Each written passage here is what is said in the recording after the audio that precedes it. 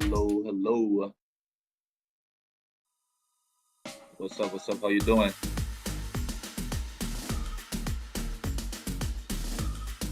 Yeah, I just popped up my video ninja. I gotta go and put on a shirt and I'll be back. Sorry, I was kind of busy making breakfast. How, how you been? Shit. Just making sure I get some breakfast first. How you doing? How you doing?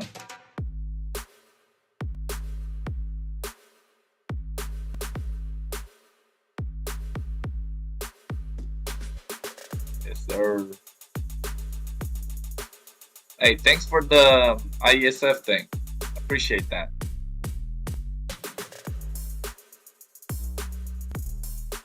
Yeah. He said that he will forward my my portfolio and stuff, and he wants me to create a reel for him. So I'm still working on that, and he gave me like another day to make that reel. But yeah, he said that it will be most likely I'll probably get it. I told him like it's okay. I just don't want to lose out on the opportunity. He said he'll take care of it. So let's see how it goes.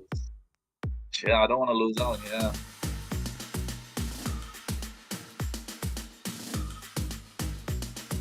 yeah.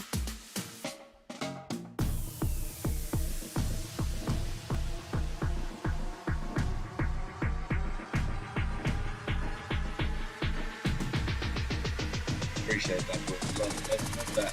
Thank you. Hey, thank you, bro.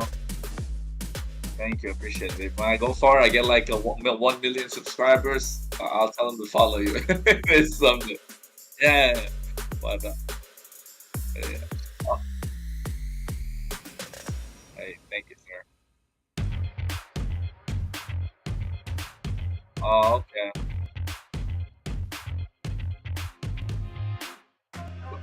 Can you tell me their names though, at least?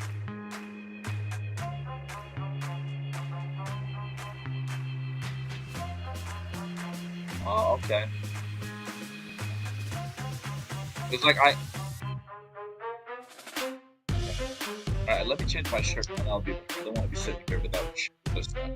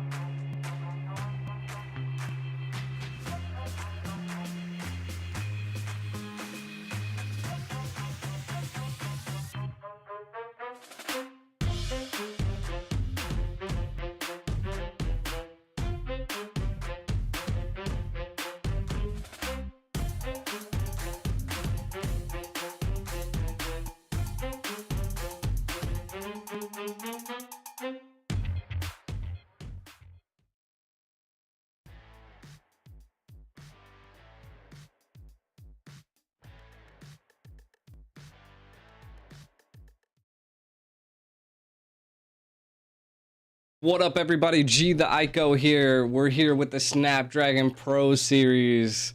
Hopefully, all of you guys are doing good as on this new day coming forth. Of course, I don't know if you guys, some of you guys from my stream probably seen me on late last night, so your boy is kind of getting here. But hey, we got a little intro video here.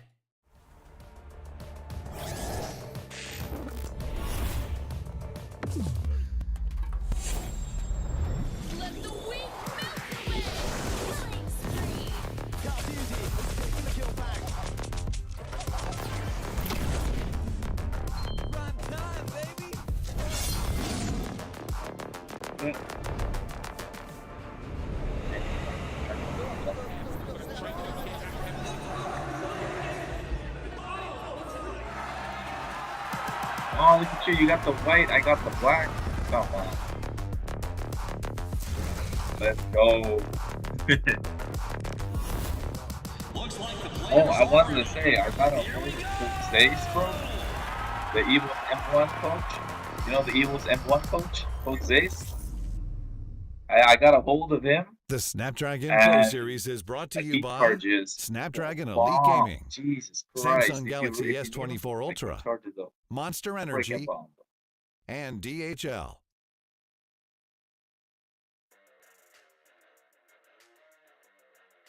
You're about to get lit. All right, we're finally back here. Welcome everybody. Hopefully you guys enjoyed the cool little opening of day 2 of the Snapdragon Pro Series. Here with me on this casting day is Kronos. How you doing, man? Hey G, I'm doing fantastic. Thank you for having me up here once again. About to get lit tonight. We're gonna have some great matches, and of course, a great casting partner with GD Eichel for myself. And now, just looking forward to what the matches are gonna be and how they're gonna break down. Because I know yesterday's games were really exciting, and now it's just a matter of time for the lower bracket teams to try and make it up as well. Well, it's I think tonight is a little bit crazier, to be honest, right? Because with the Challenger finals, they're mixing a lot of things up. We're looking at, I think, Fire Flux today, and then we got Fire Flux versus Team Falcon, and then we also have the Prestige versus Opertum Esports. Yeah, and yeah, those are some good matches.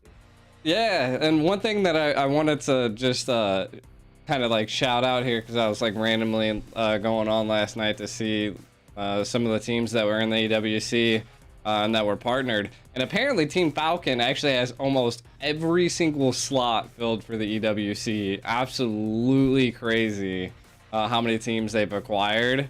So I want to see what their team in the Snapdragon Pro Series can do. Yeah, I think especially with their lineup as well, they have so much experience now. That's what they bring to the table, right? Usually, before they were a really good all-rounded team, they had the hunger, they had the passion, and they had the skills in the game, the micro, the macro. All they were lacking was the experience. And compared to the past few tournaments that were going around, they got that experience on board now, and now they look like an unstoppable force. And only comes to show when will they meet that immovable object to make sure we see a big and great match. Because let's be honest, they've been snowballing really hard through the teams, right? They've been going really hard at the team, especially in the EXP lane. Alien, oh my god, he sets the pace for the team. And once he gets the ball rolling, I think he just starts carrying the game entirely from the EXP lane. So we really haven't seen Rose is starting to shine as well. So just goes to show how much of a depth they have in the team.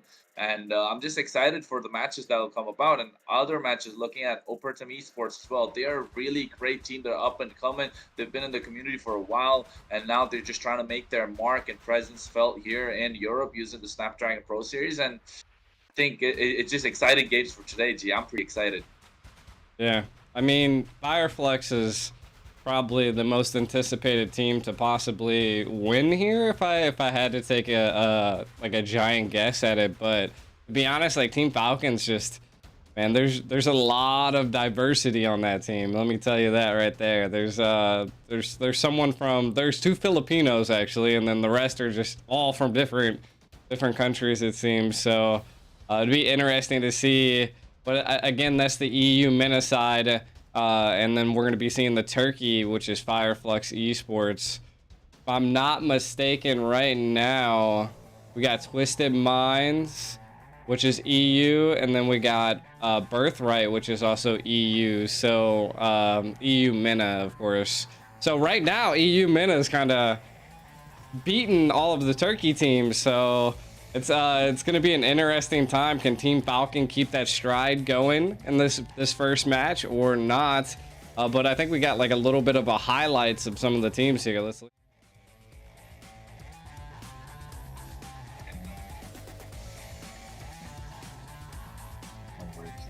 Okay. Just give me a second then. It's because breakfast, I left it halfway, and my girlfriend's like, what am I supposed to do?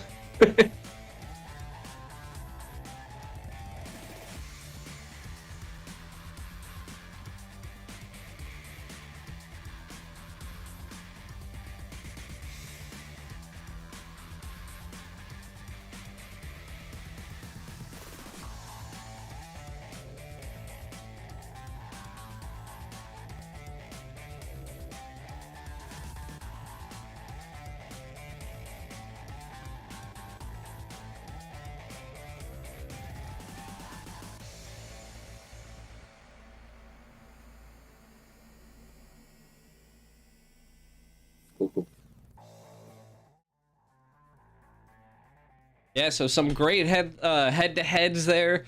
14 Falcons versus Flux coming up here, as well as some of those great highlights. Again, it's going to be overall an amazing day. I can't wait to see what these teams can to dash out.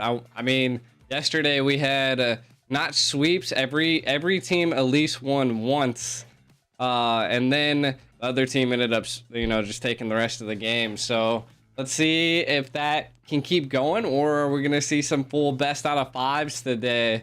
I think only time will tell.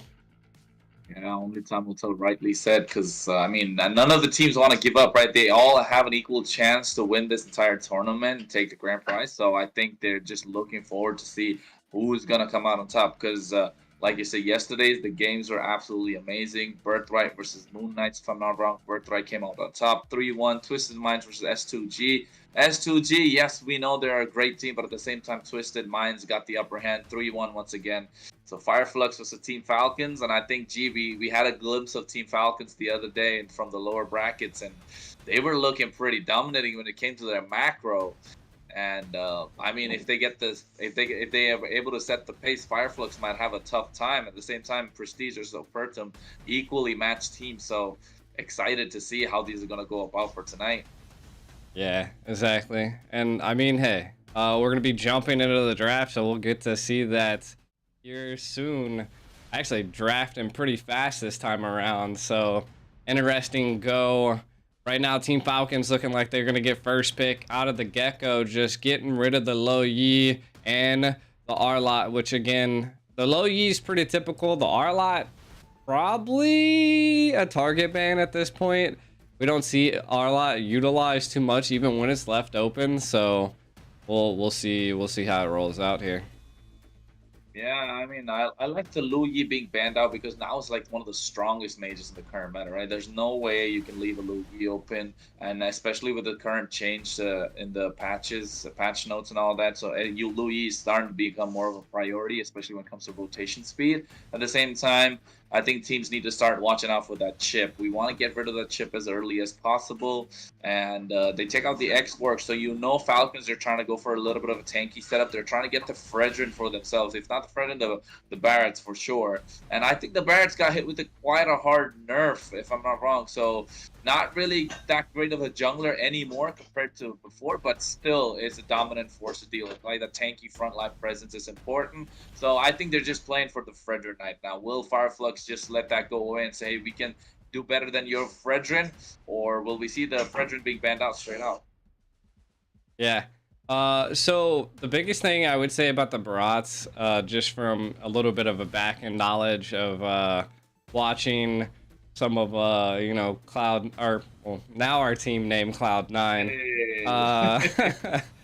Watching our team is that the Barats is just really struggles in the early game now because he's pretty squishy. But once he can get into that mid game, that late game, if he's able to scale decently, he's still a force to be reckoned with.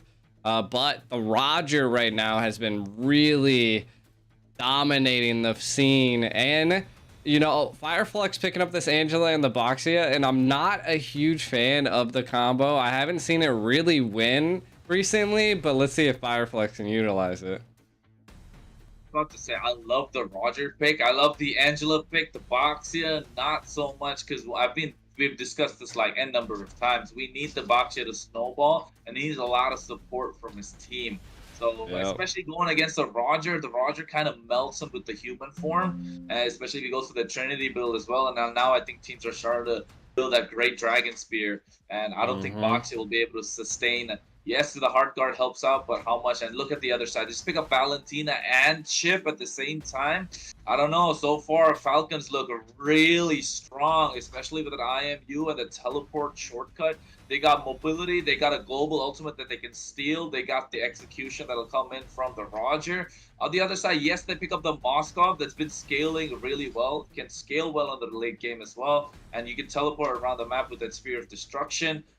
But you're still lacking a lot of the early game. You're relying on this Boxia to start snowballing. So, I mean, it's looking tough. It could change in the second draft phase, right? Yeah, and I mean, the Moskov is a really good pickup here, right? I mean, as long as the positioning is key by Fireflux utilizing the Moskov, it could be pretty crazy. But I want to see how Falcon utilizes this chip, because this is actually the first time we've seen. I didn't get to see the chip at all yesterday. It wasn't banned. It was just never played. And to be honest, like, it was already strong before, and it received a buff, so it's even stronger at this point. Man, we'll see. Both drafts right now are looking pretty key, targeting the fighters now. Yeah, take out the EXP laners, the Terizla, the Yuzhong. I think the Arlot's already taken off. Export's been taken off. That's like 4 bans towards the EXP lane already. I think, they might be looking to take out the CC as well. Maybe the Lapu Lapu if they actually have that in their arsenal. I bet they do, but like, it's just a matter of time to see. But I think they're going to start choking down a little bit of the jungle side for Fireflux. Maybe take out the Barats even still, or the Martis if I'm not wrong. So it's still a matter of time. But like, I want to highlight the chip a little bit that you mentioned, right? The buff that it received. So when he uses the Crash Course, the AoE CC that he gets an extra bit of shield now. And that shield, basically, he does a lot of damage in the early game. You get Concussive Blast, he does so much damage in the early game, and he's able to invade in the opposition. So with that extra bit of shield, he gets more survivability. I think it's just too much to deal with. But the finals bans being Edith, yeah, you can flex on the EXP lane again. And then the Vexana being taken out. So they're not trusting this Angela probably mid lane. They're still thinking it could be Rome. Take out the Vexana. I like the idea just to take out all that CC from the table. But now it's all Fireflux, right? This is where they got to show that they mean business with this pick. Yeah, I mean, right now we see that they need some type of EXP, possibly could flex the mid or the roam, just all depends. We shall see what they go with here. The Minnow, I like it. I mean, Minnow. I like the Minnow, yeah. That's a lot of support though on the team. Fireflux could be missing out on a little bit of damage, so we're gonna have to really see maybe a Paquito, something really heavy and dominant into the EXP lane. Yeah, I was about to say they're lacking so much damage that they're all eggs in one basket on this Moskov right now, and I mean, I don't know how it's gonna go. And I think they like to flex Alien's pick until the end, just because they know he's basically about to win the lane, right? We've seen that happen so many. If he takes the late game hero, he gets first blood. Like, how is that even possible? Most of the time, so they trust their teammate in Alien, like, hey, we'll give you an EXP laner you want to have, and at the same time he says his teammates, hey guys, no problem, you get your picks, I'll get whatever I have to for the team, and we'll get going from there. They pick up the Martis and the glue on the other side. Wow. I like the glue. We haven't seen the glue forever, have we? Yeah, unorthodox. Yeah, it brings that extra bit of sustain. It brings that extra bit of peel for the team. And now against the Moskov, so the Moskov has to be very in every team fight, because every time it goes for the split, he's just trying to get on top of you, and then the Moskov might not have too much free range. So I like the glue, but now we got to see what they're gonna give Alien. The CC. It makes sense. I mean, I like it. I was suspecting maybe a Benedetta or something a little bit more bursty, diveable. But there's nothing really in their team that they really need to dive into. So the CC, great, just normal, like, sustained damage that she can apply to a team. So, and she has the mobility to get away from the chip invade and the chip dive. So we'll have to see. Let's dive into the first game here of a best out of 5, by the way. So we are going to be in it for the long haul.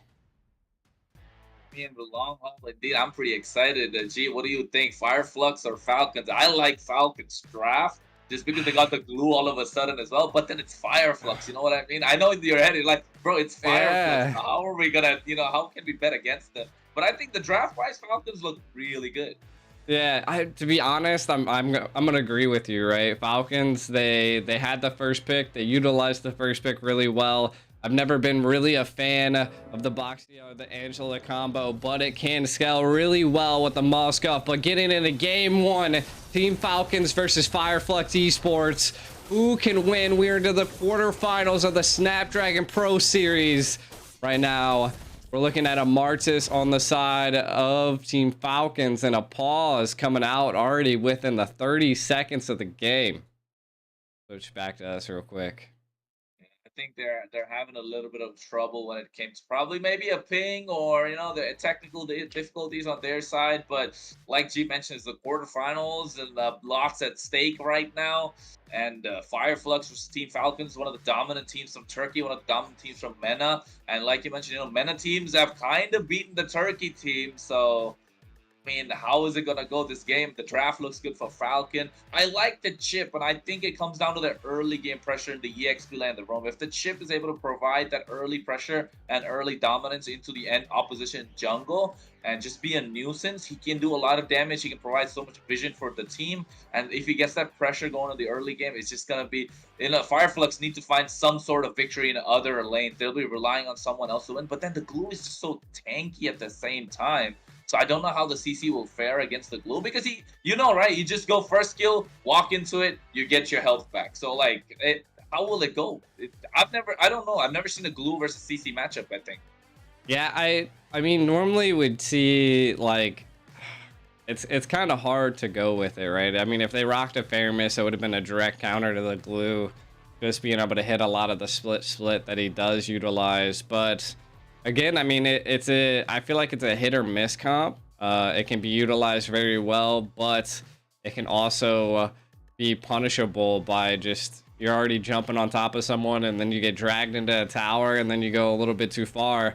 But it does seem like they want something that can scale and be tanky with the chip combo. So I think it's all going to come down to who just is better at their macro, to be honest. The chip is, I mean... The only thing that you can anticipate about the chip is just how fast he can rotate. So being aggressive is probably not what Fireflux wants to just out the bat utilize. And they're going to have to be fully aware of the map at all times because the low E was banned. So you don't have the mobility like the chip does. And once that portal comes down, I mean, your team might need to jump through that portal too. Yeah, that's what I'm saying. If they try and get Chip on the other side, Chip is going to basically play the long lane, right? He's going to be on the other side completely, and the 4 others are going to be together. And whenever Chip is in trouble, shortcut, everybody jumps in, and then now it's just a 5v1 on the other side when you're trying to get Chip, and that could be the game for them. That could be the difference maker. But at the same time, like you said, if you don't pay attention to the map, he's just going to be a problem, split pushing all the lanes, and you're not going to know how to deal with him.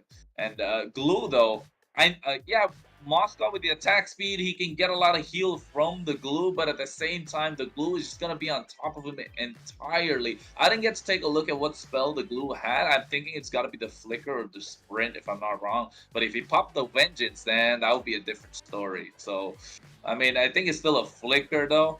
In my opinion, it has to be a flicker. You got to have a way to get out, have a way to just dive into the backline and engage, but... Falcons, Fireflux, Falcons look so good. If it was any other team, if it was any other team they're going against, you would say like Falcon had the game, through the draft itself. Just because it's Fireflux, you don't know what's going to happen. Yeah, exactly. I mean, it could be anybody's game, and it just goes to show that you never know. You never know. I mean, technical pause could have been maybe someone messed up on their battle spell or something like that, There could be a lot of problems going on as well. If I'm not mistaken, the big thing that we are seeing in this tournament is that it's 2 different regions going at it, so it could be a ping problem that's going on right now, and maybe they just gotta explain the situation that's going down. But yeah, I mean, it could be anybody's game at this point. Hopefully they're gonna be able to figure out what this technical pause is, and we can go from there. I don't know about you, but it's hot in my room. Random fact. I got a black shirt on. I thought it looked good, but then I forgot. It'll pack a lot of heat. The temperature's pretty hot outside as well. Bright and sunny. And, I mean, it's 10 o'clock here, and it's already 75 degrees, which is hot. That's kind of hot, yeah. Hot for 10 o'clock, yeah. For early in the morning, yeah. Well, yeah. No, I feel you. But at the same time, it's super hot here, so I don't know why I wore a shirt. It look good, but at the same time... I don't know if you're peeping it here, too. Look at this. You know what that is? What? Oh, I saw, I saw that you were opening up a pack. Is that the M5 one? Yeah, that's the M5. That looks absolutely beautiful, man.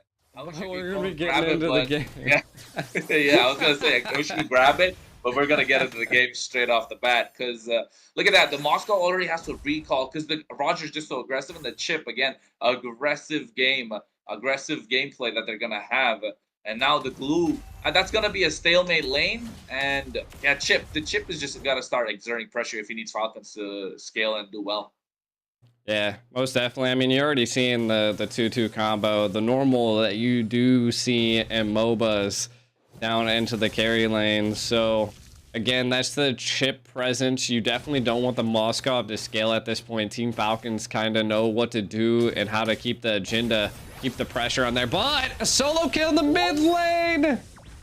Oh my god, first blood, the Martis caught between a rock and a hard place, had to go down. He thought he was going to get his level 4, used the Mortal Coil early, and now has to fall down thanks to that. And that's a good play from Rosa on this Angela, who brings in so much early pressure. People don't realize it, but Angela level 2 is really strong. Yeah. TNZ kind of showing off some skills that I normally see in MPLs with the Boxia. So 3v all jumping on him. Yeah, he's going to get Mortal Coil going down. He has to decimate. Will he go for it? Yes, he does. He gets that kill back, and now the kill score 1-1 on both sides. I mean, Boxy was rolling, the other team was hating, so right now they got to see how it's going to go. And the turtle is up. Look at that. Martis already has priority, and they'll start to rack up on that goal lead from now. Yeah. I mean, the early game is definitely Team Falcons at this point. Like I was saying, Fireflux, they need to be passive. This is not a game that they can fight really early. And if I'm not mistaken, the glue is roaming so early, but the portal! Oh my god, the shortcut, and then I think cameraman had that right on time, but the Moskov just got decimated absolutely. Everyone just pounced on him. And that's the power of this chip. You never know where he's gonna be. He's got the teleport, he's got the shortcut. I mean, it's called shortcut for a reason, right? People just from top lane come down to bot lane, and it could be all death for the other side. But now Yui's Alien, he needs to start racking up, and this is what I mean. They don't give Alien the hero that he kind of needs, that he can scale in do well in the early game against the glue. So yeah, now you're seeing the Fireflux already in the back foot. 100%. And they gotta be passive. Look at this, like the aggression. They are on the hunt. 3 men down there, but a hard guard. The Sox is coming in. Yui's Alien with the Yo-Yo Blitz as well. Split Flip coming in from the glue. And now Minoan Fury with the flicker. They get 3, but they catch on to the Boxia, and TNZ will have to fall down once again. And now the win conditions for Fireflux are starting to look a little bleak, because the Boxia dying twice in the early game, not the greatest news for their team. No, and that was an IMU. Manos Ridge utilized in the mid lane. Falcons are looking on fire, kind of stuffing out Fireflux Esports at this point. They gotta be careful, the portals again.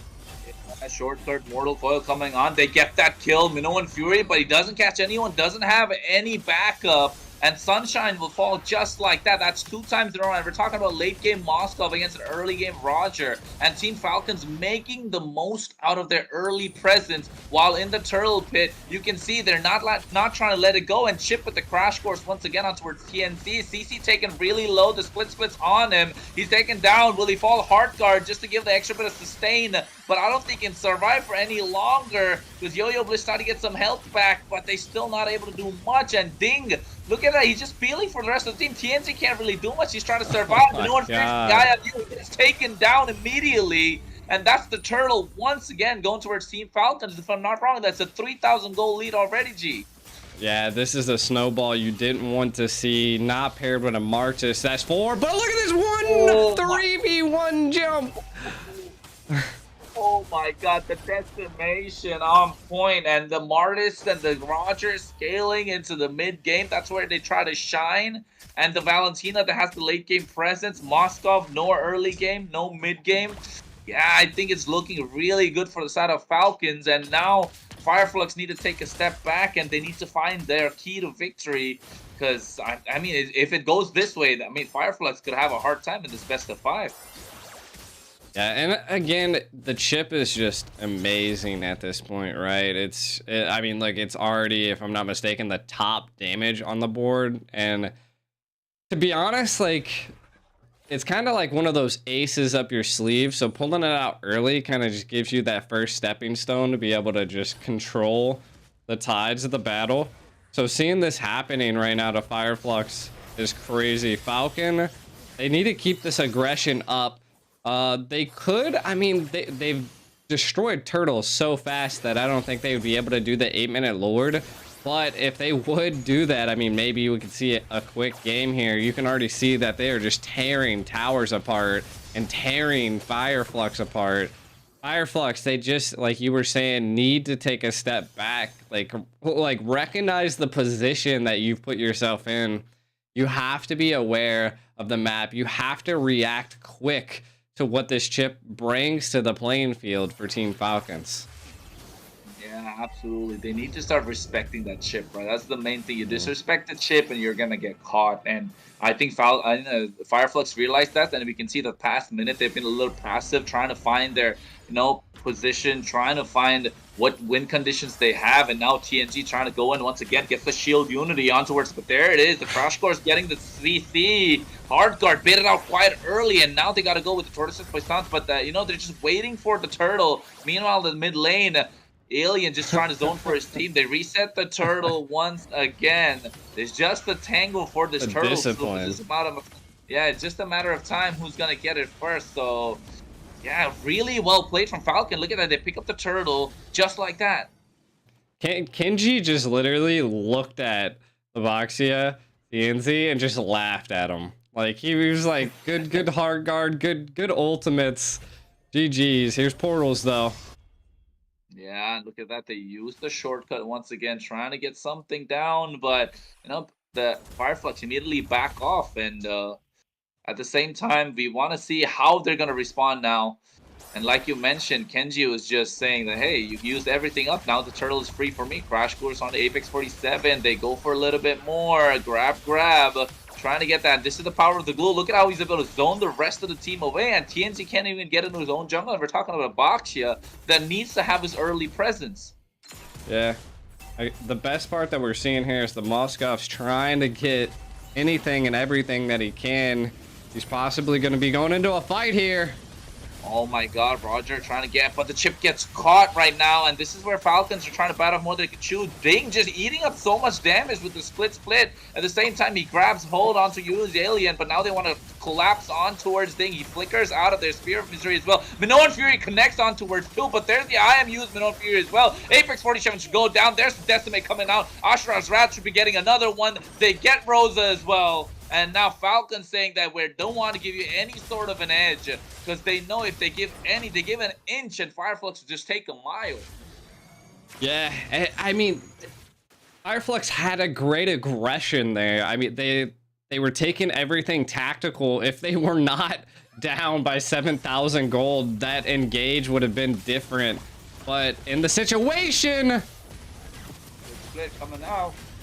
Look at the hard guard, but they get the turn in the top lane, the tier 2, and once again, the Boxer will fall. This time the hands of Chip. Rosa goes down again. Oh, Decimate right over the tower in the inhibitor, and Kenji picks up that kill. That's 3-0, and they pop the passive of the top lane inhibitor as well. Free Lord. This is a big snowball, isn't it, G? yeah, I mean, a 9,000 gold lead. They're going to be taking another tower here in the mid, clearing out this Lord at the 10-minute mark. And then if they can proc any more passives on these towers, it would be huge. And then they're looking to end it early. I mean, their comp is definitely very, very early. But we can't count Fireflux out just yet, because they did apply a lot of decent pressure. And if they can, just scale up a little bit longer, maybe last another like 3 to 4 minutes, and I think they could possibly last to that, but they have to keep as many of these tier 3 inhibitors as they can and not die. The key to victory victory not dying at this stage, because if one of them, especially the Moscow Sunshine, falls, then it'll be a little difficult for them to defend. And it all comes down to Apex 47, how he can get this Minoan Fury going, because you know Team Falcon will want to dive. Oh, I thought they baited out a flicker, but not really. But I was saying, like, Team Falcons will want to dive, and Apex 47, this is where the Minoan Fury has to come into play. And look at that. They're just in the opposition base, and a TNC gets caught right now. He will he go down? Yes, he does. Oh, my God. I don't know what he was thinking, but he got caught there. And Falcons make the most of it now without the front line. Fireflux just trying to fall apart. At the same time, Team Falcons, they get the top inhibitor. Now they're marching towards the mid. Go straight for the base. The Rogers on the hunt. There's the Minoan Fury coming. Gets the 4-man knockup. And IMU's Minoan Fury gets a double as well. But now everybody from the side of Fireflux is just falling apart. Wow. While the zone, and they get the base crystal. Team Falcons take game number 1. And I know everyone is surprised about this fact. An aggressive team coming into the very first game against Fireflux. Team Falcons asserting dominance in this first game. You can already see, I think that's what, almost a 13,000 gold lead there. Just a little bit shy of it. And it just goes to show that the chip was insane. Kind of taking a look at some of these highlights. Again, Fireflux getting the first blood early. But it didn't even matter. Once the Martis came online, the chips coming online, they just started snowballing like crazy.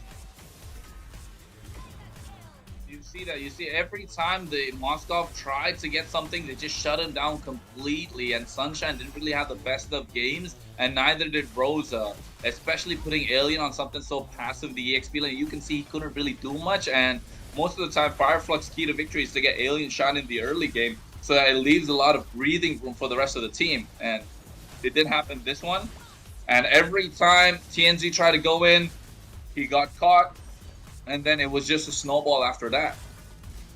Yeah, it was a huge snowball effect. And they just kept applying the pressure. And I mean, this is when they have this comp that's so based on early game snowballing. It just happened. I mean, Team Falcons utilized their comp very well. Again, I can't say it enough that the Bashia Angela combo just is not what it used to be, especially when you're diving into a Martis that just executed so well with the ganks from the left and right. I mean, they were just going crazy. They were going crazy. True, right? And I like that you keep mentioning about the Boxing and Angela, because everyone still thinks it's not like Boxer is a bad jungler. It's just there are too many counters right now in the current meta. And look at the MVP Kenji with his Martis, absolute monster, right? Diving into the turret. I think the first blood is the only time he died, and after that, an absolute monster. It picks up the Hunter Strike, Blade Armor to sustain the Moscow, Radiant Armor as well. Brute Force just to provide extra bit of defense and mobility, to get an extra bit of movement speed, and true damage it does as well. So yeah, really well played from Kenji. But right now we want to see the Fireflux, when they're backed against the wall, that's when they're the most dangerous. And with the experience the team has, I think they're ready to pounce back. Yeah, and again, I feel like the biggest aspect that we just don't know, and it's the unknown, is if that wasn't the EU server or if that was the Turkey server. So are we seeing a little bit of a ping diff? I feel like into this next game, maybe we'll see if that was the case or not. And I mean, what I could see from Fireflux's comp is that they tried to build that front line. They tried to, I mean, it seemed like they really wanted the 50-50 a lot of things, maybe, control and utilize quite a bit of the map, but just not too much there. We're looking at the heat map here for... looks like Kenji, looks like he was applying a lot of pressure on the right side of the map. A decent bit on the left, but not as much as that he was putting on the right on the EXP, which is wild. They didn't even need to do it. And that's probably attributing to how many portals that were coming out. As again, the shortcuts that Chip utilizes for the team. To be honest, we're probably going to see a Chip ban. I mean, they have to ban out Chip at this point, right? Because it's just too much to give away. You got to respect the Chip, the mobility it brings to the table, the early game damage. And let's not forget that buff he got to the shield. It gives a little bit of extra sustain as well. So they've got to respect that chip. They ban out the Louis, but you got to ban out the chip as well. And I think those are two bans that have to be on every team's agenda. That and then the Herod as well, right? Because the Herod is kind of broken. He did get a nerf. He's not bad, but he's still up there when it comes to like goal lane potential. And I just think people have got to let the Boxia go. They just need to let the Boxia go. They're relying too much on the early snowball. And gee, we've discussed this quite a lot. We both don't like the Boxia, dude. We just don't want to see the Boxia. It's gonna get countered. It gets countered so much, and it's something that they have to find another tanky jungler. I mean, I don't know why they. Yes, I understand why they didn't want to go with the Barretts, but still, you know, it's better. I feel like it has more potential than a Boxia, even when it comes to a snowball. Yeah, there's a lot of jungles that can be utilized right now, and to be honest, I feel like the Boxia just isn't on the king of the jungles anymore. It used to be. It's fallen off on my end. Pretty much every team that I've seen utilize it so far has lost. I think there was only one team that I seen that actually was able to utilize it to its full potential. And again, it's just a specific comp that is needed to utilize it, and the Angela is just not it anymore. Of course, you have that support. They went double support. Like, in this current meta, you need a solid damage mage, someone that can output an insane amount of damage, or someone that has a lot of utility, just like the Valentina showed. They had that the Minnow's Rage every time a team fight happened. It was one Minnow Rage after the other, and that just goes to show that Valentina is still huge for the mage route. So being backed into the corner that you're forced to put an Angela in the mid just doesn't seem to be working with the combo that they tried here. And it seems like they're going back to the drawing board and maybe hopefully going to change their style up a little bit. They need to go back into the lab and try to cook something up that would actually help them out, and not really put them in a position where they can't do much. Because again, we like to see Rosa on something that he can start snowballing and apply a little pressure from the mid lane, even maybe a Gord, right? That's what we saw once. And on the other side, we want to see a little bit more come out from Alien as well. And we know Alien is a great EXP player, no doubt about that. And just to give that extra bit of pressure in the EXP lane, it opens up the space for Sunshine. That's the main point. You get the pressure in the EXP lane, your gold laner feels a little relaxed because the opposition has to respond and shut down Alien. And that's what they've been thriving on for such a long time. And it gives give Alien like a hero, like for example, you mentioned you want to see the Benedetta, and that's really crucial. You want to see him dive into the backline, but then you give him the CC. It's not a bad hero, but you're going against the glue, and you're not going to have fast wave clear. You're not going to out-sustain the glue. You're not going to peel better than the glue. So you want to dive at least. And he does really well on the Benedetta. So maybe it came down to the ping diff like you mentioned, but they got to give Aliens a winning lane. If not a winning lane, at least something that he's really good at that can dive into the backline, be a presence that has to be dealt with, right? Yeah. And if I'm not mistaken, we've seen Fireflux pull up the Benedetta before. And I feel like at that point, the only way to really stop a chip is to apply so much pressure to the chip. So like something that bursts in the EXP is almost what you need to utilize at this point, because there's not too many burst marksmans anymore. Of course you have the Marxist that was definitely bursted in the jungle, but you need something that can really just knock that chip out real quick before he's even able to drop portals. Keep him in check so he's not having enough vision. He's a fast little bugger, so you just don't want to let that guy just go. Yeah, I agree. He has the mobility. He has the damage even. Like, people don't realize it. He starts hurting in the early game, so he racks up a lot of damage. And I think if you took a look at the damage chart at that time, you could see that he had basically around 20,000. He's number one. Everybody, yeah. I mean, at some point in the early game, he does quite a lot as well. So he's just such a dominating force, and you gotta ban him out. You gotta respect the chip. He's not a hero that that requires so much skill anymore. Just because he got buffed, he's got a little broken. Even if someone who's never really played chip before can just pick it up right now and be a dominating force, just because of that small buff that he got, right? So it's not such a highly skilled reliant hero anymore. just because that small buff, and that could be the big difference maker. And I think Fireflux will be looking to ban that out shortly, or pick it up for themselves.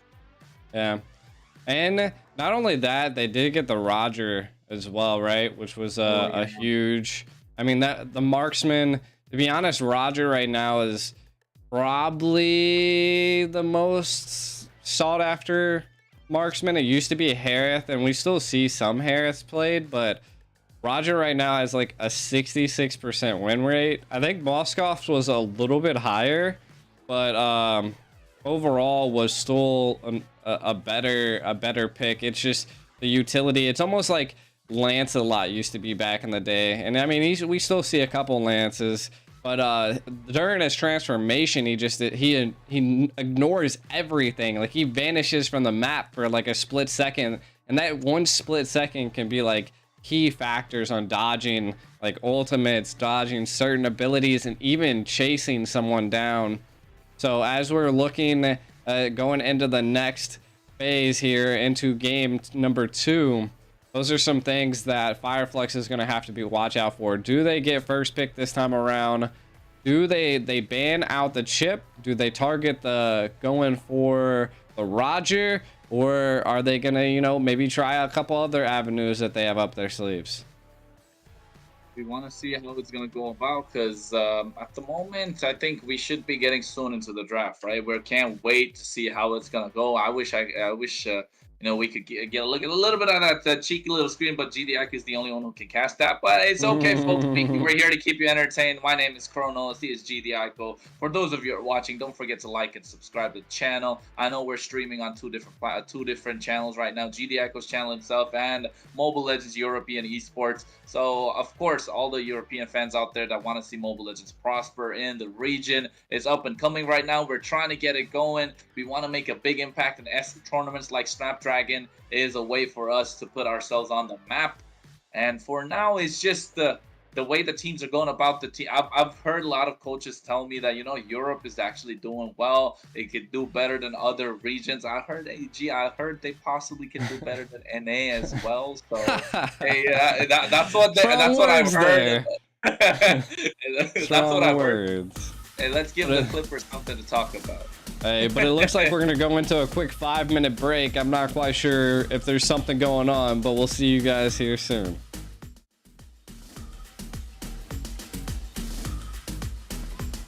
Let's do it. But I swear, I heard that from a coach. He said European teams could possibly do better than NA.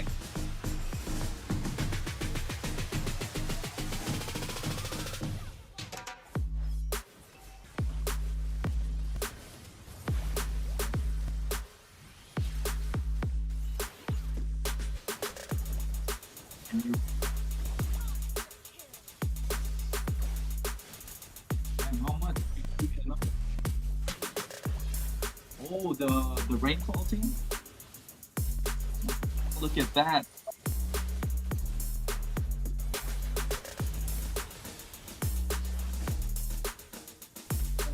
Also, they picked the rainfall for Cloud9 as well.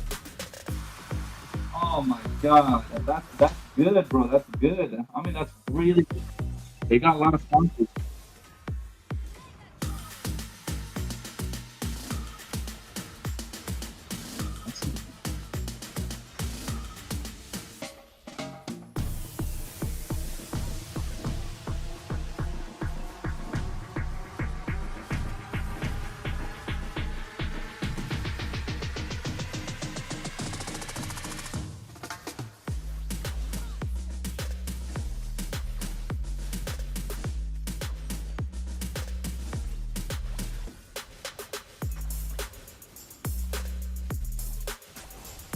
Really? Wow.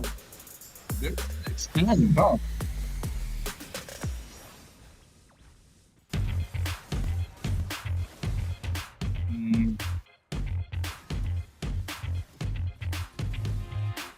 It's a different story. Yeah, the money does make a difference.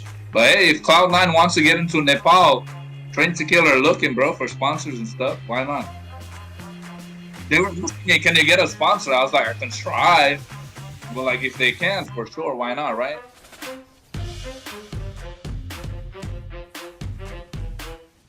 Yeah, that's true. That's true. I mean, they got their hands full with two teams already at the moment. So that's,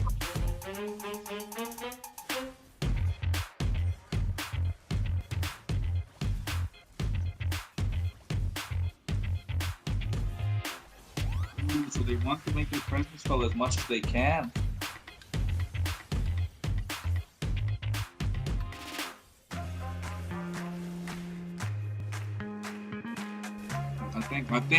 I think, G, if it works out all well, shit, you could be like a manager, like esports manager for Cloud9 itself, and not just like the team.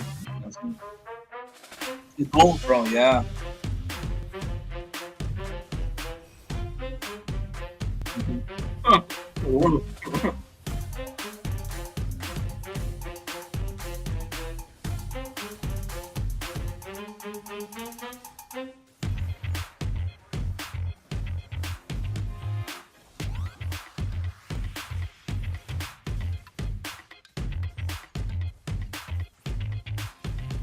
You gotta push it out.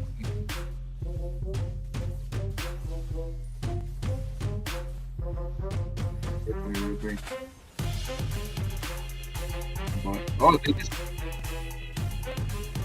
they just put another 5-minute time, right? That's good. What are you trying to find? Like the terms and conditions or whatever?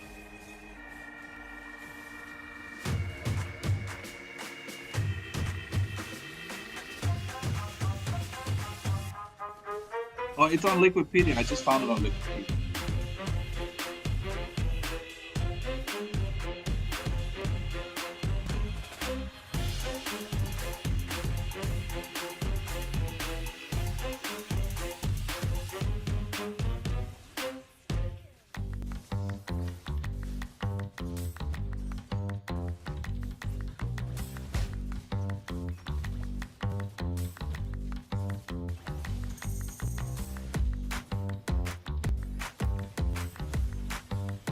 Yeah, I'll be casting the IESF qualifiers for Australia and New Zealand tomorrow.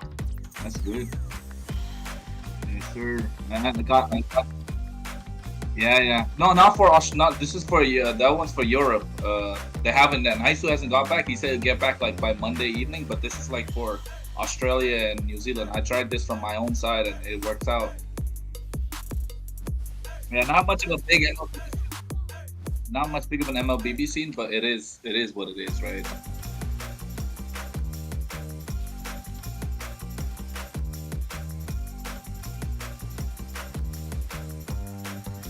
Oh, no, who watched that game? Oh,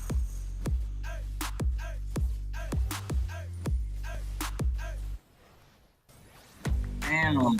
So now they need you guys. And I'll be honest, like I think Falcons saying.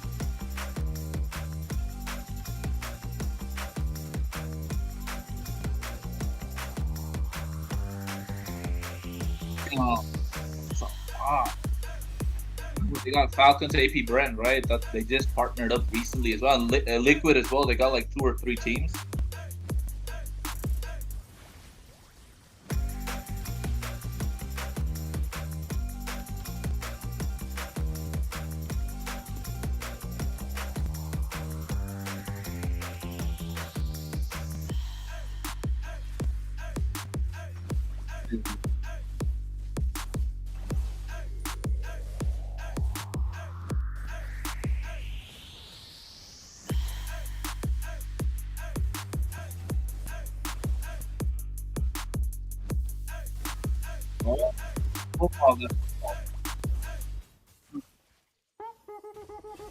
That's they got that.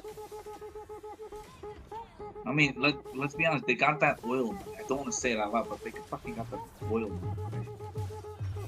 A little. I don't want to be rude. Yeah, I mean, I don't want to be rude. You know what I'm talking about. They got the oil one. Yeah. So I mean, it's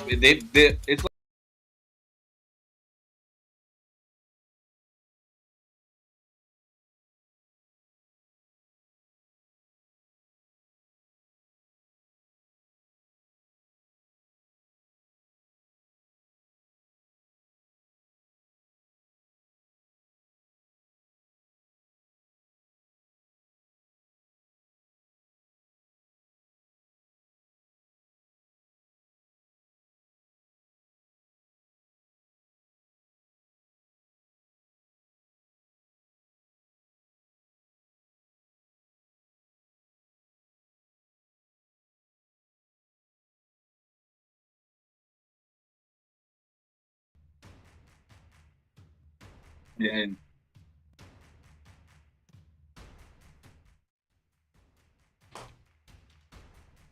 Ooh, we are back, chat, here. It looks like the draft phase is already diving in as well. So we're going to jump right into the draft. Crazy. Yeah, I mean, right now, take a look and see how the draft is going to go about because I feel like Team Falcons have the upper hand right now. 1-0 in the best of 5 series apart from Fireflux. So Fireflux need to find a way to make it back, but I think they will. They had some sort of technical issues that was kind of figured out already, but at the same time, let's see how it's going to go about for this game because, you know, you want to see the Louis get banned out. You want to see the Chip getting banned out. And so far, the bans, I can see the Harris. I don't know what's on the other side. Oh, I thought I missed out on something.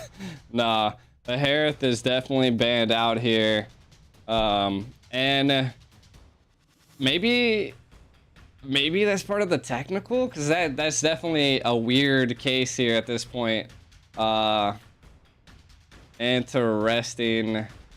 The Xborg banned, and then the first ban. Wow, what happened to the first ban? Team Falcon kind of just whiffing it here.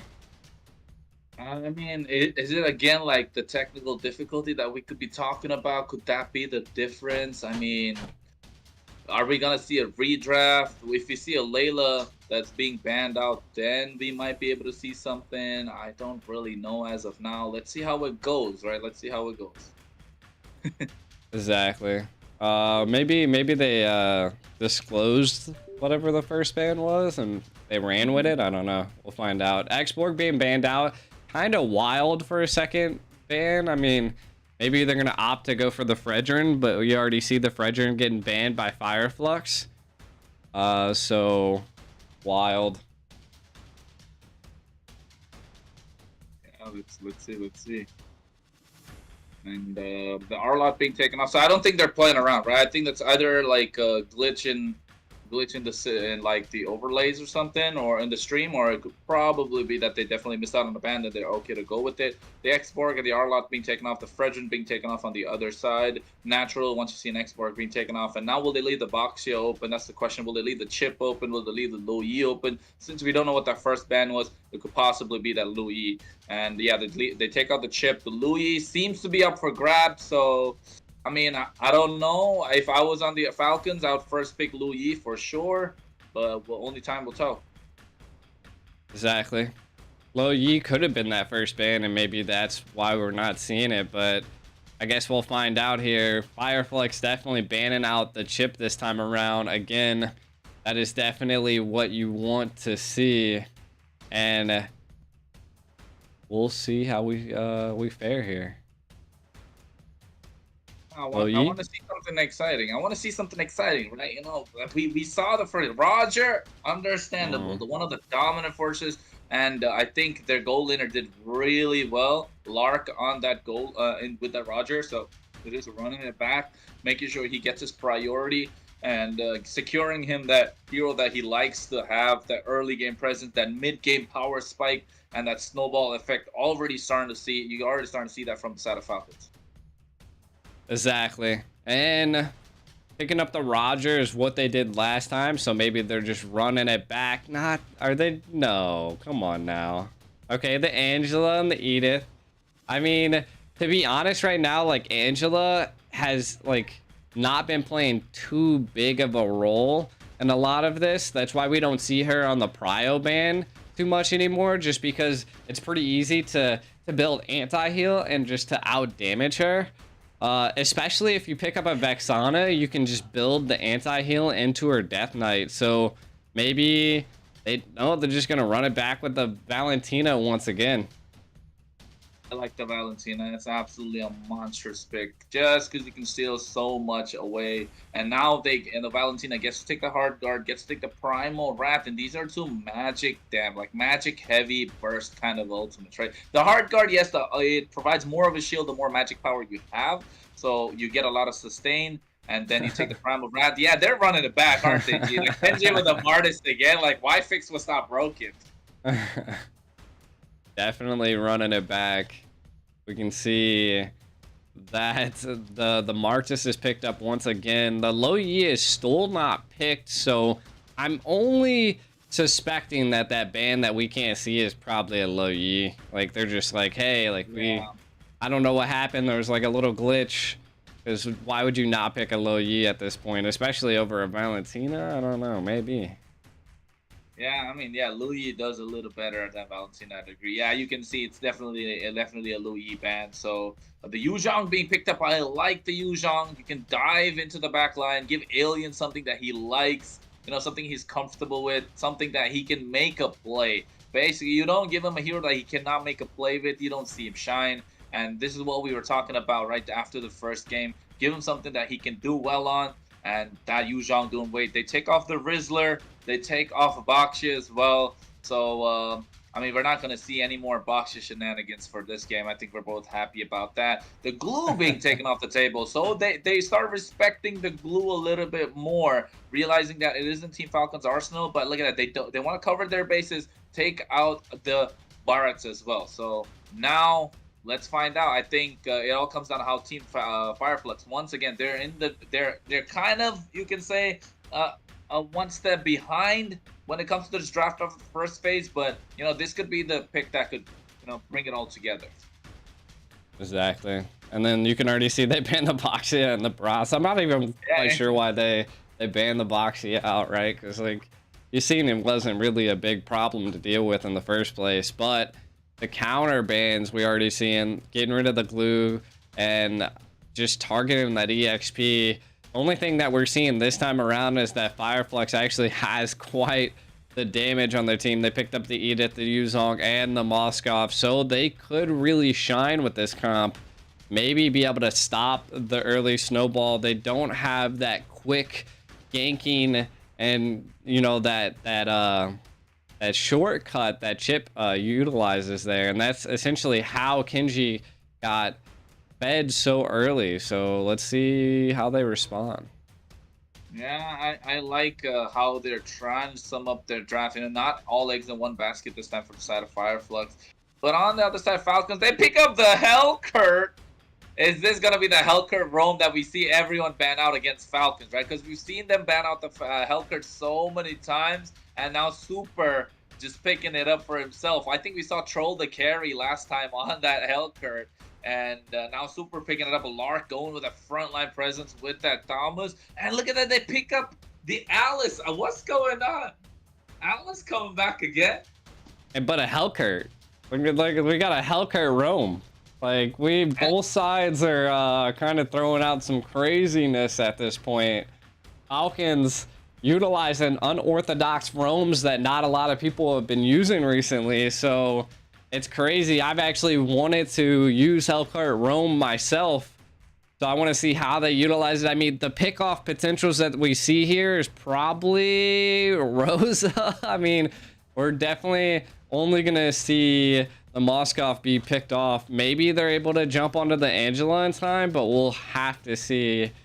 This is crazy comps from both sides. I think that's an Alice jungle if I had to guess so myself. That's what I was looking at, an Alice jungle. Like, it's been a while since we've seen an Alice jungle. Apart from, you know, the MPL Indonesian team just pulling it out every now and then. The BTR, if I'm not wrong. But apart from that, I haven't seen an Alice jungle in, like, forever. Oh, exactly. And, I mean, definitely something you don't want to see too often, but maybe it's going to shine here. We'll have to find out, as this is going to be an interesting game here. An Alice jungle, that's just unorthodox at this point. Yeah, I mean, unorthodox, and you know, that's the power. So now they don't know what's the damage calculations exactly and how much he's gonna do in which phase of the game. So that Blood Ode is gonna be a problem. Look at that Petrify coming out from Yui's Alien already, and the Vengeance being popped out with the Molten Sight. So Ding and Yui, this is an never-ending story. So one against each other, just to see who gets the upper hand to try to carry the game from the EXP lane. Super ZZ is there. The Ashura's Wrath, will they get the decimation? First blood on towards Kenji. He's once not even again, level they 4. realize. Yeah, they've realized where they need it, and they get the kill. And look at that, the Earth Shatter coming in from Apex 47, Lark being pushed back a little bit, but they realized that the other side, they won. And look at, they're just chunking down on this gold shield. My they God. get it all. Will they get the turret? A minute 20. Oh my God, this is the utter domination we're talking about. Look at that, flowing blood coming out, but this time on towards Lark. He's able to get out of there using that speedy boots that comes in with that Roger, and they're trying to respond the same way, but not able to get that. And now with the EXP lane already behind, I think Team Falcons are going to start building up the pressure once again. Yeah, I mean, what we're seeing here is that it is just a decimating team comp here from Falcons, being able to secure that early engage. A minute 20 on the bottom lane turret just goes to show the aggression they have. I mean, it didn't give them an insane gold lead, but for not having a turtle yet, they're already 1,000 up. If they're able to secure this turtle, it could be huge for Team Falcons to initiate a snowball once again. Looking at the invade by here, but Ding. That thing, now you know the Thomas is just going to be a big frontline presence, right? Look at the Dark Knight Falls going in. Cameraman wants to show the turtle soup, but at the same time, they're backing off. Dark Knight Falls just to get them to back away to pick up the turtle. That's a good utilization of the ultimate from Super right now. And slowly the snowball is starting to come. Look at it. He's just going in, pouncing whenever possible to get the deadly stingers. And this is where, look at Martis. Look at where he is. Look at where Kenji is on the map. He's just waiting for Alien to come, and then he's definitely going to get the destruction going. And he has the Mortal Coil. Alien realizes he might be getting caught somewhere, so they don't want to go. The presence in the EXP side is quite a lot from Falcons. Exactly. And right now, Falcons, they haven't made a huge play just yet, other than being able to take that tower out really early. And now they're looking for maybe a play. Fireflux wanting to do something here. Yeah, flowing blood, Blood Ode coming out from TNZ, trying to get that blue buff, get the retribution. I don't know who got it, because right now Mortal Coil comes out. Seems like the Alice did. Black Dragon form. Alien wants to jump into the back line. They have the Heart Guard as well. Now they focus their attention on towards the Valentina. At the same time, look at that. They get the knockup for the Furious Dive, and now Roger comes in, trying to clean up shop and decimate. Gets the kill on towards Kenji once again, and that's something Fireflux do not want to see. Martis just get popping off into the mid game. Yeah, and I mean, this just goes to show that the discipline from Falcons, right? They kept them Fireflux at bay, and they just backed them up into the position they wanted them in. Yeah, Blood Ode coming in, but look at that Furious Dive. They're able to get out of there using the Mortal Coil to get the blue buff. I think no, Alice still picks it up. The clutch retribution once again, or maybe a mistimed retribution from Kenji actually. So they're trying to fight for that blue buff, but Falcons definitely in the driving seat so far, because Alice is a late game monster, but now they don't have the presence, and Falcon just doing again, just running it back, providing that early game pressure. Dark Knight Falls. Let's see if he's gonna catch someone. No, they don't. They reset the turtle though. Yeah, reset the turtle, and still applying a lot of pressure here. Yenzi in trouble, maybe. Blood Ode picks up the retribution and the turtle, but they will get the jungler from the side, and they get 2, they get 3. That's a double kill. TNZ, Yui's Alien. And they want more. That's the 4. Get that. Oh, that's a triple kill on towards Kenji. I don't think it was worth it, because you get the shutdown on towards Sunshine. But clearly, they are out for blood in this game. Yeah, I mean, looking at a little bit of a replay here, it was just the decimation left, right, up, down. Kenji just going crazy. A little greedy here on just taking out the Moskov, because it did, like you say, give them the shutdown, which is something you don't want to do, because that's a lot of gold in the gold lane's pocket at this point. Yeah, and look at that now. Once again in the EXP lane, Ding is just going to eat up that every single day. He's going to eat all that damage. He has the Cutter in Inferno. He has the Vengeance, so definitely he's going to sustain. But here, Earth Shatter just poking, trying to do something for their side. And again, they have a late game scaling comp. And on the other side of Team Falcons, they don't have any late game presence, so they need to start getting some kills right now. And I think slowly but surely, Fireflux are starting to make a comeback into this mid game. Yeah, I mean, a 2K gold lead's not like detrimental if your team can make up for it. Maybe get a cheeky pick off, which now they have the potential for that, right? Because They're not having to deal with that great rotation from a chip, the pressure that is being exerted from it. We see in Hellcurt roam, which is the opposite of what a chip would be able to do. It's just more of taking away the vision and then applying heavy pressure. So, see what they're going to do in mid, though. Yeah, super. He has been caught out, and I think they're going to start pressing down the bot lane. No, they don't. They don't want to get the turret. They want to get the turtle instead, the neutral objective. And look at Ding. He's just providing so much vision for his team here. The Flicker Earthshatter coming in. Furious Dive. Vengeance is there. Cotter Inferno used as well. Ding is eating up all that damage. The turtle goes into the hands of Kenji, but here comes the Black Dragon. Here comes Lark as well as Kenji. They get the Decimate. That's the first. This has to be the second. Double kill going on to the side of Team Falcons, but at the same time, Ding will fall, but he did his job. But he peeled for the team. He took all that damage, and Kenji came up and picked up the pieces. So Team Falcons, again, in the driver's seat, while Hellcurt's just split pushing in the bot lane. Yeah, and this is looking at a little bit of the replay here. You see the Heart Guard and the Alice in the back line, but the back line from Kenji was too strong. Again, the Decimate just decimating Fireflux at this point.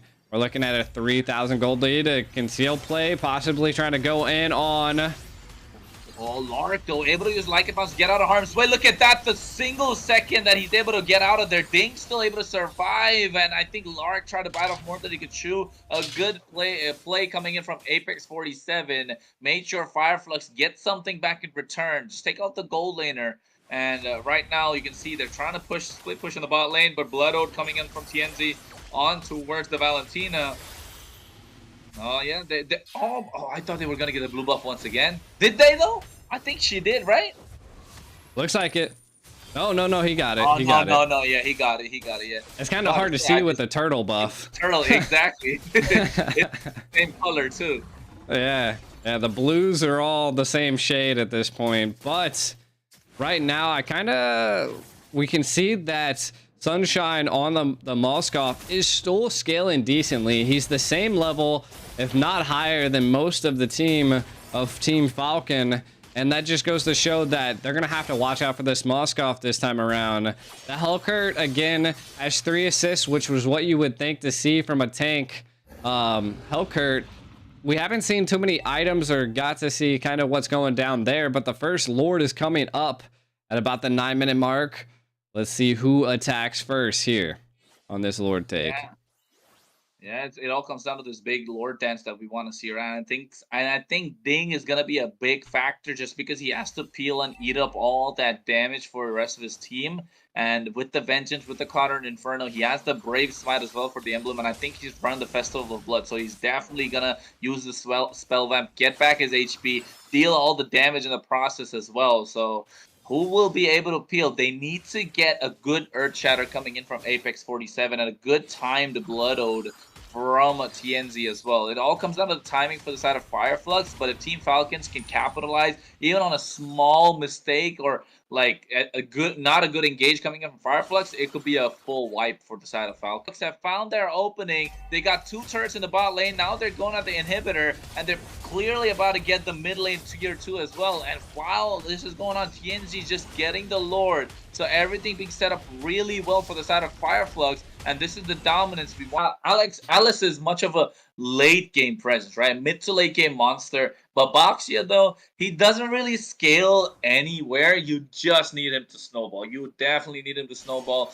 and that's the difference, and we can see that clearly. And right now, Apex 47, he doesn't want to get caught. If he does, it could be all over for the side of Fireflux with their engages, because he's been doing really well with the Earth Shatters. And look at Sunshine just chunking down on those turrets with those spears. And now Hellcurt gets found out. Here comes a Blood Ode, and will we see the Dark Knight Falls comes out as well? A lot of skills being used right now, but they're nothing in return. Kenji the first one to get down, and Ding will be the second to fall. All this while Fireflux are clearly standing and now marching down to the base crystal with those recall taunts coming in. Furious Dive at the same time. Will we see a lot of damage? They get the triple kill on towards Apex 47, taking down 3 from the side of Team Falcons. The Lord marching down the mid lane, and they almost get a clean 5-man wipeout, and now the score is even out to 1-1, and Team Falcons need to get back to the drawing board, because Team Fireflux say, you fool me once, shame on you, fool me twice, shame on me, because the second time is definitely not gonna happen. Oh yeah, I mean, they they just kind of came online at that mid game, and then just like you said, one good play caused the tide to switch into their favor. Again, Alien struggling a little bit on the Yuzong. Didn't even matter at this point, as once Kenji was just taken care of with the combination of how thick Alice was getting paired with Angela was just too much. And then, of course, a couple greedy moments like that caused the tide to switch. A little bit of a flick of the switch there. Being able to pierce a lot of the back line was what Team Falcons was being able to utilize earlier on, but not right now. Yeah, I know at this point of the game, you can see it was about 10-minute mark. Alice was getting really thick with the double C there, folks, because at this point, it was impossible to take her down, especially with the hard guard that G was mentioning. And Lark didn't really get going in this game compared to the first one. And you can see just going into the back line with the flowing blood, the Blood Ode just doing so much damage, tanking so much for the team at the same time. And we didn't even see Alice pop the Winter Truncheon, right? That's something we're used to seeing. Go with the flowing blood Ode, and then Winter Truncheon to eat up all that, get the heal back and just be untargetable at one certain point. So we didn't even get to see that. It was still not there at that phase of the game, but still Fireflux able to pick up the victory. Although this was a little more close compared to the first game dominance that came in from Falcon, it just goes to show how Team Falcon, Fireflux can make it back even after not having a good early game and still have the power in the late game. So not a great game for Alien though, but still, we know what he can bring to the table. And TNZ had a really great game and look at that TNZ MVP very clearly. 217 KDA, 754 gold per minute, 82% participation. Yeah, and he just had he just had one damage at him, the Clock of Destiny, and that doesn't even do much damage. It's just utility. Yeah, I mean, it goes to show that once a hero makes it to that mid game, like, you're able to see it come online and apply a lot of pressure, and that's what we've seen. I mean, it was crazy.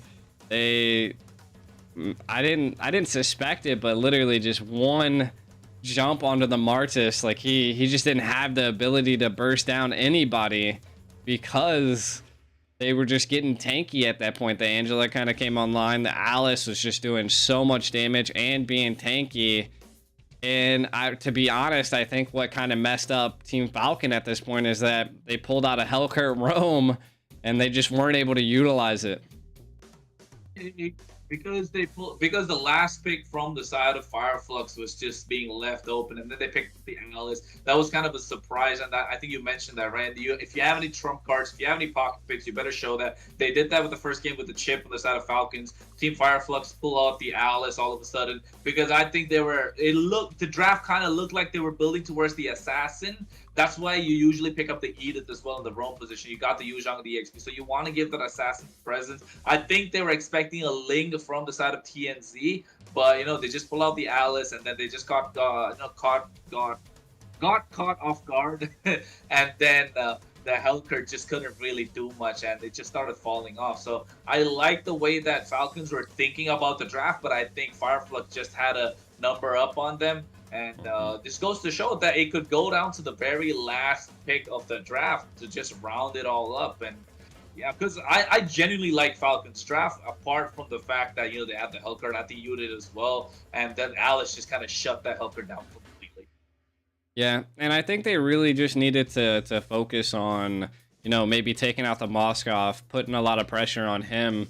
Like, focusing on targets that Hellcurt really can utilize his quickness and his just dash in and his speed out, because we did see some of the items that were picked up were rapid boots, so he was trying to rotate to mid, rotate to the EXP, but I think at the end of the day, Hellcurt's just such a specific pick, and their team didn't have too many opportunities that Hellcurt could be utilized, and there could have been better tanks. I mean, Angela, just the sustainability, the support that she brought to that team fights were what brought Team Fireflux to be able to end there. Good balance of the magic damage, the physical as well. The split was going good from Fireflux, and Best of five, 1-1, and you said we're in it for the long haul today. And surprise, surprise, folks, it's 1-1. It possibly could go 2-2 as well. Could go all 5 games with this one because they're both top teams from their own region. Team Falcons, a top team from MENA. Team Fireflux, a top team from Turkey. They both have the experience of being in the grandest of grand stages with the M Series, with the MSC, with the games of the future as well. So we know that these are the top teams that are competing at the top stages. They have the experience, the good. They have great coaches as well. They've got the skills. They've got the macro, the micro, and this is like a clash of the titans right now. Yeah, definitely. But it looks like we're gonna be going on another quick 7-minute break, so we'll be right back, everybody.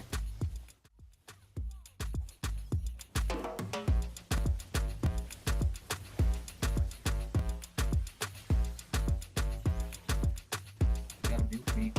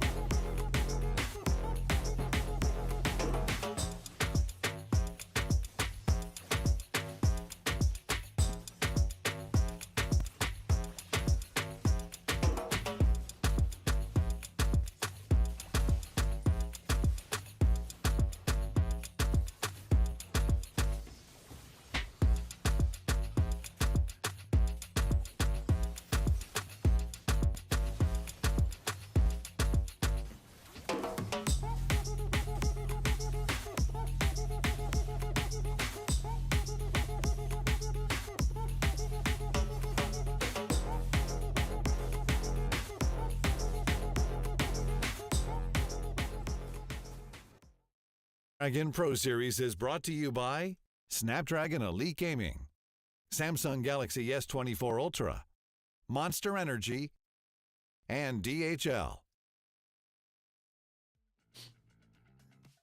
What's up, everybody? Sorry for the long break, but we are back.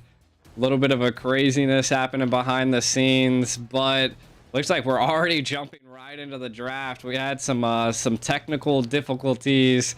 We're already like halfway through the draft, mind you. That's not what's going on. They jumped in pretty quick, and look at that. I think I'm not sure if they made any substitutions, but yeah, it doesn't seem like it. But at the same time, like the draft, the Barrett's being picked up, Matilda, the OG combination, along with the Yu Zhang, Alien not really having a great game the previous one, even though they won. I don't know what's going on with Alien. He doesn't feel like himself at the moment, at least the Alien that we know. Probably coming in from a different planet. But, you know, taking out the Lu Yi, the chip's been taken off. The final ban from the side of Falcons. I mean, it's probably got to be someone in the mid lane, right? Take out Angela's been taken off. Vexana, I think, right? They picked up the Vexana. What else? Who else can be? Novaria, take off the Novaria.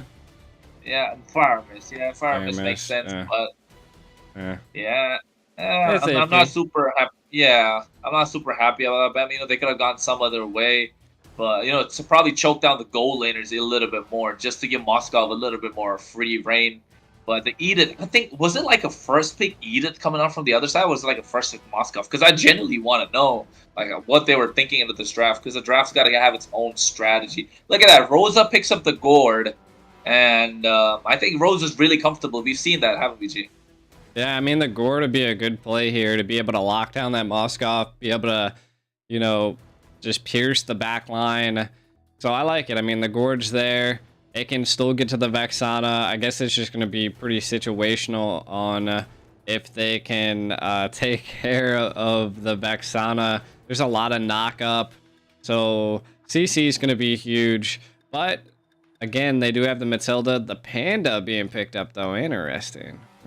Yeah, I mean, usually whenever they pick up the Barretts, you see the Baksha come on the other side, but I think they've realized Baksha's not the way to go. Pick up the Akai, that's another counter, but I mean, it's just to stop the Yu Zhang, probably. And again, the Lord dance with the Lord, the heavy spin, a lot of things into play here. You know, a lot of situations that they could get out of using the Akai, but I like this Arlot, so... We still don't know Arlot roam or Arlot EXP or Edith roam, Edith EXP. That's a big flex, right? Straight going into the game as well. And they pick up the Clint, though, on the other side. Yeah, I mean, there's no one to dive onto the Clint, so that's something great going on for the side of Fireflux. But, I mean, it's a hard-winning lane as well, right? Gold lane Clint just wins basically almost everyone just because of the range that he has, the true damage that he brings into play. And I think this game comes down to the mid lane matchup, right? It goes to faster rotation. Who doesn't get caught? Will it be the Vexana or the Gourd? I think this is the power of Goodnight versus Rosa. Let's see who picks it up this time. What do you think, Jing?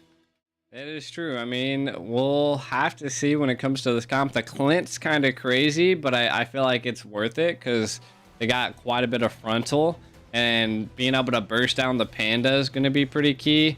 The Moskov also, like, you'll be able to, you know, poke and prop at him as well. So, I mean, it's anybody's game at this point. The Yu Zhang being picked up by Fireflux was a little rough in the last game, but most of the team were able to keep up and pick the team back up.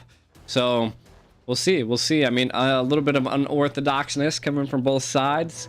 We're going to be getting it into Game 3 here. Team Falcons versus Fireflux Esports. Who can make it out on top here? Yeah, I mean, so far so good for Fireflux, but I think Alien needs to, you know, pull up his socks a little bit, get his mindset back into the game, because he didn't have the two greatest games. Let's be honest, we know Alien's a monster. He's a beast in the EXP lane. Or unless he's just being kept in check by, you know, Ding here, because we know Ding's doing really well as well. So he's not someone that to shy away from fights. He's not someone that can be walked over on. So I think, yeah, look at that. Alien, usually you see aliens go ham with this Yuzhong in the early levels as well. And this is where Ding kind of keeps it in check. And Apex 47 just being a menace on the opposition jungle. Again, it comes down to this fast rotation. Both the mages able to clear out really fast. Now who will try to get the upper hand? That's what it comes down to. Yeah. I think the Kai can be very situational here. If he's able to get the heavy spin out before the Dotan, I can't even say it. I'm tongue twisting at this point. Detna's welcome. Yeah, and I mean that would be the biggest case. Are they able to go in here? Yeah, that's a little bit of a risky situation there. Look at how much damage was done. Yeah, instantly we'll have to recall as well. Otherwise, someone will just come and pick up the kill. But no rotation of the gold lane at the early stages. Lark, he used the Purify to get away from the rocket, so he didn't have the Purify for the Ditness welcome. And I think Akai on top picking up a kill on towards Yui's Alien. Again, Alien, I don't know. Doesn't feel like the Alien that we know so far in the tournament, does it, G? No, I mean, that's like the biggest aspect that we are seeing at this point, is that it's just a little rough. And I mean, we'll have to see as this falls out here. First turtle take. Rots needs this. Full flicker, and there it is. The big onward going on. Final slash was used as well. The Gore to the Mystic Gush. The Akai picks up the turtle. Black Dragon comes in. Eternal Guard was already used up. He goes in with a Petrify and the Furious Dive combination. They pick up a kill on towards Ding. Although they did get the turtle, I think losing out on Ding might be hurting them a little bit because the EXP lane, now you get Yui's Alien, give a little bit more space, more comfort on the side of Fireflux, and maybe we could start to see the slow comeback from them. Yeah, I think it's going to come down to Rosa and Sunshine at this point. You can already see a perfect leash happening here. And a little bit of a go here. Oh my god. What a pin heavy spin. And Yui's Alien not having a great day. Gets taken out by the R-Lock combination. With the Vengeance Eternal CC. And he's just dashing in and out. Just picking up the kill quite easily. And look at that. All this while Super ZZ is on the goal lane, protecting his marksman. Yeah, the Fireflux need to find some sort of an opportunity, because the way it's going about, I don't think it's the Fireflux that we know. Doesn't seem like, you know, the top team, the top tournament contender that we like to see. And here on the top lane, Detna's welcome already being used. Furious Dive, but here, yes, Ding will fall. Once again, good rotation coming out from the side of Fireflux, and they're just trying to get Alien the lead just by using the Mystic Gush to get the lane and just take down that gold shield in the top lane. I mean, feed your EXP, but watch out as they're attacking the gold lane now. Yeah, I mean, heavy spin coming out, just baiting out quite a lot of skills. Baited out a flicker from Sunshine. Didn't get really much in return. Meanwhile, on the top side, they do get the tier 1 turret for Fireflux Esports. And they want to press their advantage slowly, and Sunshine clearly will outpoke this Moskov in the lane as the turtle spawns. Yeah, exactly. Again, ooh, watch out for the bouncing ball there. Alien's TP in here at this point. Good zonage on this turtle, though. Yeah, finally we get to see Alien online a little bit. You know, now we can see Alien's getting a little more comfortable. He has the lead. He needs the confidence. His team's able to bring it. Earthshatter misses. Ding, fine. Oh, I thought he was going to go with the final slash. Retribution on point from TNZ. Ding just able to dash out of there. And yes, Falcons still looking like they have a chance, but gold lead on the side of Fireflux, G. Yeah, I think that just attributes to just the overall control that TNZ is displaying. The blue buff being stolen by Rosa. Wow. Yeah, I mean, the steal of the blue buff, that's a little too much, adding insult to injury. And now Kenji slowly starting to fall behind. And Gord with this Mystic Gush does 2 damage. You got Sunshine on this Clint who does true damage. So if they start stacking that up, there's no way Zakai is looking to survive. He has to use the Retribution just to take away the Lethal Wanderer as well. Now look at that. Barrett's trying to dive in with the Matilda. Circling Eagle. Detna's welcome being used as well. And I think Dingle about to fall. No, heavy spin just to make sure he survives. Earthshatter coming in. And the Primal Rat being used. But here comes Alien with the Black Dragon form. He picks up 2. And now they're looking to pick up a little bit more. But the damage is too much for them to deal with. And that should be the third triple kill. Finally, Alien able to pick up the pieces. And Kenji should be the next one to fall. Spear of Misery from Sunshine. No, the knockup coming in. Sunshine will be... Wow. Oh my god, that was so close for comfort. And you can see the Akai fall screen as well.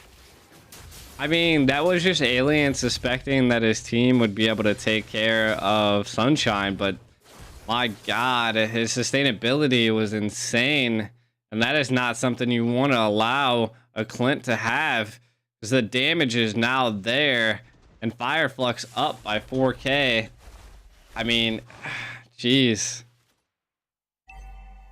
Look at the preemptive use of Death as welcome, because they thought Ding would dash in and out of those minions.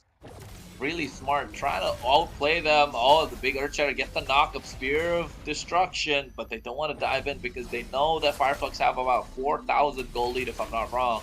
And Team Falcons starting to fall behind, and I think it might be too little too late for them if it keeps going this way. Yeah, I mean, they're already leaning into the next turtle. The Kai just isn't having the opportunity to be able to get to any of these objectives, and this is what I was saying earlier on, like 2 matches ago. Bratz is still really good in this current mix-up, but he definitely has to scale a little bit more than he used to be able to. So as long as that happens, which is what we're seeing here, he can definitely be a force to be reckoned with. So, I mean, right now, the rotations are definitely leading towards Fireflux.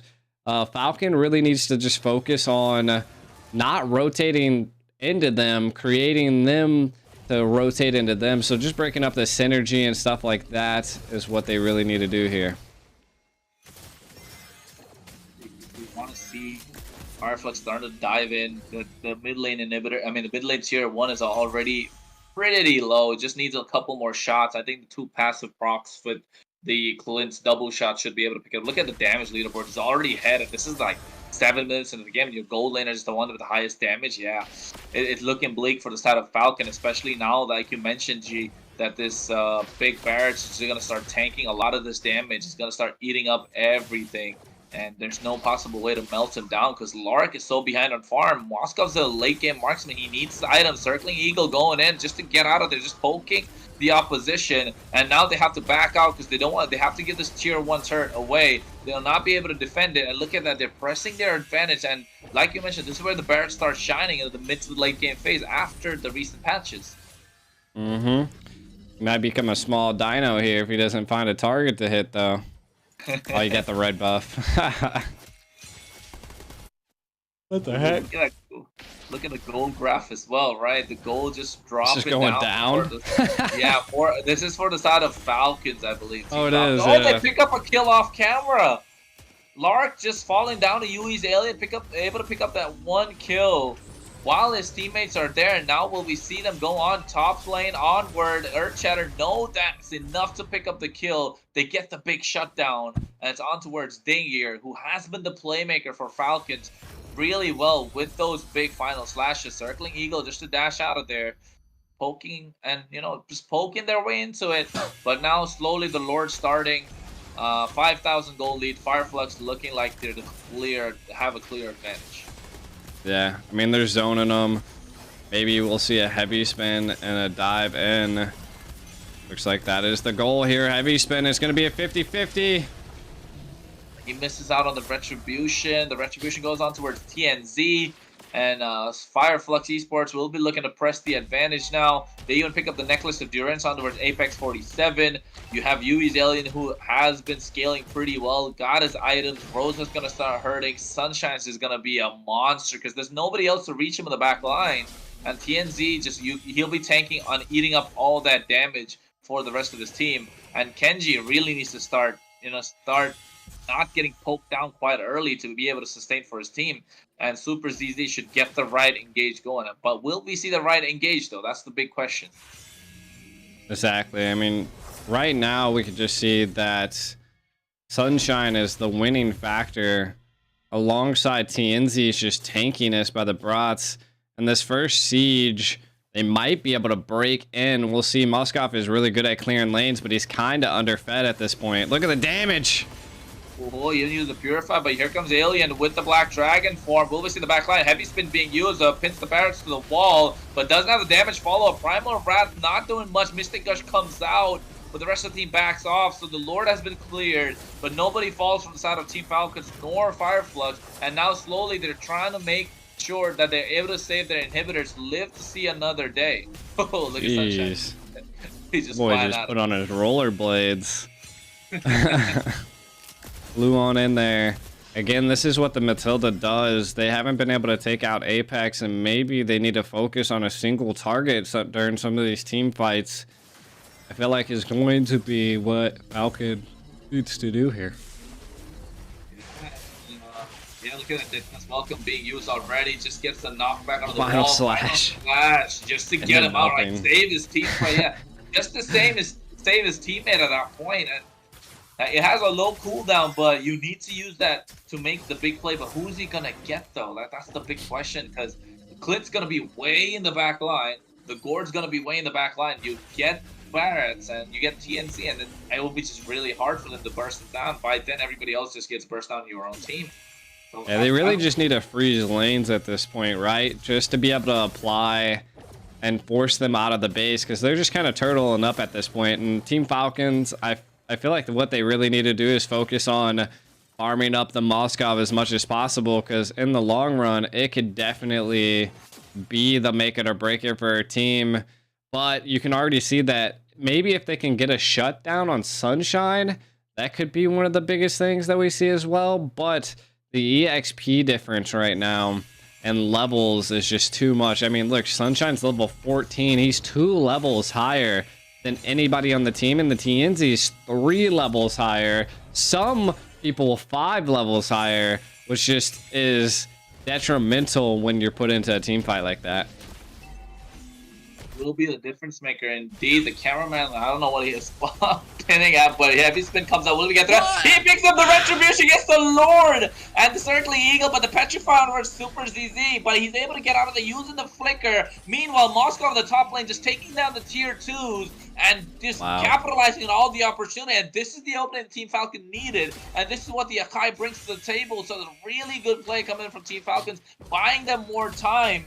And I think this could be the difference maker, and this could come back to bite Fireflux right where they don't want to. Detna's welcome being used on towards Ding. He's just pushed onto a wall. He just gets burst down instantly, and Fireflux now once again back and have the advantage. Oh yeah, they're gonna press it even more.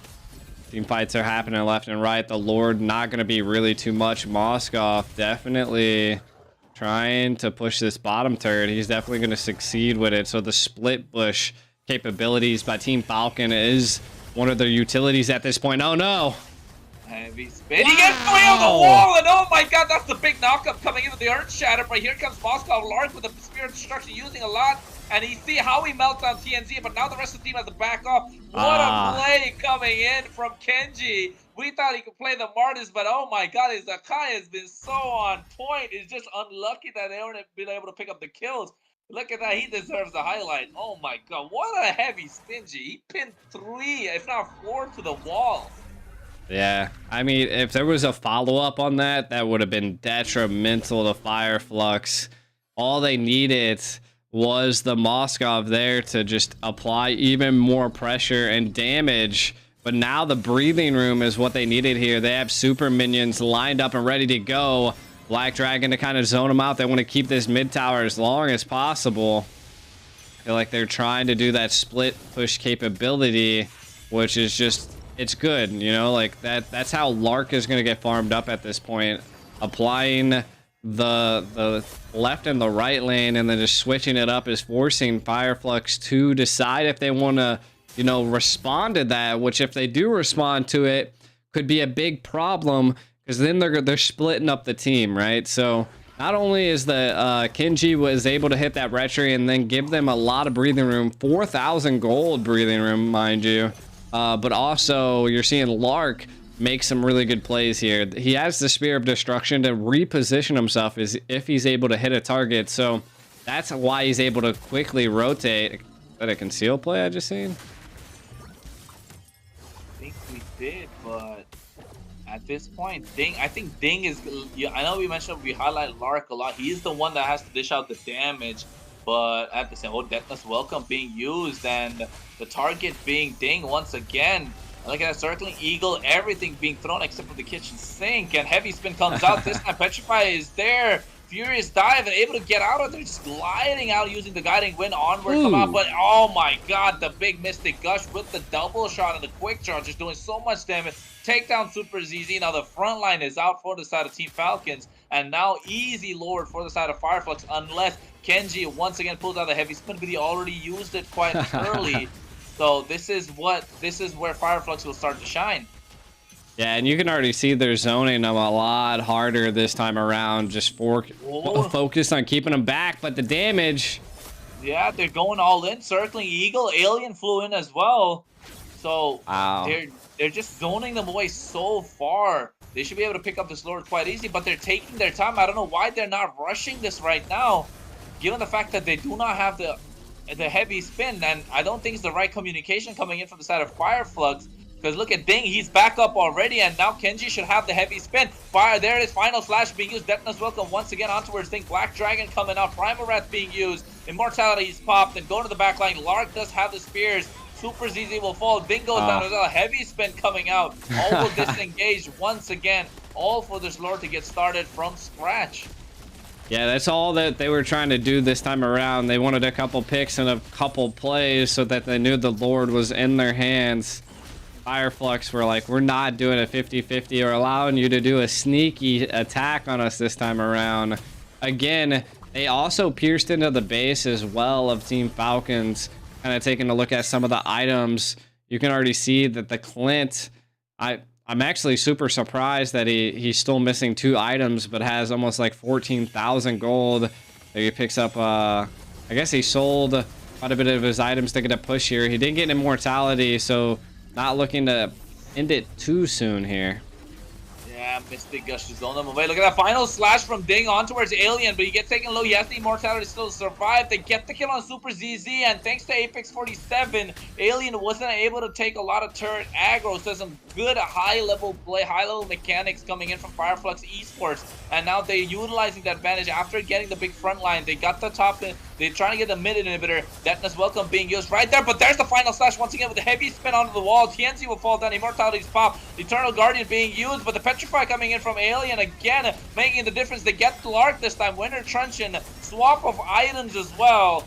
Now they're going straight for the base, and Fireflux Esports, really high skill place to pick up the victory in this third game, making it a 2-1 series in this best of 5. Yeah, I mean, the Clint was insane.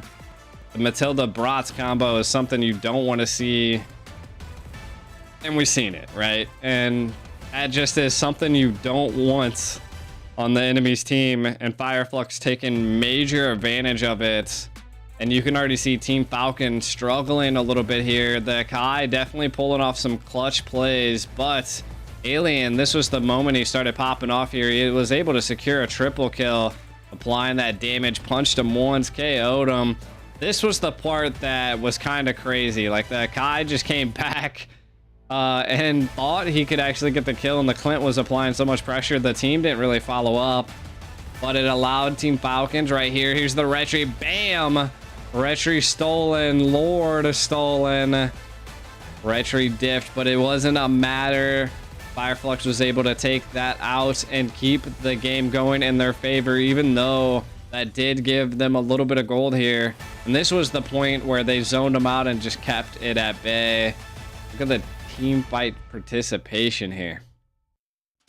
TNZ Apex 47, 79, 84%, quite a lot. That's the Matilda Bears combination that we were talking about all this while. And look at the damage that they deal together. Just able to take so much damage as well. And at this point, Kenji did have a great game, but I think overall their draft just lacked a little bit. They were looking to get the damage from certain areas, but that the Lark, especially and in the goal lane, he wasn't allowed to shine as much as we like to see on the Moskov, just because he went against the Clint, right? And look at that Clint. Just when you mentioned the Clint, Sunshine MVP, 504 KDA, 806 gold per minute, 64% kill participation on a gold lane without the boots. Man didn't even want the socks on. He just got the burst damage going with that, with the crit along with the Sea Halberd as well, just to add a little bit more insult to injury. And the way that he played was really good. And I think Sunshine, if you give him something he's really comfortable on, he's able to carry the game from the gold lane as well, just not Yui, not Alien from the side of EXP. So Fireflux, a very well overall rounded team, and Falcons need to find an answer because it's match point. Exactly. Match point now into Fireflux's hand. And again, like you said, there wasn't anything too unorthodox besides the Panda was a little crazy. Maybe they were backed into a corner, didn't want to pop out the box yet, decided to go with the Panda instead. And Fireflux just had the more aggressive comp. They utilized it, they snowballed, and they kept Falcon just pressed against a wall. Not too much breathing room, not too many mistakes. They actually definitely came out on top on a lot of the engages that we've seen. The only thing I seen in that game Team Falcon was able to do was steal that Lord, and it was something that kind of kept them having a little bit more breathing room into the next Lord. Yeah, and you're right. They just get a little bit of breathing room, and I think they weren't able to capitalize on that just because as soon as the Lord was there, when the Lord started marching, Deathness Welcome just picked somebody up, and then after that, there was no possible way for the side of Falcons to capitalize on the Lord whatsoever. Just making sure they're choking down that goal lead that Fireflux had, pressing their advantage, and in the end it all worked out for them. And like you mentioned, right, they're able to let the Barrett scale from the mid to the late game, given that early space that was needed, and it worked out really well for their side. And again, Falcons not having the way to capitalize on the early game, I think kind of hurt them as well.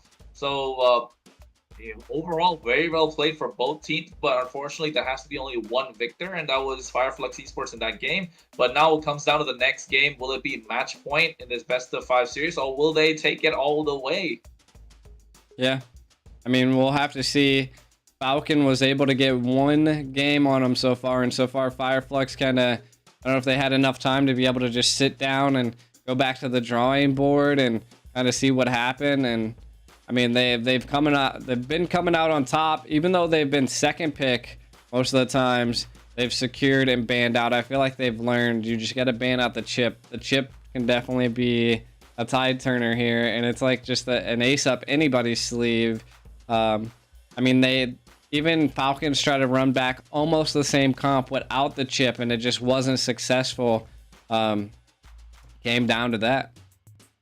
We'll see. Chip, Louis, the way that the EXP Ding actually had a decent game. I don't think Ding was, and overall Falcons didn't really have a bad game compared to how Fireflux had their first game, just dominated, completely stomped and walked over by Falcons. Falcons didn't really, both the games that they lost wasn't so dominating from Fireflux. It just came down to a small, minute mistakes, and I think Falcons really need to find a way to pick up those pieces, put them back together, get back to the drawing board and say, hey, we made mistakes in certain areas, and we need to learn how to capitalize on that, especially in those particular timings, maybe those particular team fights, what they could have done better, and then they will go and start building that up. And now maybe when their backs are against the wall, they got nowhere else to go but attack, right? Nothing else to do but attack, and this might be the time we get to see these pocket picks come up. Apart from the Hellcurt roam,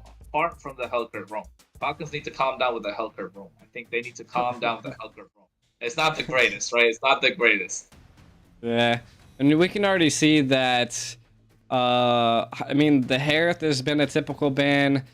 Team Falcon seems to be first pick every single game so far, so maybe Fireflux always likes to be second. Who knows? But the Lo Yi, the Angela, the Harith, the Chip's probably going to get banned out. Seems like that Fireflux is just running the same ban draft because it's working. Yeah, you got the crystal ball to see what's going on next, and he called the chip. The chip was banned out, but now Falcons. This is the last ban, right? What else is open at the moment? The Fredrin's left open. The Angela was already banned out, so I don't see the Roger still left open. I think Falcons have been picking up the Roger quite a lot, unless Fireflux bends it out. Maybe they'll try to leave Roger and the Fredrin open to see what Fireflux want, which route they want to go for. I think that's the best thing that they could hope for. And maybe just ban out the Yuzhong, right? Take away Alien's pick, put him on something uncomfortable once again, and take out the export. Yeah, so, I mean, yeah, they're looking to pick up the Fredrin once again. So this should be a Fredrin ban. If not, Fireflux got a big brain strategy just to figure something out. Yeah, definitely. And I mean, the Axborg being banned, my guess is the Fredrin's gonna get banned again because that's exactly what Fireflux did last time.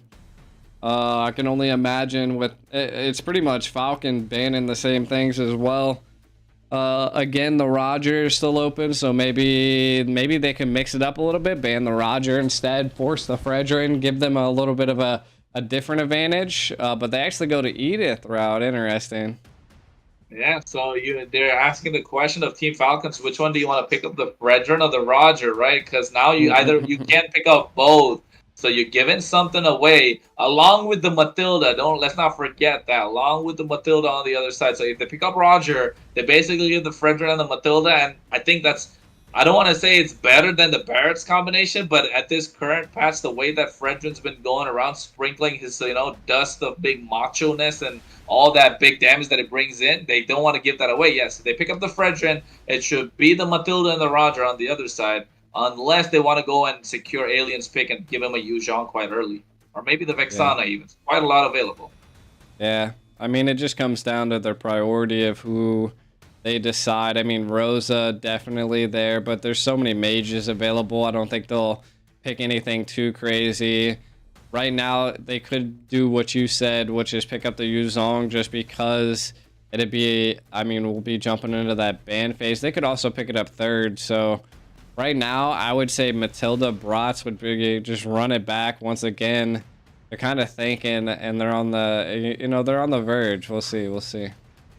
Nah, I mean, they have to pick up the Matilda, though. Yeah, they pick up the Barrett's Matilda. There you go. Look at that. Somebody's got the crystal ball today, folks. For those of you who are watching, don't forget to like and subscribe. And I'm Chronos alongside me, GD Ico. I know we're streaming on GD Ico's channel as well as the MEE, Mobile Legends European Esports channel as well. So if you don't know who we are, that's who we are. But at the moment, Barrett's and Matilda being called out by G. He called out a chip ban as well. And seems like he knows what's going to happen, G. You might as well tell us. Well, I mean, Falcon's pretty unpredictable at this point. I mean, they could pick up the Moskov. They could pick up the Roger. The Harith isn't there. I mean, there's a lot of opportunities. They banned out the Angela. They need something that can really slow down Fireflux, but they opt to go for... They've seen how well Fireflux played the Clint, so instead of banning out the Yuzhong and the Clint, they're going to pick the Yuzhong and the Clint instead. So an interesting approach here. Let's see how they respond. My guess is that Fireflux don't really need to drop their EXP at this point. To be honest, I would just go the Roger route. Just pick up the Roger for the third pick because they might get banned into the second phase here. Or I would say, no, they go Vexana instead. I like the Vexana a little bit just because you have the CC you can provide when Fredrin's trying to dive in. So it makes a difference because you want to be able to, distort that front and back lineup that the Falcons got going. They basically have fronts and backs. And so if they're able to get the front a little distorted, it could be a difference maker. And I think I'm surprised with the early Clint, though. That's my only thing. Like, you don't want to pick Clint so early where it can be dove upon by the EXP lineage, especially what if Alien decides to go for like Lup Red Terizla with the flicker penalty zone. Just could be a big difference maker when it comes down to that. So yeah, look at it. That's why they ban out the Rizzler, they ban out the Novaria, they take out the Valentina as well on the other side. That's good. So over here, they could start choking down the gold and take out the Moskov maybe, and leave the Roger open. But if they leave the Roger open, there's a lot of early games. So they should be looking to ban out the Roger right now. And I think Team Falcons, for their mid lane, they could possibly pick up a Faramis, right? What do you think? Yeah. I mean, Faramis would be I mean, it could be... I mean, they might ban it here. Fairness could be a good idea for Team Falcon, but, I mean, they could also go Valentina and be able to secure quite a bit of utility from the side of Fireflux, but actually Valentina was banned out, so yeah, I mean, Fairness could be a good go. Probably be the best go, to be honest, because Fredrin would be able to be tanky, be able to survive a lot of the utility being thrown at them.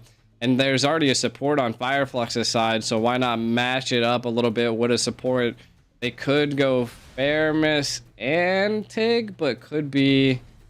or they could even go Minnow. So there's quite a few options for Team Falcon. Hopefully they don't go anything super unorthodox. Yeah, but I like the way that Team Falcons have been drafting, right? They're shutting down Alien, and clearly Alien's not having a great series. And they pick up the Yuzhong, they ban out the Export, they ban out the Charizla, they ban out the CC as well. So now the EXP lane looks kind of lax, but look at that, they pick up the carry on the other side. Sunshine will be shining with this carry pick from this mid to late game phase. They got the Barretts and the Matilda to try and carry them in the early game a little bit, although he's not going to be that dominant. And then the mid game should be filled up by Rosa on this Vexana, ideally. So they need to find someone else that's a little aggressive in the early game. Maybe the Benedetta or the Paquito for them to round off the EXP lane. I think that should be the way they should be going, just because you're going against a Yu Zhang as well. But on the other side, Falcons, yeah, I'd like to see like a Faramis come up, maybe pull out Florin. And look at that, Florin comes up. Florin it is. Florin? Pretty unorthodox here. And the Gourd. The Team Falcons just like picking everything that Fireflux picked. Let's see if they can do it better. Besides, I guess a support against a support's well worth it. I mean, maybe. We'll see. Comes down to utility. Florin's definitely an interesting pick here. Maybe trying to allow the Lark to scale, or I don't know. I mean, what are they going to respond with here? They have to go an EXP at this point, right? I mean, they could all... Nah, they wouldn't go crazy like that. I was like, they can flex the brats into the EXP, but that would be weird. Yeah, that would be... I think it's probably Arlot. Yeah, I think right now it's either Arlot, Benedetta, or maybe like... Nolan. They did flex it. They did it. They did flex it. Why am I like so good at this? Yeah, you have the crystal ball at you right now. I didn't really expect that. Well, I think it flexed it. Oh, I'm not the happiest when it comes to this, but I think the reason is just because they pick up the Florin, and they have a Gourd as well. They're vulnerable to this Nolan who can instantly delete them. So I see the idea, but it could be make or break for their side, though. I mean, that flex was so last minute. I felt like if they had an ace up their sleeve, that like that's where it was at, right? You know, you might as well attempt to do something crazy when you're at match point, and picking up a Nolan, like you were stating, there's so many squishies on their team. If they're able to literally farm so fast, and that's what Nolan is going to exceed at. But we're going to be getting into match point here. Fireflux Esports versus Team Falcon. Who is going to be victorious? We have a little bit of an unorthodox play here. A swap up happening last second, picking up the Nolan last second to throw the brats into the EXP lane. Who can do it here? Being annoying already, being a nuisance, knowing that the Florin doesn't really have much presence in the early game. Just utilizing that. Oh, I thought we were gonna see a kill from Goodnight. No, we're not. And it all comes down to this EXP lane battle once again. It's just Alien, will he survive? Will Ding get the kill early? And will the Nolan start snowballing? That's the question for Fireflux. And on the other side, how well will Lark do against this carry in the gold lane? Because the Clint has to scale, and has to scale fast. Yeah, exactly. And kind of looking at the comp here, I do feel like a Yuzong's definitely going to win against the brats into the early stage. So you can already see like Apex is there.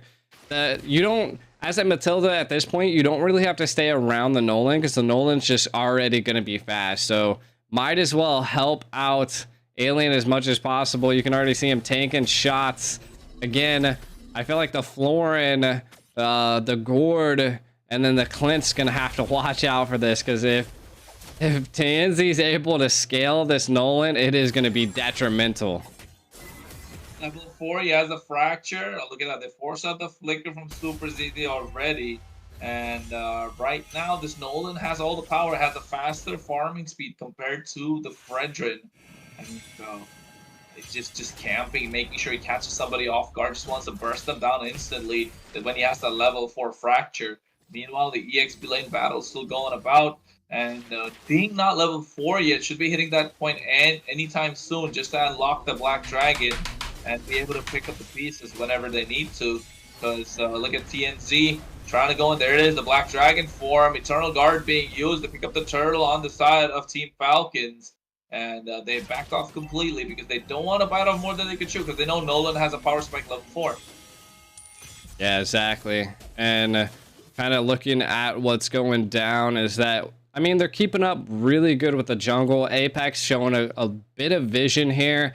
I don't know if he was able to actually catch the Florin in the vision down there. But we see a possible 2-man jump. Again, Nolan really has to farm really early into this comp and just keep his movement up.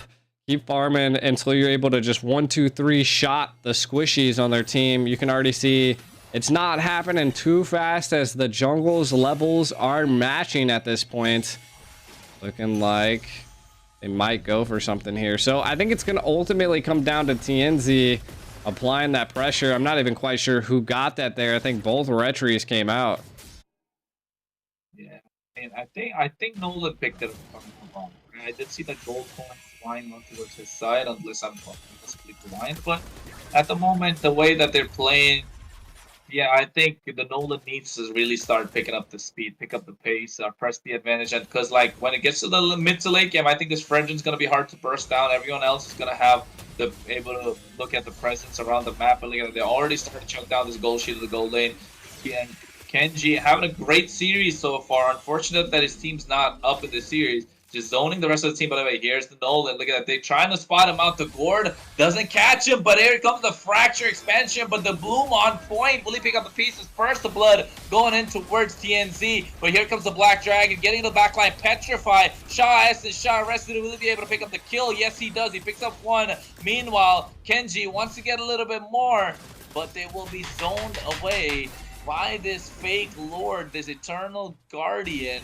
And right now, let's see how Team Falcons can use this advantage to turn it into a snowball to stop this Nolan from actually getting ahead as they pick up the turtle.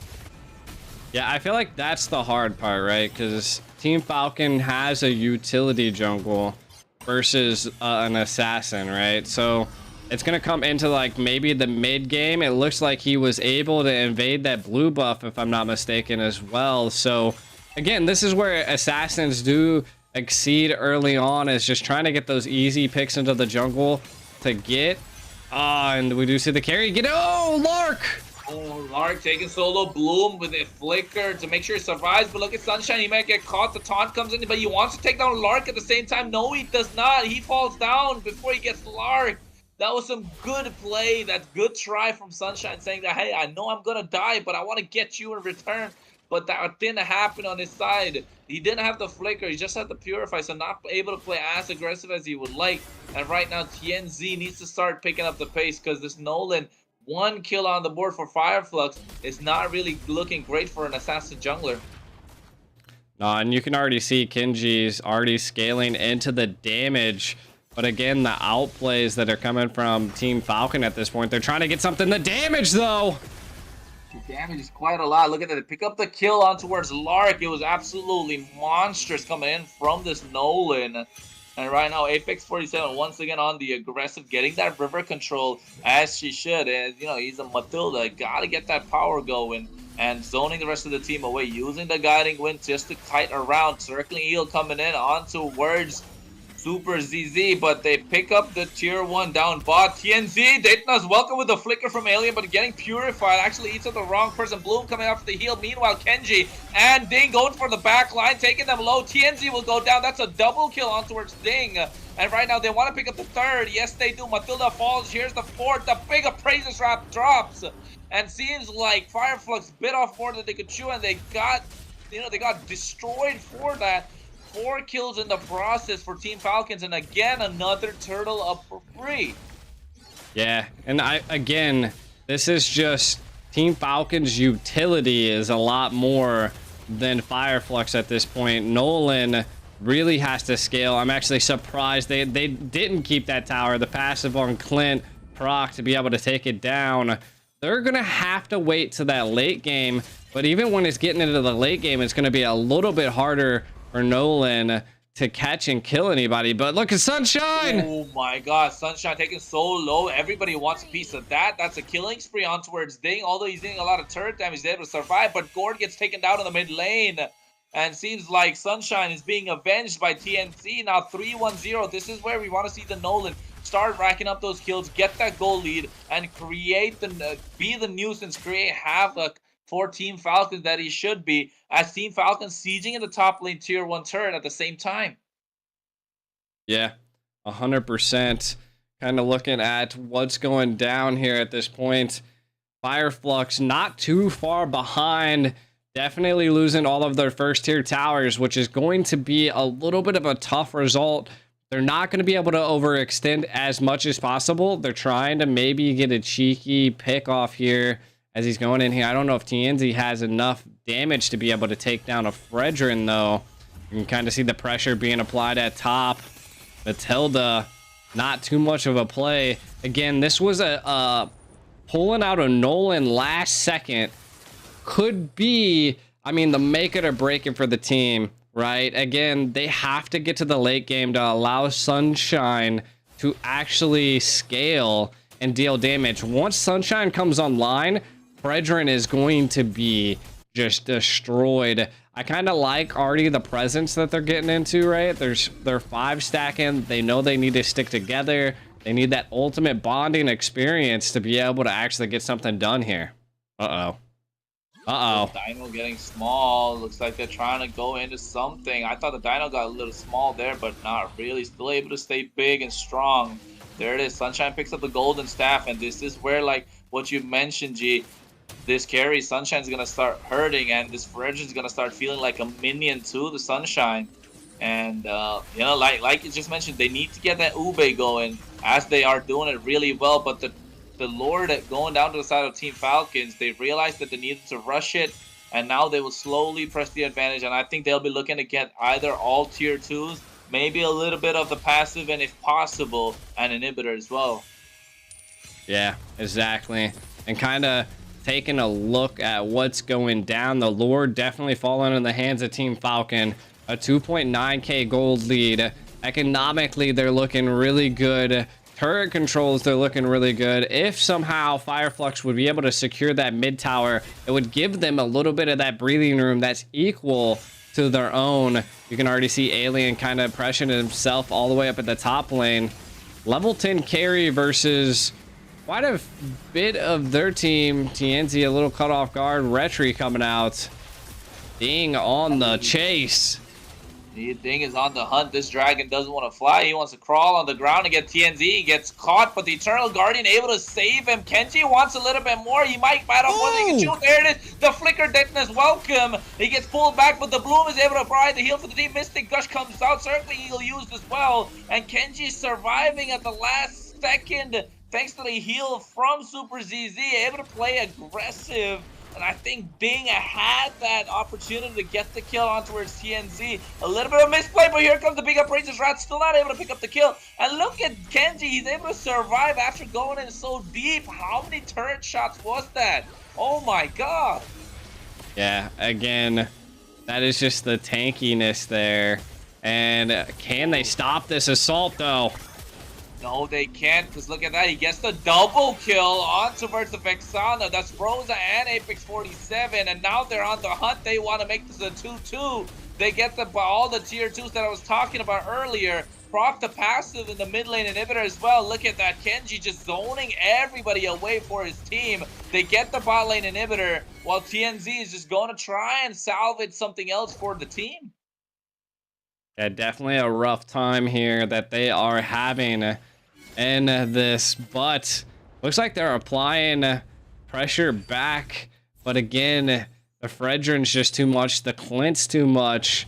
It is now double the gold lead than it was when the assault first happened, but Team Falcons kind of not being pressed back, but they're giving them breathing room to hopefully maybe make another mistake, as we see a Nolan here going to check that bush a little wild. Oof, he's just taking so low right now, and look at that, not enough damage. If he had more crystal energy, he'd be able to pick it up, and that was a 1v1. That's a tank versus an assassin 1v1, and if Nolan doesn't have the damage, yeah, looking bleak for the side of Fireflux. I'm not sure, like you mentioned, that make it or break it pick not really working out for their side, and now they have free reign over the Lord because the Nolan has to recall, but seems like they want to press their advantage in the mid lane and want to defend their mid lane even. And Kenji once again going back to get the Lord started. Yeah, definitely. And kind of looking at what's going down, the Lord is going to be possibly a 50-50. Uh-oh, diving in! What in the world? Oh my god, and they get the kill on towards the Nolan as well. I think they try to battle for the Pikachu, but there it is. Death Knows welcome to the flicker right there. But Mystic Gush comes out. Carry just going to ham the team, but gets taken down by the quick draw coming in from Lark. And now this should be all she wrote because they're marching down the mid lane. All 5 versus 2 coming out from Fireflux. That is Rosa and Apex 47, but Rosa gets caught, gets burst down instantly. That's a mega kill on towards Ding. 406 on this Yuzhong. The minions have just spawned. Apex 47 buying time for his team. Gets the knockup with the circling eagle, but that's not enough as Team Falcons pull back the score, make it 2-2 in this best of 5 series. And we have a game on our hands. We have a series on our hands, folks. A 2-2, a best out of 5 going all the way at this point. Team Falcons not letting up the pressure, able to mount up a great assault left and right, almost pulling the same comp that we've seen Fireflux pull out, being able to pick up that gourd, the Yuzhong and the Clint. Seems like, I mean, it looked like a little bit of a really rough draft, in my opinion, but they were able to make it and utilize it. I think mainly because of the Nolan coming out, and it just didn't work out like how Fireflux wanted them to.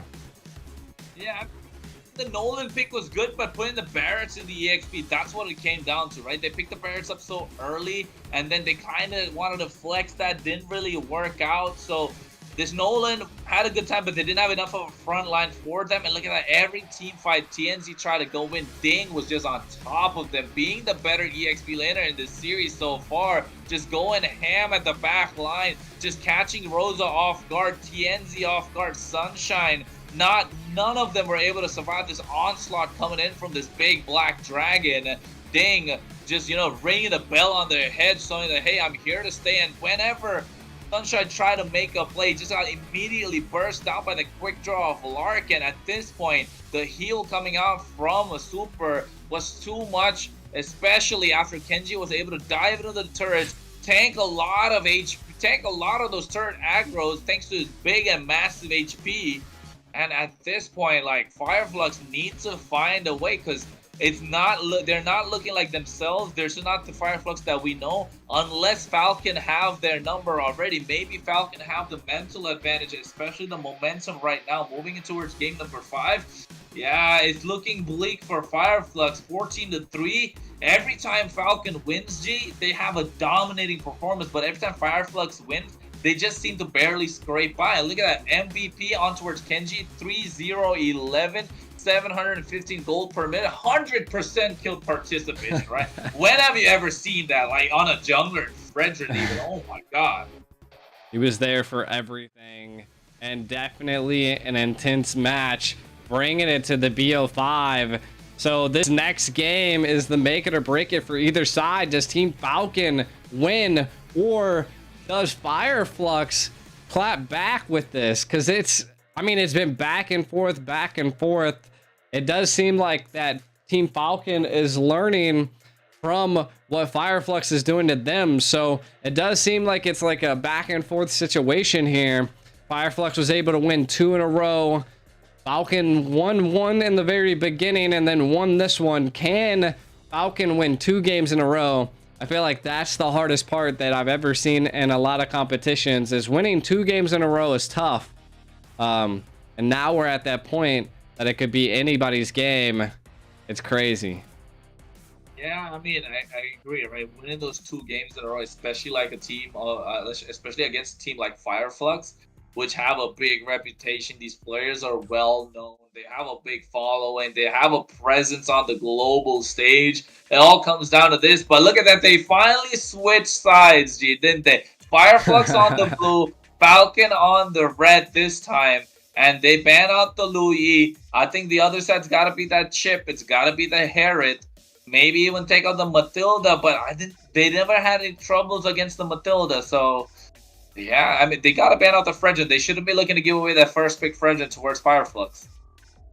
Yeah, I definitely can see that. And kind of looking at what's going down. What are they first ban here? I mean, it's probably going to be the Harith. It seems like the second team's always banning the Harith. The first team's banning the Lo Yi. Not too much of a fluctuation happening when this stuff goes down. And again, Fireflux always banning the Chip second. My guess is that they're going to run it back. Maybe they try to pull out the Chip themselves. Nope. Yeah, I mean, they got to... I mean, I don't think they would, right? The Herod being banned out. Is that the Chip? Yes, that's the Chip. So, yeah, they ban out both the teleportation heroes. They don't want to give them mobility. I think we've discussed it before, right, Jay? I mean, it's either I cannot move or I can move too much. So you cannot move too much right now. So we'll see who's the one who can't move at this stage. As Angela being taken out. These are all the power picks that we usually see being banned out. The Fredgen, absolutely really good to come up. But I think they could have picked up the Fredgen for themselves, though. But yeah, I guess they have a different game plan for the side of Fireflux. Maybe they're just respecting Kenji's, tank jungle. He's been a monster on the Fredgen. It was the Akai, Martis. He's not showing any sign of weakness so far. That I would say Kenji absolutely great in the jungle. And right now, I think the final ban, maybe the Roger, not wanting to give the Roger away. It could be an option that they go with here. I mean, right now, I'm not quite sure what Fireflux wants to go for. Again, they probably will first pick the Roger if I had to guess, but they could also first pick the Barats as well. I mean, there's a lot of opportunities and a lot of options. They normally want to seem to secure the jungle. I think the Nolan pick was a little wild there at the end. I mean, I called it, but I still feel like they just didn't utilize it to the fullest of its ability. So maybe they'll run back the Barats once again and go from there. I've seen a lot of teams overseas actually rocking the Alpha, but we haven't seen any teams in these tournaments pick up anything unorthodox in the jungle.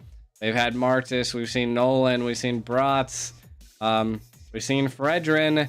The Xborg is constantly banned out here by Team Falcons, so that could just be that they don't want to see that, and they first pick Edith. Interesting. I don't feel like Edith is too viable of a first pick. I think it comes down to the flexibility of the Edith, right? You can put her on the roam, you can put her in the EXP, and that's what the first pick kind of brings to the table. And they still don't know which direction they want to go towards. They just know they want to pick up the Edith because of the CC it provides, because of the utility it provides, and you also have the damage. And I dare say you can even flex it to the goal lane, right? But at this point, let's see what the side of Team Falcons want to respond with. They can pick up the Matilda for themselves, pick up the Matilda and the Roger, maybe the Matilda, the Barretts as well, and just show Fireflux that they can play that composition better than them. Because let's not forget, guys, this is the quarterfinals, best of 5. Hey, guess what? They're sticking to their guns. They don't want to give Alien what he needs. They pick up the Yu Zhong and they pick up the Barretts. Oh my God. They better prioritize Alien right now. I feel like they got to prioritize Alien for Fireflux, right? I mean, we kind of seen it. The Barats wasn't too good of a pick in the side of Alien, so I guess I could see where you're going. Maybe provide that, but the Edith definitely could still be flexed into the roam position. So it could be either or. I guess that adjustment of the hero is where it's at. The Moskov being picked up early. I mean, ultimately good. Team Falcons could pick up the Roger. I guess it all depends on the ping, if they'd be able to handle such a mechanically heavy hero as Roger. But the Valentina as well, interesting. I mean, great utility from the side of Fireflux at this point. Yeah, Fireflux, I like the big ultimate steals, and they got the mobility a little bit. They got the IMU. They're able to take the Black Dragon. They got the Primal Rat. The flexibility is there. But again, they pick up the Florin. First phase coming in from Falcon. So they have big, chunky, beefy boys. They got the little girls to give them the heal as well. So now gold comes down. Now they're going to start choking on the DXP lane, right? Because I feel like they know this Edith can be flexed, but Alien, you don't want to give him that big Rizzler. You don't want to give him the... Well, what else? The R-Lot. You don't want to give him the Lapu Lapu.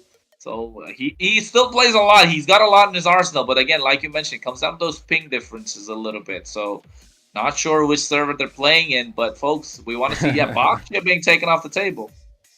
Yeah, Baksha being taken off the table. Again, a good hero to pit against the Barats. But still have the Kai open. Still have the Carmilla open, which could still be utilized. That would be a good hero to actually combo with the Moskov and the Edith. So you could see a little bit of an unorthodox jungle being pulled out. Still that support in that utility route could definitely go there. They ban out the Clint just because they don't want to see that once again. Could force them into maybe something we haven't seen today, which is a Natan. I mean, the Natan could actually synergize pretty well with the Florin, being able to keep them alive, keep them at bay. And I mean, we are seeing a pretty front-heavy team. So unless they have a response to being able to take out the Natan or be able to get into that back line, it could be a little bit of an upside for the side of Team Falcon. Yeah, I know. That's what I was going to say. They got to pick up the Natan, right? I mean, at this point, they're lacking the magic damage. And seems like if they pick up the Natan, it would be really great. I was reeling on towards that side. So it seems like, we're on the same page here, G, because I feel like Natan would be the greatest pick coming in for their goal lane. I don't see, if they understand it, they pick it up as well. They agree with us. Folks, we're not just casters, right? We're analysts as well. So we're doing what we can. And you want your fortune told. Hey, yeah, I know. Hold the D-Rod. Oh, my God. What is going on? I seen the Carmella coming. But the Dyrod, dude, they're just giving Alien anything and everything that they possibly can. I mean, it could be the Dyrod in the jungle with Carmilla, Rome, and Edith EXP as well. I don't know. I highly doubt it. Yeah, ideally, I would like to see the Dyrod and Yu Zhang matchup because Dyrod probably definitely wins that, right? Yeah, it's going to be Dyrod EXP. Yeah. Well, that's the last pick, though. Novaria. That's good. I like that. I like Falcons draft more again. I mean, it's interesting. I do feel like the Carmilla is going to synergize with Apex and Sunshine, so it's going to come down to that. Again, Novaria is a good pick to also synergize with the Natan, so... Overall, I mean, both sides are decent. We do see Team Falcon going to be relying more on the Natan. I got the hiccups randomly for some weird reason. Someone must be talking about me. Yeah, it's definitely those people saying, this guy saw who's going to win anyway. The crystal ball, he's got it. He knows who's going to win. We don't want him to know, but, it's all right, folks. It's all right. The drafts are easy to read. Yeah, we got to make sure we stay hydrated at the same time. But for now, I think we like both the teams' drafts just because where they've placed the certain heroes, the Carmilla in the jungle, the Dyrod and the EXP, the Edith and the Rome. So they're giving Alien a little bit more playmaking ability in the early game, trying to get him to win in the early game because they realize if he wins the early game, he kind of takes the game into the late phase and he could be a dominating factor. But at the same time, Team Falcons, though, Ding has just been a difference maker, right? This whole series, every team fight, he is there. His presence is felt, and he's always on top of Rosa. And I think that mental pressure might add on in the long run, even though they're an experienced team. Always being there, I'll always have to watch over your shoulder, look up in the air for the dragon. You never know what's going on. So I think that can be a difference maker. And Falcons might be able to come out on that on top because folks, we're getting straight into the game for game number 5, best of 5 series quarterfinal for the first game for today. My name is Cronus. Alongside me I have G the Ico, Flux Esports, and Team Falcons. Who's gonna make it out alive, G? I mean, both drafts are pretty particular and synergized with the heroes that they have decided. I think it's going to come down to the tactical positioning. This Dairoth is definitely the first time we've seen it into the, or not the jungle, but into the tournament. So, I mean, it could come down to how unorthodox that Dairoth pick is. Can it, stir up Falcon? Can it be played really well here is what it's going to come down to. Yeah, and you can see clearly already starting to get the advantage. Yeah, I think he was going to get the first blood, the shots and stuff to keep him alive. Both the EXP are just sustaining as much as they can. And Ding here, he knows that the matchup's not the most favorable for him, but still able to survive. As Yui's healing just backs off, and Apex 47, he realizes the opposition's right there. It's providing vision for his team, communication at an all-time high, and they need to start letting this barracks, they need to start slowing the barracks down. Otherwise, it's going to be a problem in the mid-game. Yeah, I mean, you can already see it. Applying the pressure. The first turtle is definitely going to be key for Team Falcons. So we're going to have to see Fireflux do something to kind of disrupt the flow of Falcons to push them back against the wall. And you can already see that they're attempting something here. This could be big! Yeah, Flicker, Shatter onward as well. They pick up the kill. First blood going on towards Alien this time. And right before the turtle as well. So this should be priority for the side of Team Fireflux Esports, as they will be able to pick up the turtle. Just not enough communication coming in from their EX planner because he didn't have the vision to provide for the rest of his team.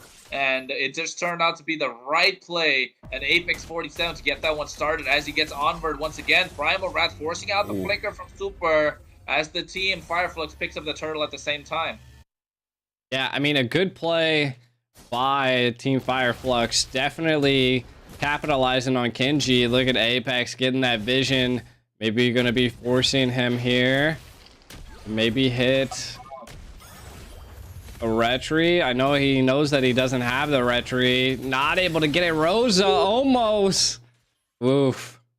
He was playing with fire there, wasn't he, Kenji? He was playing with fire. He doesn't have the retry. He was trying to get that in the buff. It just came down to like minute HP differences. But meanwhile, the EXP, I mean, towards the blue buff side, they're trying. I think he picks up the blue buff. Kenji's not able to get the blue buff. He uses the retribution and misses it this time and asks his team for the support. But with the Florin in the roam position, they realize that they don't really have that big advantage.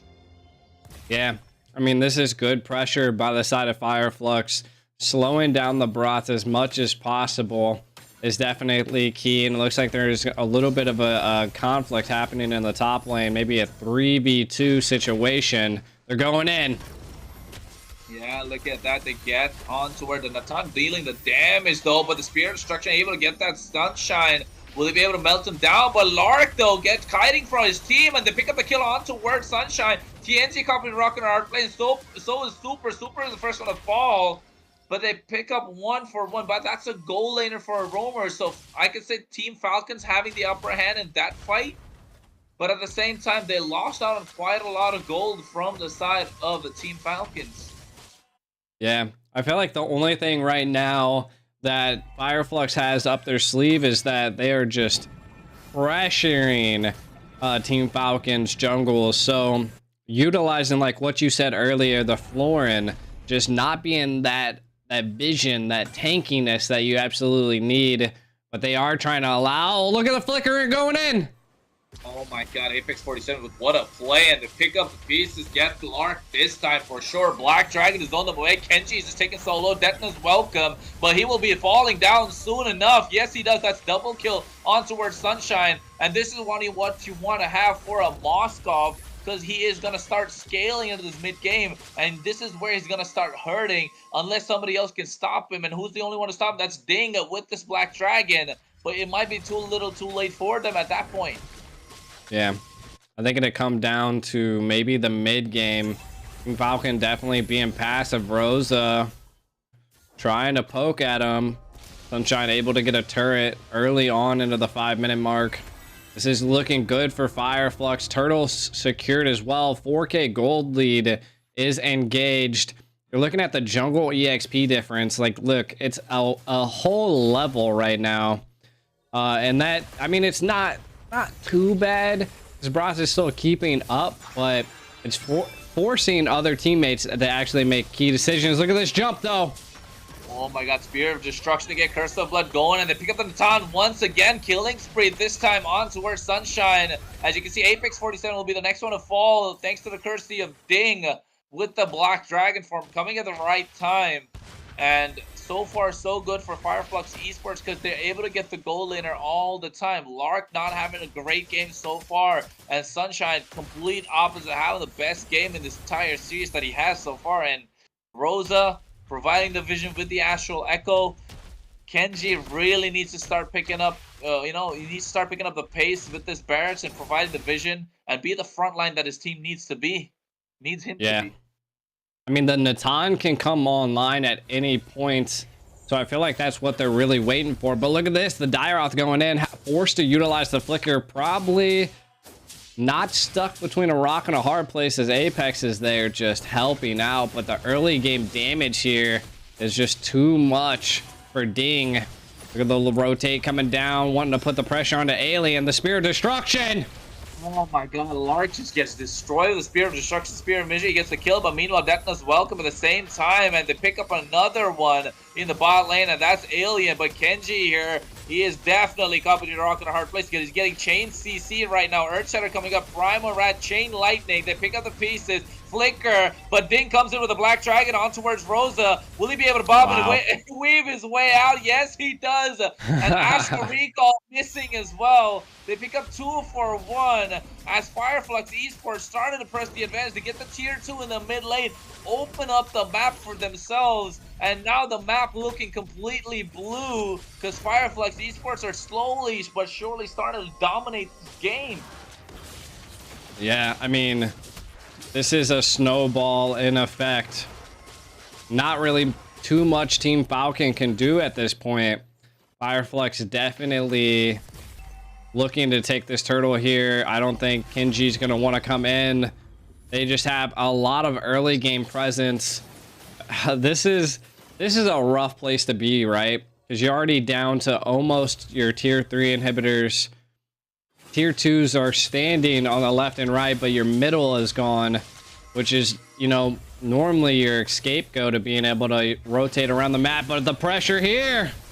Curse of Blood being used, Entropy to get on the back line, Spear of Destruction misses, Astral Echo coming out, but the Alien taking so low, Furious Dive, they're able to pick up 1 kill, and Falcon now want to start pressing the advantage, but meanwhile Moskov is able to get the tier 2 down bot, and Lark picks up the Starlium site quite late right now, but this is the power spike that we want to see from him, and this Natan should start shining right now, but Sunshine might just be a little too ahead because if you take a level difference, that's level 9 towards a level 12. He just hit level 10 even, so especially now, take a look at the items. Yeah, I mean, taking a look at some of the items, the Natan's the one that is holding the flower here from Florin. So again, with that, the axe being picked up there, that's huge. Already have the feather, a lot of penetration here from Natan. I think all that's going to take is one really good, well-placed team fight, and it could be make it or break it for them. Florin really has to stay alive in this conflict for that to be the outcome, though. Sunshine just taking towers left and right, and now they are all at tier 3 inhibitors. Falcon needs the late game at this point. They have the Navaria, they have the Natan, and that is what they're really, really trying to work on at this point. Really, there's no backline peel. If they're able to catch Sunshine, could be a big play for them. And I feel like that's their ultimate goal, is to be able to Black Dragon, being able to find that Moskov and take him down. has to come down to Ding, right? Ding has had a great series, has had a great game, but oh my god, in the top lane off camera, they pick up a kill. Abyssum strike with the flicker, but the Rock's able to pick it up, and there it is. Detna's welcome. Alien just tanking the turret's aggro to make sure he survives, and that's really good play, but the Astral Recall picked up the kill. Sunshine straight into the base of the opposition, but he gets out of there, but Shaw isn't able to pick him up, and Ding picks up the pieces this time, carrying the team on his back, and you can see that's the double kill that they wanted, but in the meantime, TNZ is able to get the Lord as the team Fireflux Esports. That was just a distraction the entire time. It was a good distraction, but a shutdown on Sunshine, which is now going to give them a little bit of gold, but not too much. I mean, with the Natan and the Navaria, I think they can definitely mount up a great defense here. It's going to come down to it. You can already see kind of the Natans coming online. To be honest, I like how Kenji kind of backed off and allowed Natan to get a lot of that EXP and the gold, and I feel like that's what they have to do at this point. Now, the lanes aren't synced too well, but they're trying to do something with it here. As the Lord's barreling down the right side, they know the left is going to be a main target first. Let's see who wins. Does the Predator get pushed back against the wall, or do they become prey? The biggest question right now, right? Because we know the Predator's about to pounce. That's the Lord marches down the bot lane. Not a Luminous Lord, but they've been looking to get the inhibitor. Entropy being used, and Natan is melting it down. Black Dragon has zoned them away. Really well played by the side of Team Falcons. But here comes the next wave of super minions. Will they be able to defend? The tower in the bot lane's about half HP. Curse of Blood being used, but here comes Detna's welcome just to get out of there, as the Moscow wanted to start melting them down slowly. And no Black Dragon means no form of engage. So Team Falcons allowed to play passive once again, as Team Fireflux Esports seem to be happy with what they got with that one single non-Luminous Lord. I mean, they stayed alive. This is what Team Falcon needs, right? The Navaria's late game, the Natan's late game.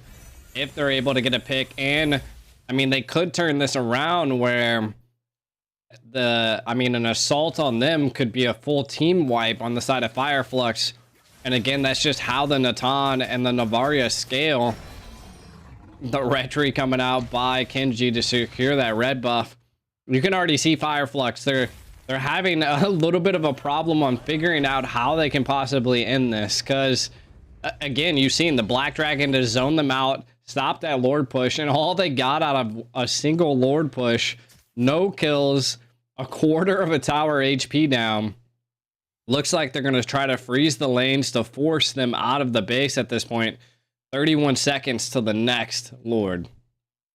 Yeah, I think the right play coming out from Fireflux right now, just freeze the lanes. Don't give Kenji the stacks that he needs to become the big dino that the side of Falcons need him to be. Spear of Destruction misses out on every single person, but Ding gets caught by the Flicker of Shatter, petrified to make sure he survives on where Curse of Blood comes in, but here comes Moskov and the Black Dragon for him to retreat, but he's able to, yes he is, Rocket's pulling back. Really well played by the side of Team Falcons once again, just to survive and baited out all these important spells from the side of Fireflux Esports. But at the same time, no Black Dragon means they will not be able to engage for the Lord, as the Luminous Lord has just spawned and Fireflux Esports are on it already. Yeah, and you can already see that they're attempting to try to zone these lanes. They have good control on the bottom lane. They could assault this. All they need is the Natan at this point. Do they opt to go in? If they're able to get an easy, cheeky pick here, maybe on Rosa, they're displacing, maybe going to reset the Lord. Good play from both sides. Astro Echo coming out to displace them. TNZ kind of being brought at bay. Do they do anything? They need to attack. Ding on the hunt. Yeah, Alien, though, he gets knocked up by the Furious Dive, not really waiting for the opportunity, just wants to go dive in and get that kill. Seems like a revenge match for him at this point, but still Falcons are able to cause a stalemate and make sure they utilize the opportunity to get the Lord, and they're ready to pick a fight, just waiting for the right time because they have the bloom. And here it comes, the Black Dragon is unlocked. They're going, trying to find the opportunity, trying to find the target. The target is Sunshine and Rosa. That was just to zone them away. And now finally, Curse of Blood coming in once again. Astral Echo, Deckness Welcome. There's the knockup. They burst down the floor in. But here it is. The Moskov dealing all the damage. They get 2 for 1.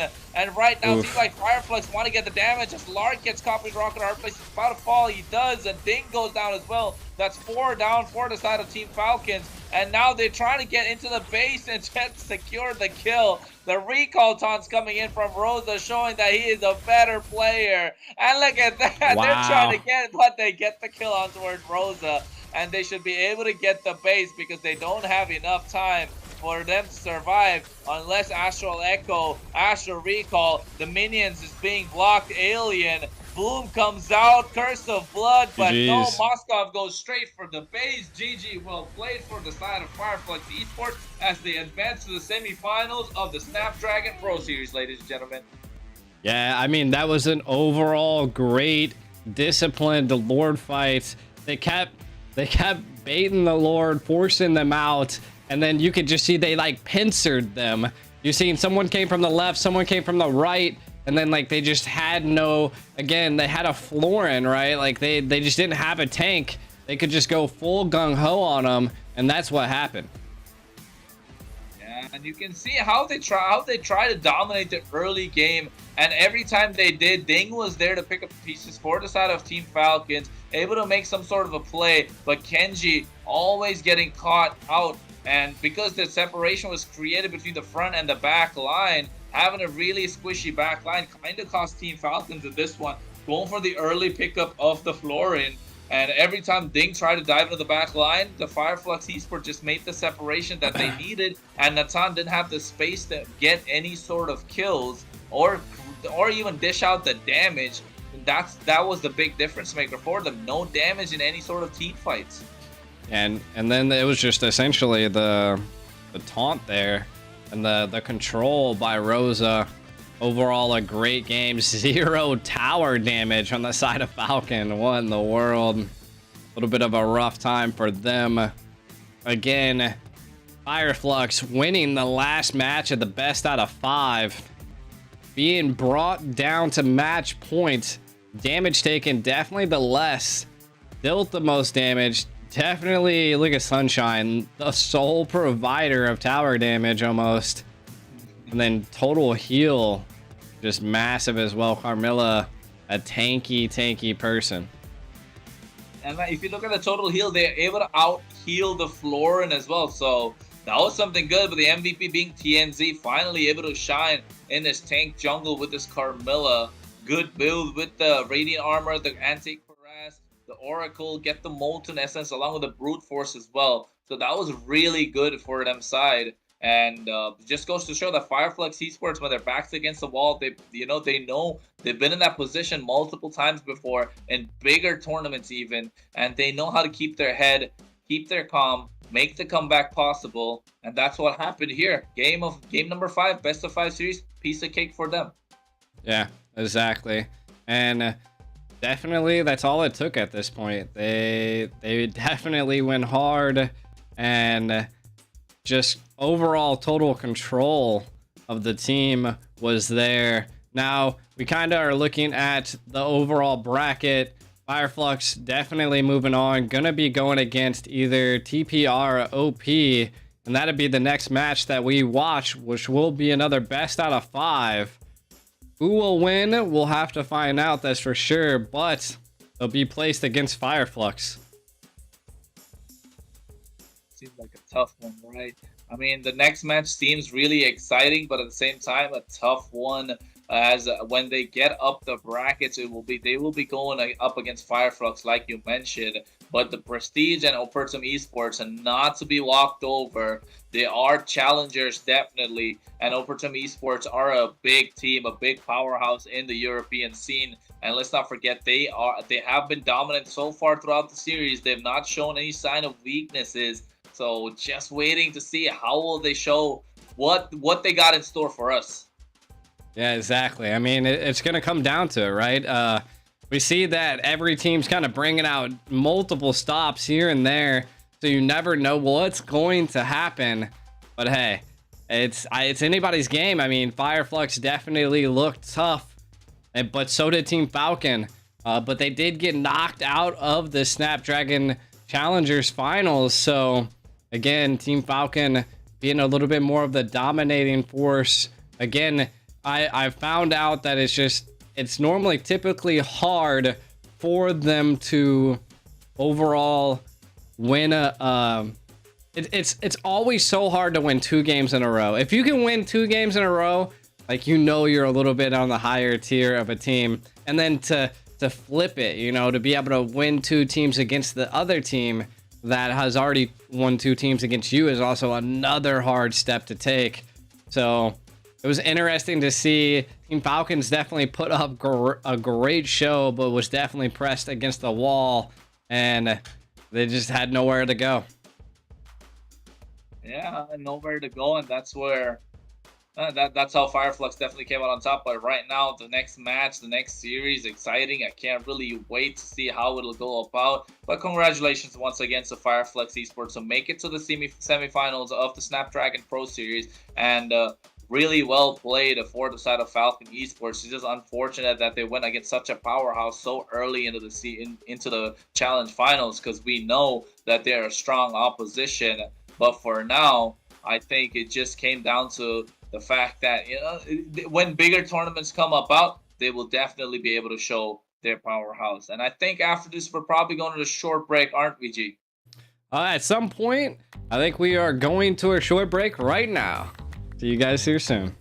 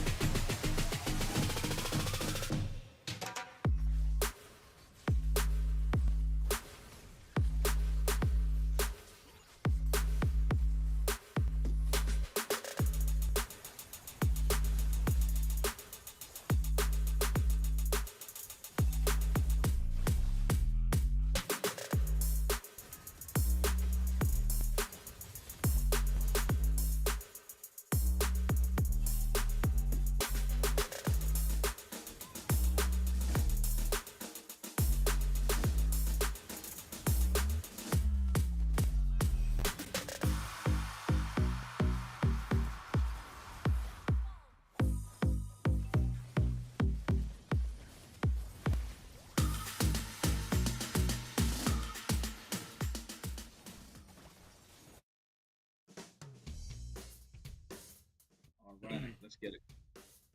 Getting right back into it. Not too long of a break this time around. Again, this is the Snapdragon Pro Series. We're going to be getting into the second best out of 5 tonight, which is going to be an amazing bout.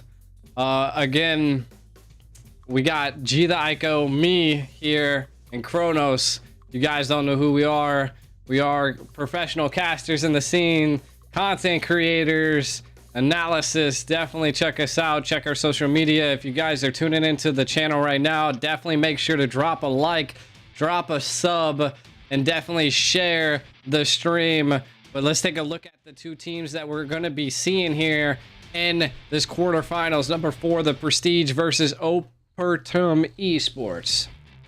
Yeah, Prestige versus Opertum Esports, two strong teams going up against each other, and both from the EU MENA side as well, if I'm not wrong. We got for Prestige Moji, Faraway, After Dark, Xiao, Asmo, and Kutsi, who might be coming in from the sub position as well. But at the same time, on the other side, for Opertum Esports, I believe we should have Vlados, Jan, Laito, Paguski, Sensei, Sombra, and these guys are just great players, absolutely both. One from Turkey, one from EU side. So just making the confirmation, and they've been playing really well. And look at their highlights from their previous games. You know, Opertum just given the chance to pick up the Herod, and they were a dominating force. And Prestige, when they have this Roger in the goal lane, they're able to snowball to make their big comeback. So you know both the teams love their goal laners. They love to prioritize their goal laners. Once their goal laners get going, it's really hard for them to stop. And it all comes down to how will they go about in this entire series, because we know goal lane is the carry. That's why we call them the ADC, the all damage carry, right, G? So it comes down to how will they be able to prioritize that particular position, and of course the EXP laners making the right plays at the right time. 100%, and it's just going to come down to that Prestige showing definitely good domination in their tournament, as well as Opertum Esports. As you can kind of see, it looks like Opertum Esports is a little bit ahead compared to the Prestige, and you can definitely see it's just coming down to the gold per minute and then the damage per minute. So we're probably going to see a little bit more of a team fight and more an aggressive approach taken by OP versus Prestige. So we'll have to see once it comes into the game on what they like to play, and you can kind of see their most picks and their most bans here on screen. Yeah, I mean, I like that Fredrin, the Charizla most pick on the Opertum side of the Prestige. We'll be looking to counteract that and see not to give away those big power picks for the other side, because we know for a fact that the Rizzler has been a dominating factor, right? You call him the Rizzler for a reason, because you never know. All of a sudden, he just dives on towards you with that big hammer, and he likes swinging. But at the same time, the Fredrin, again, have been a dominating factor in the jungle. So it just goes to show how important it is for their front line to make the difference for the side of Opertum Esports. And at the same time, for the other side, the Prestige, they love their goal lane picks. They like giving the Roger. They like the Roger to scale, and of course the EXP laner will be looking to make the difference in this series as well. So it just goes to show who's gonna come out on top. Is it gonna be Opertum Esports? Will it be the Prestige? I know one thing for sure, G, one or the other. We definitely have a great series on our hands, and yeah, it's gonna be one cracker of a series for sure.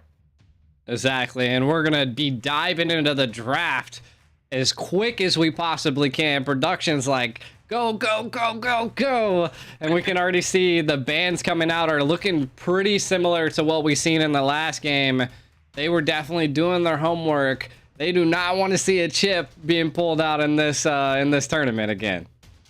Yeah, no chip, no Lu Yi. On the other side, the Prestige done their research, did their homework. Yes, Herod's OP, but at the same time, with that little nerf he got hit with, still possibly, you know, not banned material all the time, but don't want to take the risk because they know on the other side, Vlados is really comfortable on this Herod, and it just goes to show how how dominating will this team be, and what will be the difference maker. Look at it. I told you about the Roger. Opertum Esports did their homework. Take out the Roger as well. So now the comfort picks are all off the table. And now, if anything, just take out the Fredrin on the other side for Prestige, because Opertum Esports love the Fredrin, love the Rizzler, and I don't know which way it's gonna go, because the draft seems to be 50-50 so far. The teams have done their homework. I just don't want to see the Fredrin being given away. That's all.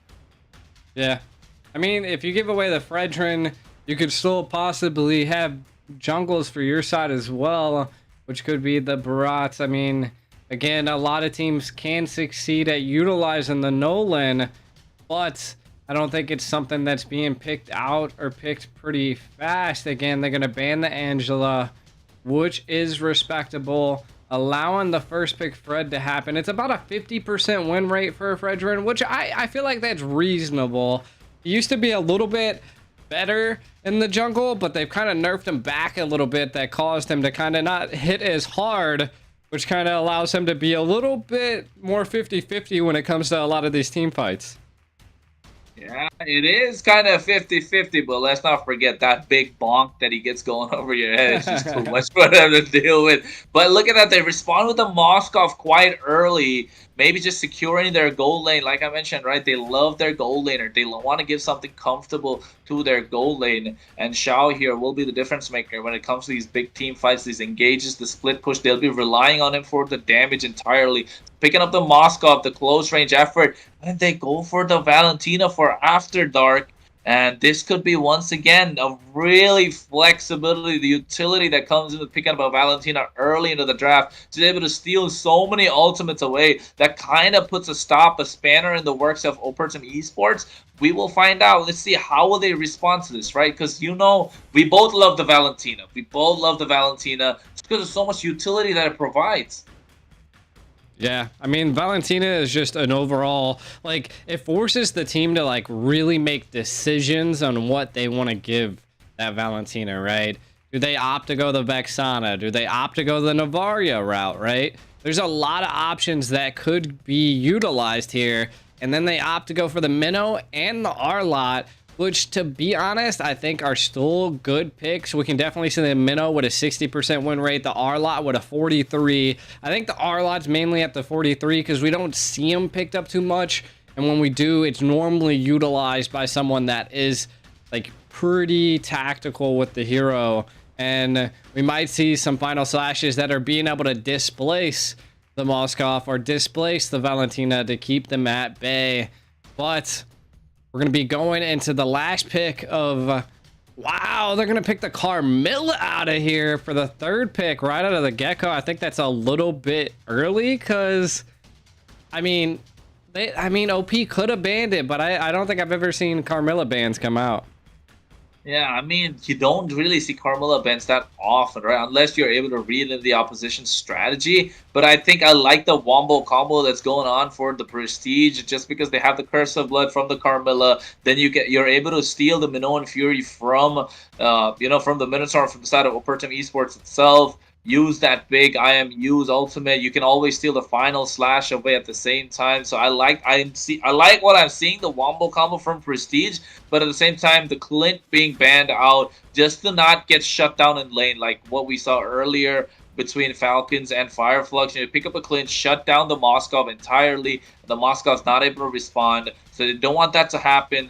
Want to make sure Shao has a good laning phase and able to transition that into the mid game and the late game. So taking out the Clint, the Xborg being taken off the table just because you don't want to shut down this Fredrin. So yeah, that's why I understand, like, why would you go for the Carmilla so early? Xborg was still kind of available, but I mean, the Wombo combo, they're trying good to be nice. I'm trying to stay positive. You're definitely teetering over there. You're definitely teetering. Hey, it's all right though. You never know. I mean, right now, the biggest thing that I can say is the Carmilla really synergizes with heroes like the Moskov, right? Not only that, they haven't banned the Edith yet, which is another good synergy with Carmilla. And of course, if Lo Yi was there, it would just be utter domination at that point. So I wouldn't be surprised if we don't see an Edith picked up here, because you're going to have something that can compete with the Minnow. But again, I mean, Grok is always a good option here because it forces teams to jump in, jump out, forces out a lot of that utility. There's still great options available for the Roam. And to be honest, this Carmilla could be Roam. Yeah, I mean, it could be flexed to the Roam position. I agree. I like a Carmilla Roam as well. I'm not against it. But the Yuzhong being banned out, so they definitely trying to pick some squishies on the other side. But the squishies are not going to be the Vexana, not going to be this Clint. It could be the Natan. Usually when we see the Moskov being picked up, the Natan is going to be on the other side. But for now, to start securing, yeah, the Benedetta comes out. When was the last time you saw a Benedetta? Always action-packed. We see it like dashing around, getting those kills. Electo final blow, petrify. You never know who's going to survive. You never know who's going to go down, especially with that eye for an eye. Just to reverse CC someone, that level of skill being showcased here in the Snapdragon Pro Series quarterfinals against two big teams who are equally matched, Europe versus Turkey. Oh my god, I know it got the crowd going for sure. I think they forced OP into a Natan pick, which is why they picked up that Benedetta. So they're really thinking about what they want to go with. I mean, they forced it into it. You could literally feel it and see it. And why would they? Don't worry, I guess it's Benedetta, you know. They double forced them. Two great backline heroes into a Benedetta. That is just going to be pickings waiting to happen for Prestige. Their last pick, is it a jungle? Is it a roam? What are we going to see here? Hey, next thing you know, it could be Benedetta in the jungle for all we know, because the way it's been going about.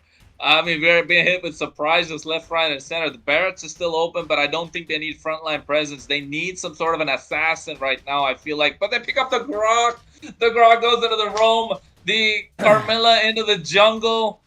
And the Benedetta in the EXP lane. Or it could be Grok in the EXP lane. Nah, I'm just kidding. It's Grok in the front position. I was just trying to confuse everyone right here. But looking at the draft, G... For sure, I think what you mentioned was right. No, I was saying the Natan is good, and you said they were forced into it, and I feel like that might be the difference maker because the Prestige definitely have the mental going strong into this game number 1 in the best of 5 series. So Opertum Esports need to find a way to understand their position and make sure that they're still able to dominate the late game, because we know Natan in the late game is like a monster. He starts doing true damage after he builds the Holy Crystal, the Divine Glaive, the Blood Wings. He just started doing true damage after that point because you cannot tank that guy. He's an absolute late game monster, but how will they be able to transition to that part? And at the same time, how will they be able to utilize this early game that they have to make sure the transition goes smoother for him?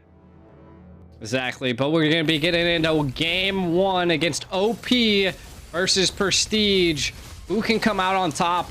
Who can be victorious here? I will say that, I mean, either side, it could come down to it. Both drafts are pretty decent. I think it's going to come down to execution by this Benedetta. Is she going to be able to pierce the backline? Is she going to have that concise target to be able to dive in on the Natan or the Navaria? And again, the opposite goes for OP. Can the Navaria or the Natan bait quite a bit of what the Prestige has up their sleeves? Again, the R-Lot is one of those wild cards that key plays can be made. They also have the Minnow, which the Minnow's rage and the support into the mid to the late game could be detrimental for the side of Prestige and be with the ace up OP's sleeves. So we'll have to see here. And then also the Valentina, just a big difference maker at the same time. So could be it's just 50-50 at this point. It all comes down to the micro skills and the macro map management that they got going, especially with the fast clear of the Grok on the side of the Prestige. Could be a difference maker when it comes to going in towards these rotations and the rotation speed as well. So the turtle about to spawn about like 20 seconds right now, and we want to see the big plays being made, and that comes from Asmo as well as Paguski. Exactly.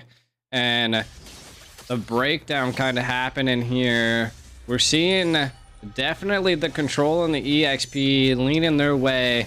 This is going to be a 4v4, it looks like, possibly for this turtle.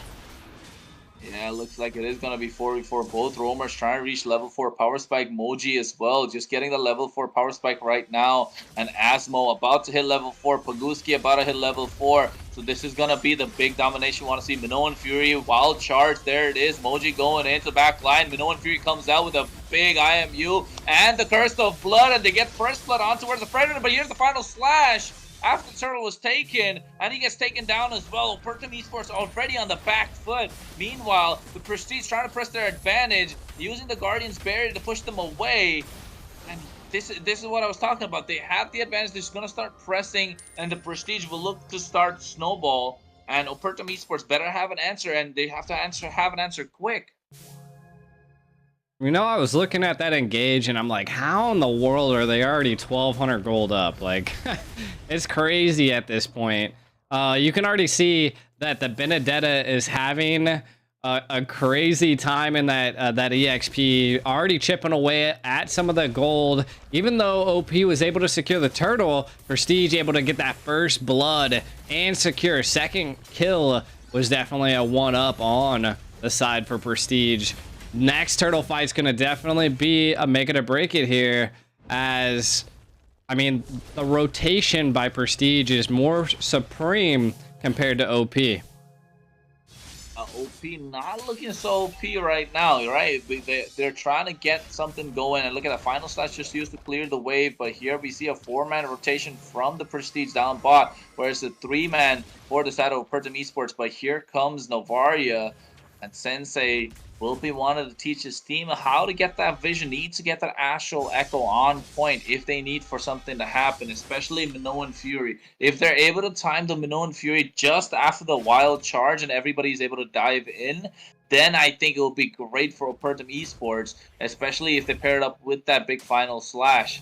But apart from that, the damage isn't really there in the early and the mid game. It just comes if this Natan is able to scale. But here will we see, look at that. They try to catch Laito off guard. Moji here trying to bite off more than he could chew. Guardian's Barrier coming out. The Electro final blow just to get out of harm's way. And it seems like the turtle is just up. Without those big ultimates, it could be a big change in how this tide could turn. Exactly. The next turtle being the Tidebringer. Can Prestige apply pressure? Yeah, there's the Minoan Fury. Wild Charge being used. Both IMUs Minoan Fury as well. An eye for an eye to catch them off guard. Curse of Blood was used, but they get Paguski. That's the first one to fall. Meanwhile, on the backside, Laito falls down as well. And now Fredrin looks to get caught in the rock or hard place. He's about to fall. Moji with a double kill. An absolute monster with his Benedetta.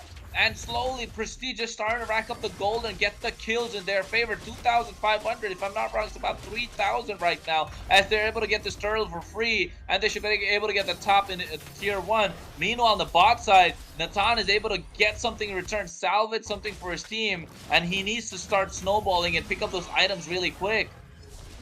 Yeah, I mean, Natan's about the only leg that OP has at this point. A good 4,000 gold lead secured by Prestige. 0-5. Now, that can change in a blink of an eye, right? If they're able to shut down after dark, Moji, we could see a little bit of a tide turn there. Looks like they were trying to do something here. Osmo applying pressure onto OP's jungle. Kind of looking at some of the items here. Natan picking up the feather already. And then Corrosive Scythe already being picked up by Moskov. So both secure some key items into the gold lane, but Moskov definitely controlling more gold, even though he lost his tower early. But a wild charge. Yeah, look at that Curse of Blood to slow them down. Spear of Destruction catches the Fredrin. And now here comes the Cavalry with the big final slash and the Minoan Fury. But everyone's able to flicker out of harm's way. Only Asmo got caught, but they don't want to deal with that big rock. At the same time, top lane, the lane being proxied by Moji, and they're able to get that tier 2 turret on top lane. Yes, they are. Might trade for their life, though. Moji's too quick. Able to get out of there with no problem. Again, the Natan hitting a couple TPs in the middle, trying to power up. He's going to need those power spikes if he's going to fight Prestige. Again, Looks like a little bit of a cheeky plays are happening here. The little, what I like to call Oreos happening on the bottom lane. Didn't really need to Oreo anybody, though, besides the tower. OP attempting to gain position here. But again, I just think that I don't know if they have an answer here for Moji. The damage is just too much, and he's able to catch someone. It could be detrimental for the side of the Prestige. The next turtle take, we've seen this happen 2 times in a row. Does history repeat itself? Is OP just gonna give up the turtle or give up their life? Yeah, that's been the story so far. Look at how Asmo's just zoning them away and providing so much damage. Moji as well, going in quite deep. He has the eye for an eye, just misses it this time. He gets caught, and they get the turtle once again, but don't give their life up for it, unlike last time. And the Prestige kind of looking prestigious right now with the way that the map is going. I can see most of the side is just red. Yeah, they're not making many mistakes on the side of Prestige, but OP is trying to wait for that one moment that a mistake does happen. Again, the overall team count for Prestige is looking great.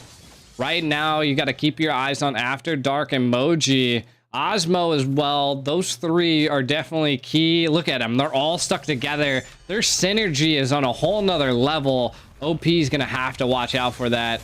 I feel like they need to break the synergy in order to get something here. Might be able to get a final slash to displace them. Kind of putting them into the place they don't want to be. Minnow's Rage!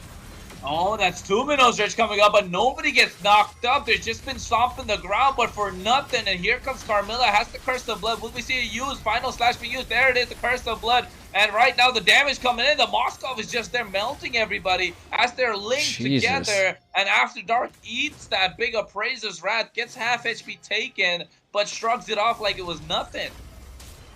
Yeah, I mean, when you're After Dark, you're not after anything but a kill, so you survive everything that's thrown at you. Kind of looking at OP. You got 37 seconds to the Lord, the first Lord into this game right now. You can already kind of look at the gold leaderboard. Moji and Moskov securing a lot of the gold. Again, the sole survivor of OP at this point is going to be that Natan. They have good control over the map. The vision's there, but I just don't know if they have the burst ability. Osmos wall charge just goes wide. A little bit of a cheeky conceal play. They were looking for the Natan, zoning them out of the Lord pit at this point. That top lane's being controlled by minions. What are they gonna do? I feel like this is gonna be a decent fight. To be a good one. Asmo's not afraid to just get a single target with a wild charge even, right? We saw that he committed that onto Wertian, and I don't think he's afraid to commit that once again. And look at how he's zoning Asmo, just so much map pressure with this Grok. Guardian's very to block Paguski away. The Lord is getting started, and Shao just melting it down as fast as possible. And now we want to see this big Minoan Fury plays coming in, as well as After Dark taking that away using the IMU. The Lord is about 12,000 HP. The taunt coming in. There's the Minoan Fury. Doesn't catch anyone. And here comes Paguski's Minoan Fury. They should catch about 3. And there's the wild charge at the same time. Curse of Blood being used. Natan with the entropy, but gets melted down. That's double kill going on towards Moji. Triple kill. But he gets shut down. And there it is. Moscow coming into the back, able to dish out the damage, but does not get the kill. And right now, look at that. They kind of pincered them off. Sensei will fall. And Natan is the last one standing. They just stood there and took it. Oh my god. Yeah, at this point, it's a full 5-man wipeout for the side of Opertum Esports. And the Prestige looking loud and proud and quite strong so far. 11 minutes in the game, 10-1 kill score. Ooh, what do you see that Opertum Esports got to do, G? Yeah, I mean, right now, they just got to defend their towers. A lot of the passives are going to be procced as the lanes are pretty much synced up. The Lord barreling down the top. A big fight possibly could break out here. They're trying to get as many minions as they possibly can. A conceal play. Let's see. Osmo does not have the wild charge, but he wants to see something come out. And Moji's been the difference maker. Goes for the taunt. The Despair Stomp coming in from Paguski as well. Just picks up the Dominance Ice. And the mid lane inhibitor just barely standing. Just needs one sword of damage. There it is. The final slash. Oh, I thought he was gonna splash with that big stomp coming in, but just not committing so far. That's because that's the Benedetta, and they need that shutdown as well. Yeah, it does seem like Prestige was a little discombobulated there, if I'd have to use a word for that, right? Like, they were able to crack into the base, which I still feel to be a good go. A triple kill on the Lord, but Moji did get shut down by the Natan. Again, the sole provider, the one leg that OP has to keep them standing at this point. Again, it's really, he's the only person that's going to be able to mount up a great defense, and that's probably why they were able to keep, I mean, 2 out of 3 of their inhibitors at their tier 3, which, I mean, it was a good go. As long as they cracked into the base on the first Lord, I feel like that's a win for Prestige. Yeah, that was a really good one indeed, and that was not even Luminous Lord, right? So they made the most out of it, and Laito, I think, has been kind of underwhelming on this Arlot 0-3-0, if I'm not wrong, and going against Moji, the difference has just been quite a lot because of the way that the Moji is able to dive into the back line. If you haven't seen any special, flicker final slashes come out yet, and let's not forget, Paguski has been missing on this Minoan Fury quite a lot. And that's been the difference maker, because Asmo is just waiting for the Minoan Fury to go up, and once it goes up and the rest of Opertum Esports are ready to dive in, that's when the wild charge comes out and everybody's just caught off guard. And then the Curse of Blood, and the rest is to follow, and everyone just starts getting melted one after the other. Exactly. And right now it looks like they're gonna be able to secure the red buff, and they give it to the Natan. Like I said, really the only person on the team right now that can keep OP standing. Might as well give it to him. They looks like they might be able to get the blue buff as well. They're zoning really well for this Lord pit. I don't think there could be too much of a play here by OP. They might just have to mount up another defense. I'm actually super surprised they reset the Lord there. I mean, they had pretty much good control here. They're filling it out. The Moskov kind of being poked and probbed. Look at the 3-man pincher control. Again, this could have been a little bit of a tactical play, because if I'm not mistaken, they delayed the Lord. They let the minion lane come out so the Lord wasn't as fast, forcing them to be able to build up enough minions to be able to see the Lord come a little bit later. Being able to sync these lanes is what their overall goal is. And you can already see the lanes are being synced. Their next objective, take these 2 towers out, maybe get a team wipe, and be able to end this game here.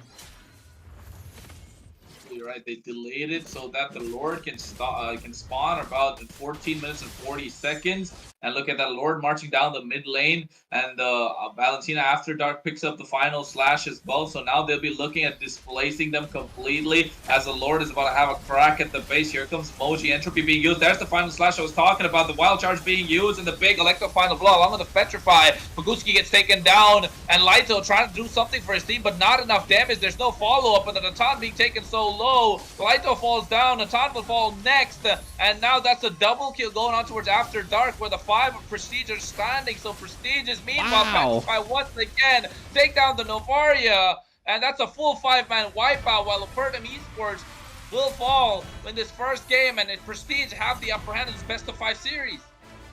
That was crazy, right? One kill to 14 is all we've seen in this game 1. Victorious coming out by Prestige. Definitely well done here, as we see in the Snapdragon Pro Series. Kind of taking a look at what went down here. What a gold lead secured by the team. Kind of taking a look at some of the highlights. They said the numbers aren't important. Here, take a look at what happened. I mean, it was absolutely monstrous, right? Especially Moji. It definitely has to be the MVP for me. It's from the early game, the mid game, the late game, the emojis, the emotes diving to the back line, everything. And this is what the difference maker was. An absolute monster with the triple kill. Yes, gets taken down, but does the job for the team to peel him away. And Xiao just here coming in the end and not letting the goal laner Natan just get anything in return, and Vlado's just had a tough time there. and clear victors on the side of the Prestige for game number 1 in this best of 5 series. As you can see, the damage dealt from Moji is 39,000. That's your EXP laner. That's quite a lot.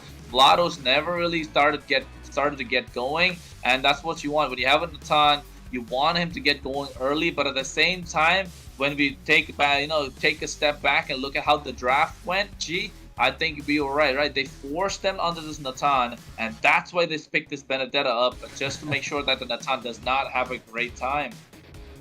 Yeah, I mean, it was great execution, great overall draft. Prestige definitely won the early game there, and you can already see Barway over here with 87% team fight participation, 1-0 and 12. What a game from a Carmilla. Just kind of picked third as well, which was kind of, I thought a little too early, but they definitely pulled it out and went ham with it. Again, synergized really well. I think it even synergized really well with the Benedetta, if I'm not mistaken. And no one could get away from Moji. Moji, to be honest, like the secret warrior in the back that really didn't get to shine. But man, that EXP was the first to fall, so... Yeah, it was an absolute monster. I think you cannot talk about that game unless you talk about Moji. And we were saying, the Carmilla was so well. We found a way. We were looking on the positive side as to what the Carmilla can bring to the table, and we spoke about the Wombo combo, and that's what they pulled off. And Opertum Esports just didn't have an answer for that. And I mean, really well played from the side of the Prestige, but now it was only game number 1. Opertum Esports definitely back to the drawing board. I'm gonna see what they're gonna chalk up right now to bring for this next game, because it's a best of 5, and I think for the previous series went all the way to game number 5. I have a feeling this one is gonna go all the way as well. Yeah, I mean, we really didn't get to see OP shine too much into that game. I mean, it was just overall Prestige went really hard on the draft, kind of forced OP into the position they wanted them in, and now OP sent back to the drawing board, right? And again, I've seen tides turns, I've seen the flick of the switch like no tomorrow. So all it takes is one really good draft, one bait that comes out into the draft phase that can make it or break it for a team. We just seen Prestige do it, so OP can do it as well. Both teams got the grit. They've made it all the way to the Challengers Finals for a reason. It's there for a reason. They're the top teams that made it out of all the brackets from Turkey, from MENA, from EU. So they're definitely not to be underestimated, because this is the quarterfinals indeed of the Snapdragon Pro Series VSL tournament.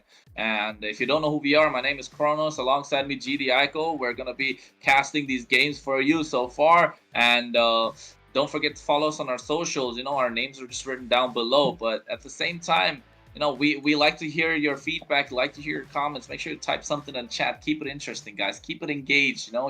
You got some sort of giveaways that happen in GD Aiko's channel. You got to get mobile MLBB's channel going up and running as well. So let's give the other channels some competition. But for now, I think the competition should be coming from Opertum Esports, because if I'm not wrong, we're going to be getting great. So, look at that. We have an interview come out, I believe. I wish we could understand what they're saying, but no, unfortunately, we cannot. In this meta because We don't know. He's speaking in English.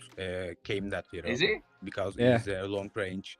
He's a very strong in meta because damage is very You can't? powerful. I think No. Turkey teams are so good because Alright, we they are can hear it better though, SOG. so. It's a pro team I for will. Turkey, and Oh, I yeah, don't he like is. it, Arabics and Europeans game because they are so bad at, I think. My team does not prepare or care about scrims and practice because we are better than them. And I think Flux it won this tournament because they are so good. Desteklediğiniz için çok teşekkür ederim. Zaten Türkiye'de 4 tane takımımız var. Her türlü iyi bir başarı elde edeceğiz. Unutmayın. Burada biz sadece kendimiz için değil, aynı şekilde Türkiye için de savaşıyoruz. Desteklerinizi bekliyoruz. You heard it. Dang. Wow. I mean, the heart is right there, man. Supporting the country, not only supporting their team, but supporting the country. Turkey, again, shows the grit, the grind that comes with esports teams like this.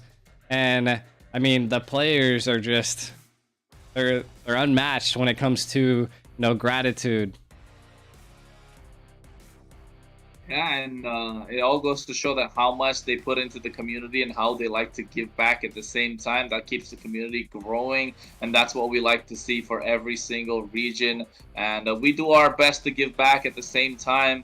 And don't forget to make sure to like and subscribe to the channel and give us a shout out on our pages as well. Because, the more you help us, the more we are able to help the community whenever possible. Because now, folks, I think when we look at game number 2, what do you think Opertum Esports have to do, G? Because clearly they didn't have any sort of, advantage. No particular way for them to shine. I don't think we even saw a glimmer of hope, right, for their side so far. But what do you think they got to do to make sure they can make that big comeback for this one? Well, right into the drafting phase here, we can already tell that they banned the Benedetta, so I feel like in their drawing board on the whiteboard they were like, yep, not gonna see this one here. Yeah. But they got to remember that they can't just ban stuff because they're scared of it. They have to remember that there's still key heroes that are available, right? Like, do we see the chip slide through? Do we see the Angela? I mean, the Fredrin, there's still a lot of major opportunities that you know, I don't know if it be a panic pick or just, I don't want to see this anymore pick or ban.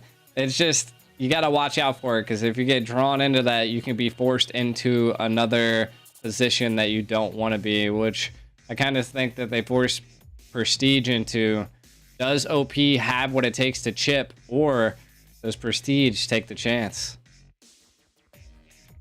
So that right, they ban out the Fredrin. Now we have the Angela open, the Matilda's open, the Rogers available, the Barretts is available, the chip is available. What if they just decide just leave everything open, let the chip run for free, and then pick up whatever comes in with that on the other side? So really sure, but I think they should be looking to ban out the chip right here, because he's just too much just to give away. There's too much mobility, too much team fight presence, a lot of split push capability. The map pressure is insane. The aggressive early game can be capitalized on. But they ban out the Rogers and let the chip slide through. Yeah, I mean, could come down to it that OP just doesn't have what it takes to chip, and it's kind of, they can see that at this point. Now they go the Angela route. There's quite a few options, man. Oh, jeez. The speed with which they just locked, they were just pressing the button like, yeah, I want that. Oh my god. They just like the chip and the Moscow. They just set the trap. They set the trap, and then they just pulled the shade right over them. Chip with the Moskov. They don't care who you pick at this point. They're not scared. Yeah, I think, yes, I understand the Angela as the first pick is really strong. You want to make sure you pick it up. But at this point, at this phase, the chip is the one we like to see. And you can see GDI already shaking his head because the Baksha is being pulled up. And we've said this multiple times before. The Baksha-Angela combination is not what it used to be, folks. Just because there are so many counters to the Baksha. One of them being the Moscow that's already picked up on the other side. Yes, the Edith makes sense, but again, you're losing out on so much damage potential that could be there, whereas the Moscow out damages all three that are already there on the other side of Opertum Esports. Yeah, and I kind of looked up a little bit of the team members on Prestige, right? After Dark has been in a lot of major tournaments, and even in M3, so again, their mage is something you don't want to mess with, and they're not even targeting the mage a lot. So again, that's why we've seen such a well execution by the team in that Valentina last game, and now you're going to be dealing with a Faramis. You thought your box shit could do anything? Not at this point when there's 3 health bars that could be possibly put onto the field. Along with the fact that chip with a shortcut is just gonna come through just when people are about to die. The Faramis pops the big nether realm. Yeah, I thought this looking bleak already, isn't it, G? After the trap was set, it's like a mouse trap. There's the cheese, go pick it up. Yes, they did, and next thing you know, they got caught, and the other side just picks up the chip. Yeah, and the Claw being taken off the table just because it kind of counters the nether realm can be a good late game presence. But then again, I don't see a way. they're trapping them to that big Natan pick on the gold lane because the Claude is being taken off, the Yuzhong's being taken off the table, and now what are they going to ban off from this side? Maybe the Barretts, just to make sure the frontline presence doesn't exist anymore, or maybe the Martis even at this stage, right? But or even the Carmilla maybe, just because you can see it happen. But yeah, the Martis being taken off, but now they're forcing them onto a Natan again, and that's stacking up a lot on this magic damage. The Rizzler, how can you let the Rizzler go? He's just gonna dive. Big flicker penalty zone. Yeah. And not only that, they have last pick, which is going to be the jungle, which means that they might not have a proper counter for whatever jungle they attempt to roll with. Irithel, second time, 2 times have been picked up in the tournament. I actually don't remember seeing one at all. So interesting to see it being picked up here. I could see how it could be a major play, but we'll have to see. I think Prestige kind of still locked them in. Moskov definitely gaps Irithel. What is the last thing? Lapu. 7 times picked and a 58% win rate. Not too bad, not too shabby. But again, I think they're really lacking damage unless like Sensei actually focuses a little bit more on hybrid versus full defense. So we'll have to see how things roll out here. Literally, as Boxia is going to be in the battlefield. I don't know. Last pick here. Carmella? I can only imagine. Fanny? Oh, geez. You think Prestige got what it takes to play a Fanny? I mean, I'm just saying, because they're both European teams. The ping shouldn't be making much of a difference. I don't see any sort of CC to stop it apart from the Edith. Yes, the chain CC is there, but this could be a Fanny game. An assassin could be coming out from their side, but they go with the Barretts just to be safe, right? Don't want to risk anything. They won the first game. Just let's take a clean 3-0 and move on to the semifinals without a lot of stress. But at the other side, you know, I like the Angela Irithel combination. It was almost unstoppable about 2 seasons ago, but that was 2 seasons ago, and now we want to see how will they get the damage. Yes, the Irithel and Moskov kind of debatable in lane, but you know, it all comes down to how these micro skills will translate into the game. And looking at the draft, G, what do you think? Who's gonna come out on top? Oh, well, you already know my take on an Angela Boxia, so I'm not even going to go with OP at this point. I think I'm going to just keep my vote on Prestige. They're looking really good. I ultimately know their players are a little bit more seasoned compared to OP, so that's where my vote lies in this. But, I mean, this would be game 2. Like you were saying, it could not be a ping problem with these two. So we'll have to see as we see OP going against Prestige in game 2. Will Prestige keep this stride, or will OP step in front of them and take them off the road of Prestigeness? We want to see how they'll make the comeback, but at this point it's looking a little bleak. Look at that, the Rizzler already there making his presence felt in the opposition jungle, and Opertum Esports definitely gonna feel that pain when it comes to this, because the Lapu Lapu can't really do much at this point apart from steal that creep away, and he's gonna be stealing it away from his own jungler. So look at that. Right now, Shan is going to have a tough time when it comes to scaling into this mid-game phase to have the Tortoises Poisson to provide some sort of damage here. Shadow Stampede, was that the Purify? No, it was not. But now, the Barretts trying to steal that away. They get caught with Shield Unity. Earth Shatter comes in. There it is. Crash Course able to flicker out. The rockets are there. Shadow Stampede to pull them back. And no, there's no fights, just the trading of HP. And they both back off. Yeah, but the pressure is still being applied by After Dark, forcing a lot on them out, but Sensei being pulled through the wall. An aggression by Chip here. 3-man gank. And that is first blood, folks. Going in towards the side of the Prestige, and that is what the Chip brings to the table. The early game pressure, the early game damage. People don't realize it, but that guy hurts quite a lot. Yeah, and I mean, already look at it. Like, the tree just walked right past. But I didn't even care. Let me help you clear this lane. Easy rotations, 3. I mean, that was a great rotate for the turtle, because you can already see now that is going to be a 4-man onto the turtle. Looks like they're going to attempt to try to clear the bot lane to maybe alleviate some of this pressure onto the turtle, but I highly doubt it.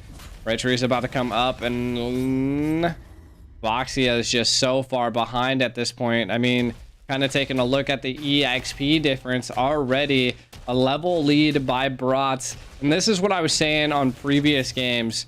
You really have to get this shield from the first turtle as a Brats, because it's going to be the make it or break it. This is how you stay not squishy in the early stages of the game ever since the nerf has happened. Yeah, and you want to let him have that mid game power spike right now compared to the earlier, previous to the patches that just got implemented into the game right now. And the Barrett's slowly gonna be a difference maker, a frontline presence for them to deal with, along with Asmo, just providing so much vision, so much map pressure, and OP just have to realize a way, and they need to find a way to make a comeback, and that should be through the goal in, because you're giving free reign to this Moskov to even get the goal that he needs. And this is a Moskov, mind you, with an Inspire. There is no Purify, there's no Flicker. Usually that's what we see in the pro scenes because you want to have a way to survive. But here, popping the Inspire, I'm going to have basically unlimited attack speed.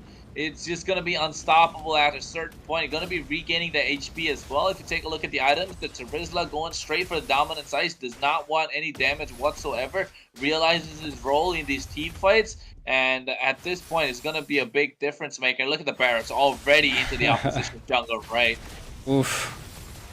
Detonus welcome, banging them up against the wall, the hard guard, but not enough. There it is. The heavy crossbow comes out. The tortoise is pushed on just to get away, and Paguski trying to provide with the primal rat. He gets the kill onwards. The Moskov Shao was the first one to fall, and Asmo will be the next, and they have to back off because the Prestige tried to bite off more than they could chew, and they got caught in that big team fight. I don't know who really got that blue buff, G. I hope you did see that. It looks like the Brats did, yeah. Looks like he got it. I mean, a little bit of a diff happening there as the Moskov did fall, which looks like it's going to be allowing a little bit of a take happening here. We can see the Edith maybe going in. Already attempting to go for it. But look at the chip coming out of nowhere into the top lane. Cameraman does not care about anything but this turtle. The turtle is what's all about. That soup that they want to have, which is in the river pit. Because right now, Shan, as well as the other size jungler, Sonohara, I believe, just trying to get rockets going in, overtime being used. There it is, the primal rat. Will we see come out? No, it does not. Detonus welcome being used. Hard guard is there, but there's the Lapu Lapu providing all the difference. Lighto towards the back line. Asmo will be the one to fall. Shortcut did not help out this time for the side of the Prestige, because you can see Opertum Esports able to make that comeback, and Shan slowly needs to start snowballing right now. But meanwhile, in the top lane, the Moskov took the advantage and made sure he got the turret, but they stopped Moji from recalling, and they pick up the kill. Yeah, I mean, that was a good go. First time I've seen a Boxia actually be useful. Able to get in there, stop the recall, keep them at bay. We'll have to see. I mean, right now we are seeing a little bit of a comeback, definitely leaning in OP's favor, almost looking like the opposite of the last game. We're seeing OP applying a lot of pressure to Prestige. Prestige just not really being able to do too much. Right now, I think that attributes to the Angela at this point. Again, I haven't seen too many key Nether Realms come out. You can already see After Dark's low on mana could be a call that comes through. What I think is going to happen here, though, is when a team comes online, be it OP or Prestige, it's going to be detrimental. Prestige, though only one kill, is still only 200 gold behind OP, so their jungle's quick.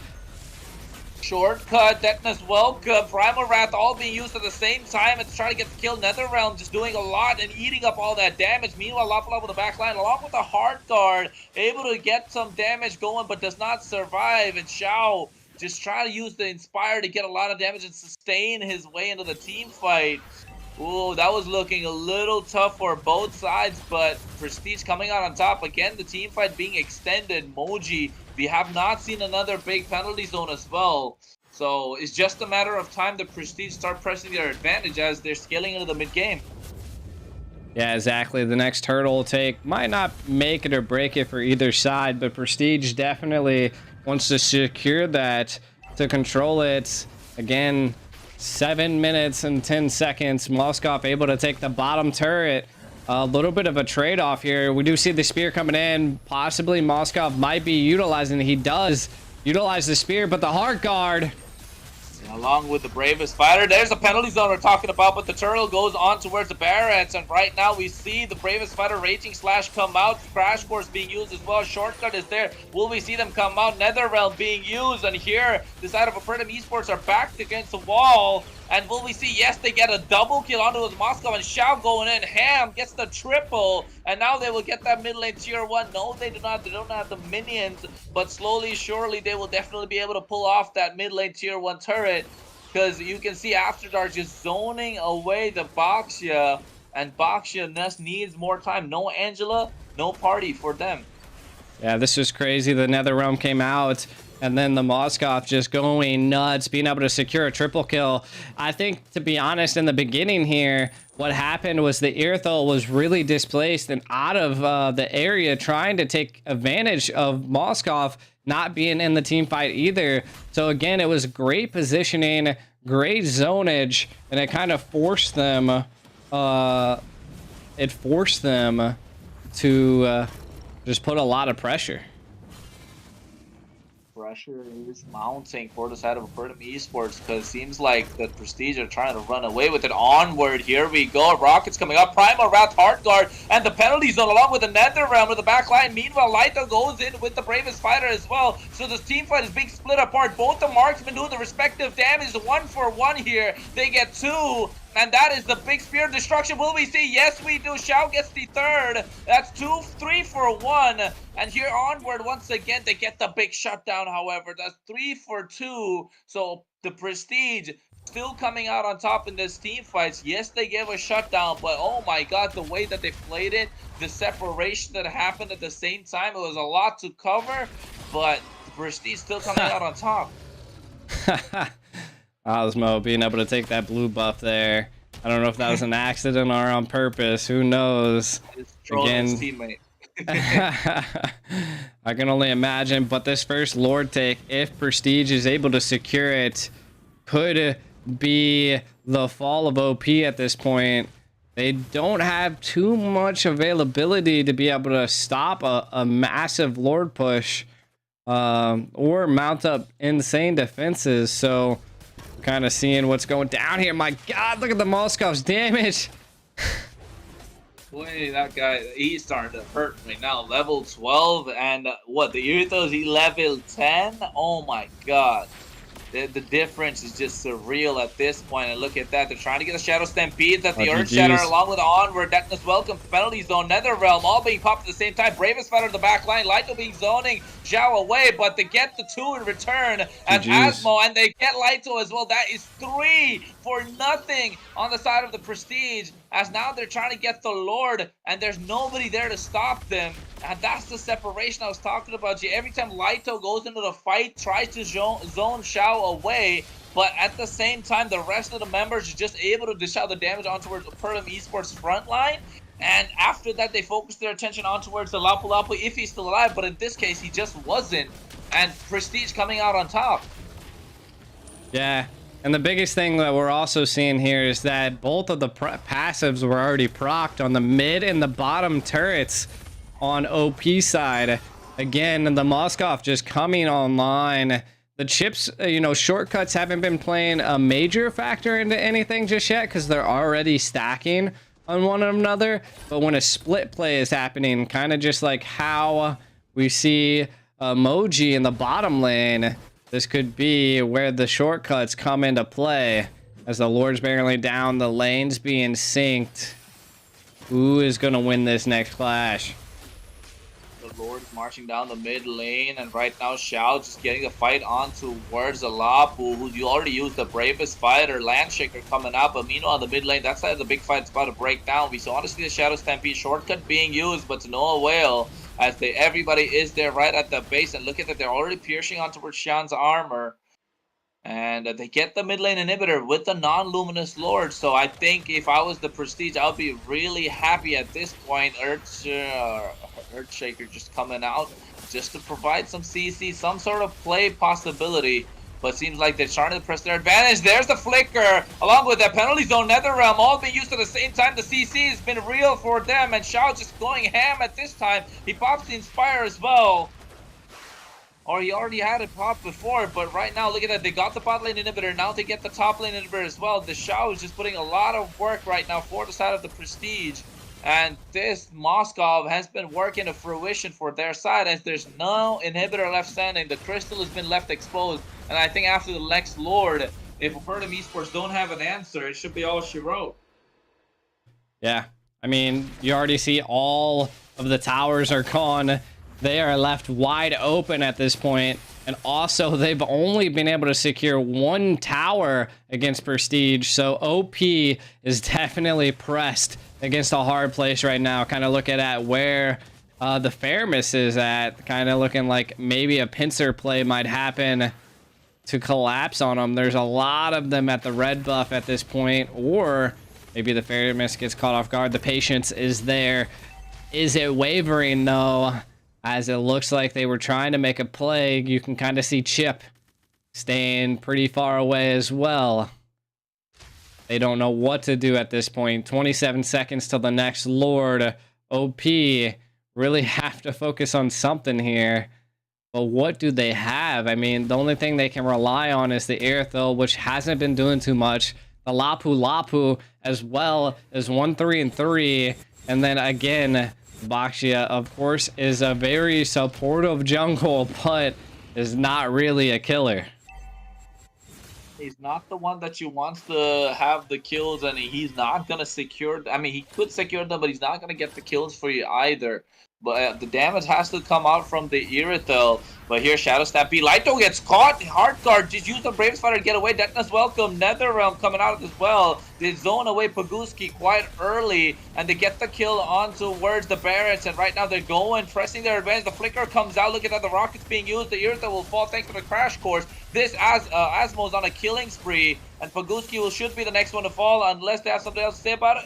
Oh my god. He just was able to get back by the Rockets. But no. And right now, they want to be able to end the game, but they want to get the full 5-man wipeout. I think they shouldn't be doing that because that's the big shutdown on towards Asmo, the Primal Wrath, but not enough to deal the damage. And the Lito will fall once again after just respawning as they're getting straight on the base. And this is the Prestige's game number 2 victory.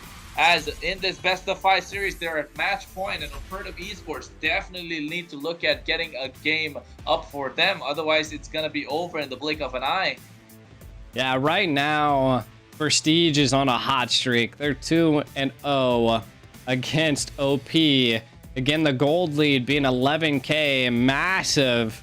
I'm thinking the MVP is probably going to the Moscow at this point. Look at the 10, 2, and 5. Just the overall control we've seen was monster. Again, this is why I say that the Boxia just is not the right call here with an Angela.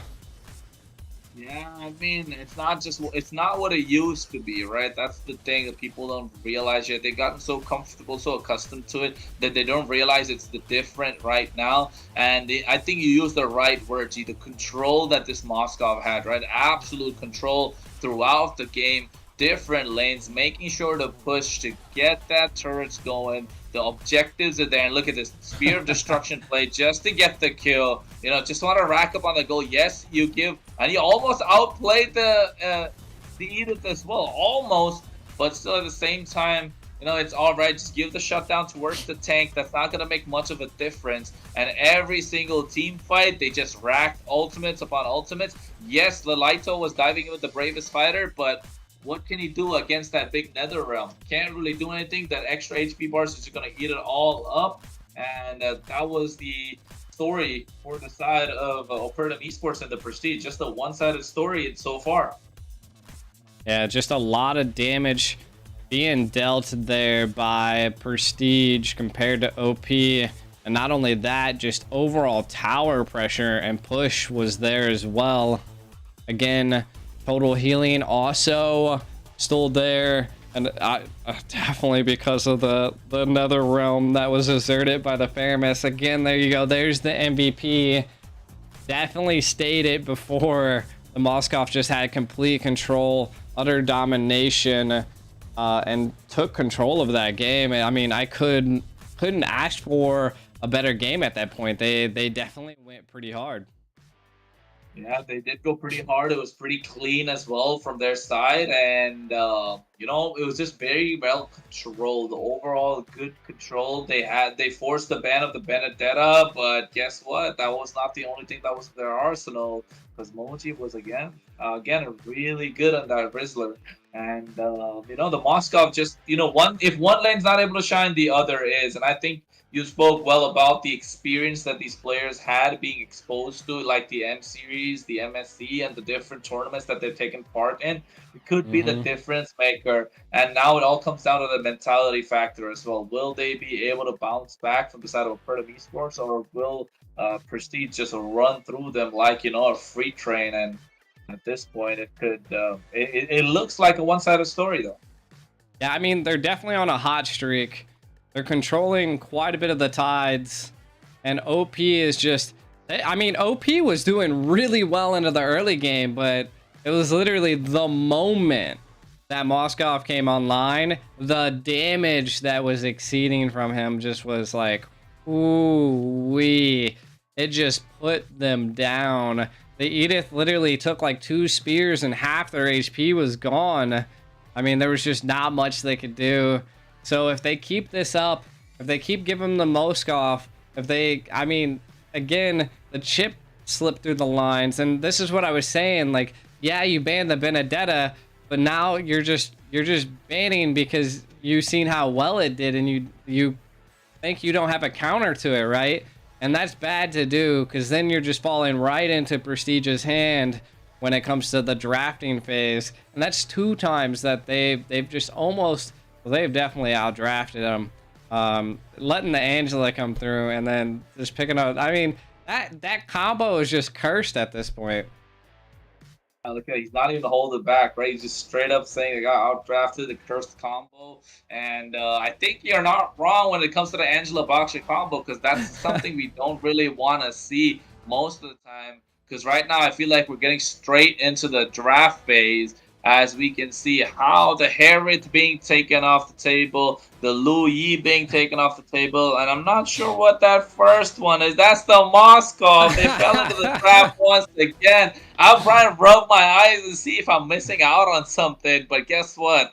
Nope, it's the Moskov that I don't want to deal with this time. So I think Opertum Esports are just tunnel visioning to the fact that they not know how to respond to them. And I think it's going to come down to, yeah, they ban out the Angela, and now they're probably going to ban out the chip on the other side to give away the Fredrin, because I think Fredrin's easier to deal with than the chip, right?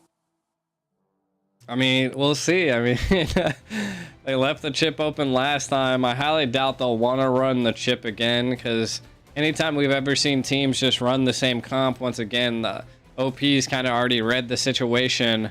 They kind of already know what to do. And again, this is them. They're really thinking about it at this point, and it's good to see a team think about it. They could force them into possibly picking the Benedetta again. I mean, you said the Rizzler's at it.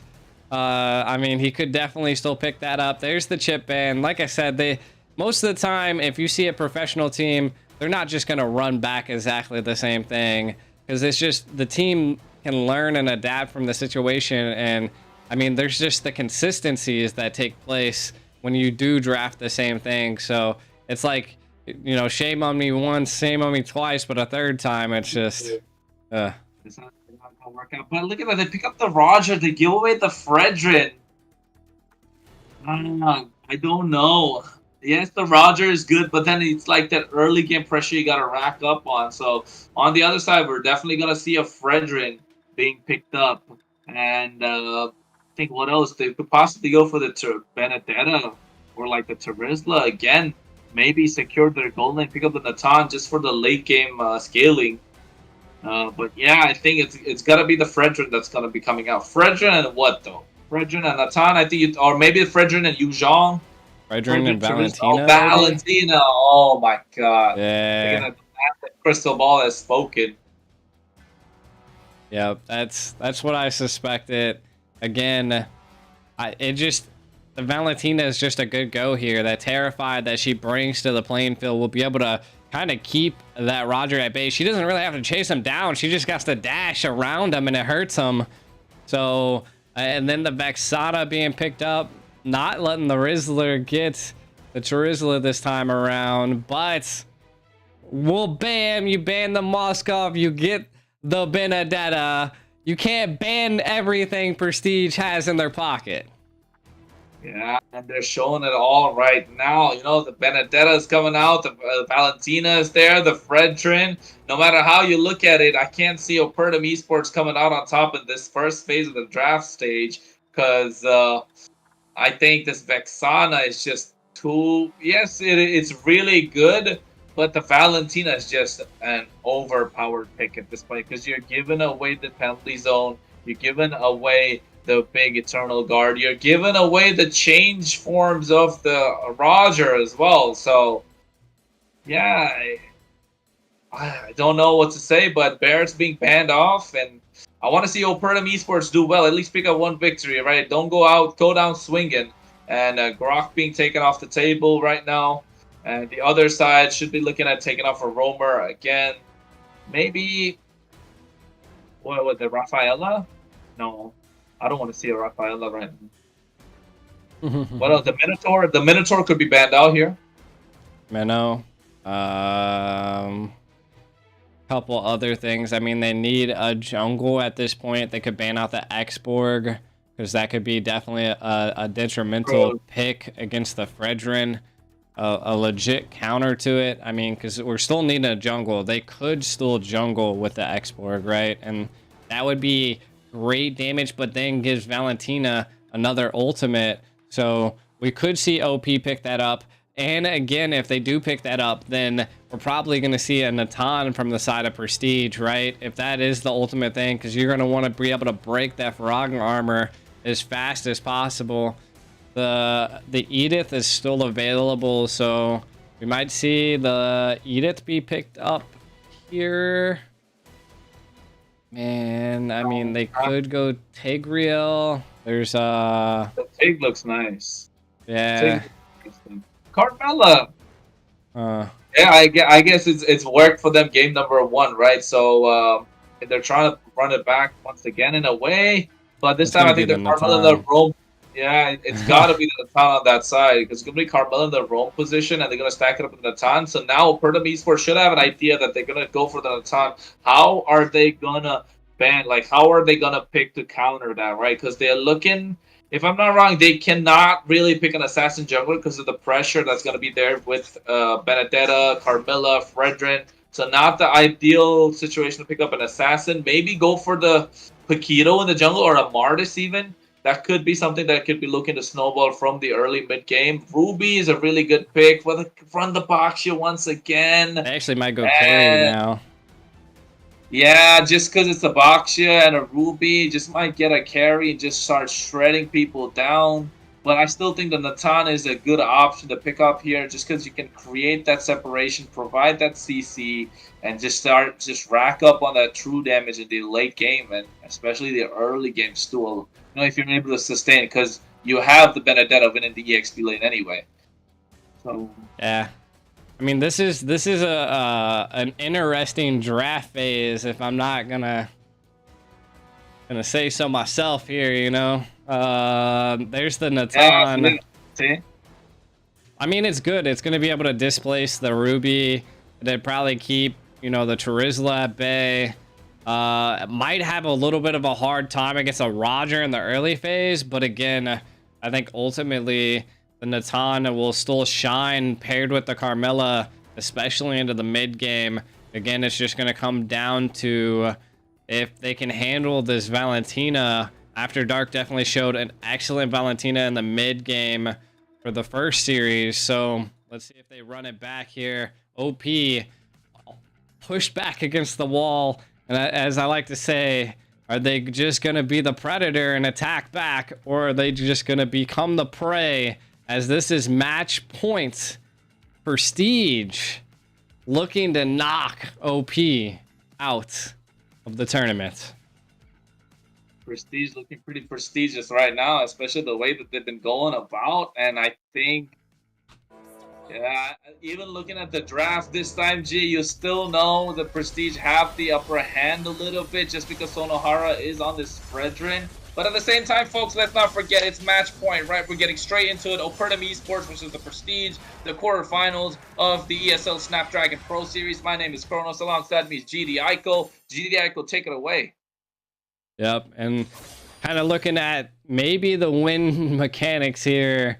To be honest, I feel like they're going to really have to focus on this Roger, and we can already see that there's 3 in the bottom here. Who's going to get the little crab minion? I couldn't see because the cameraman's got it zoomed out to space. Xiao kind of got it. Xiao the Nathan got that gold crab, but at the same time, I think this Carmilla in the roam position, the flexibility that the Carmilla has currently in the meta, you can play her in the roam, you can play her in the jungle as well. So that's something that's good. Looking at providing the bit of CC. No, not really. The Deadly Grasp is able to provide the Terrify. So 2 terrifying mages on either side. And look at Moji though. Just look at Moji. Just chilling there. Wants to get the cut going.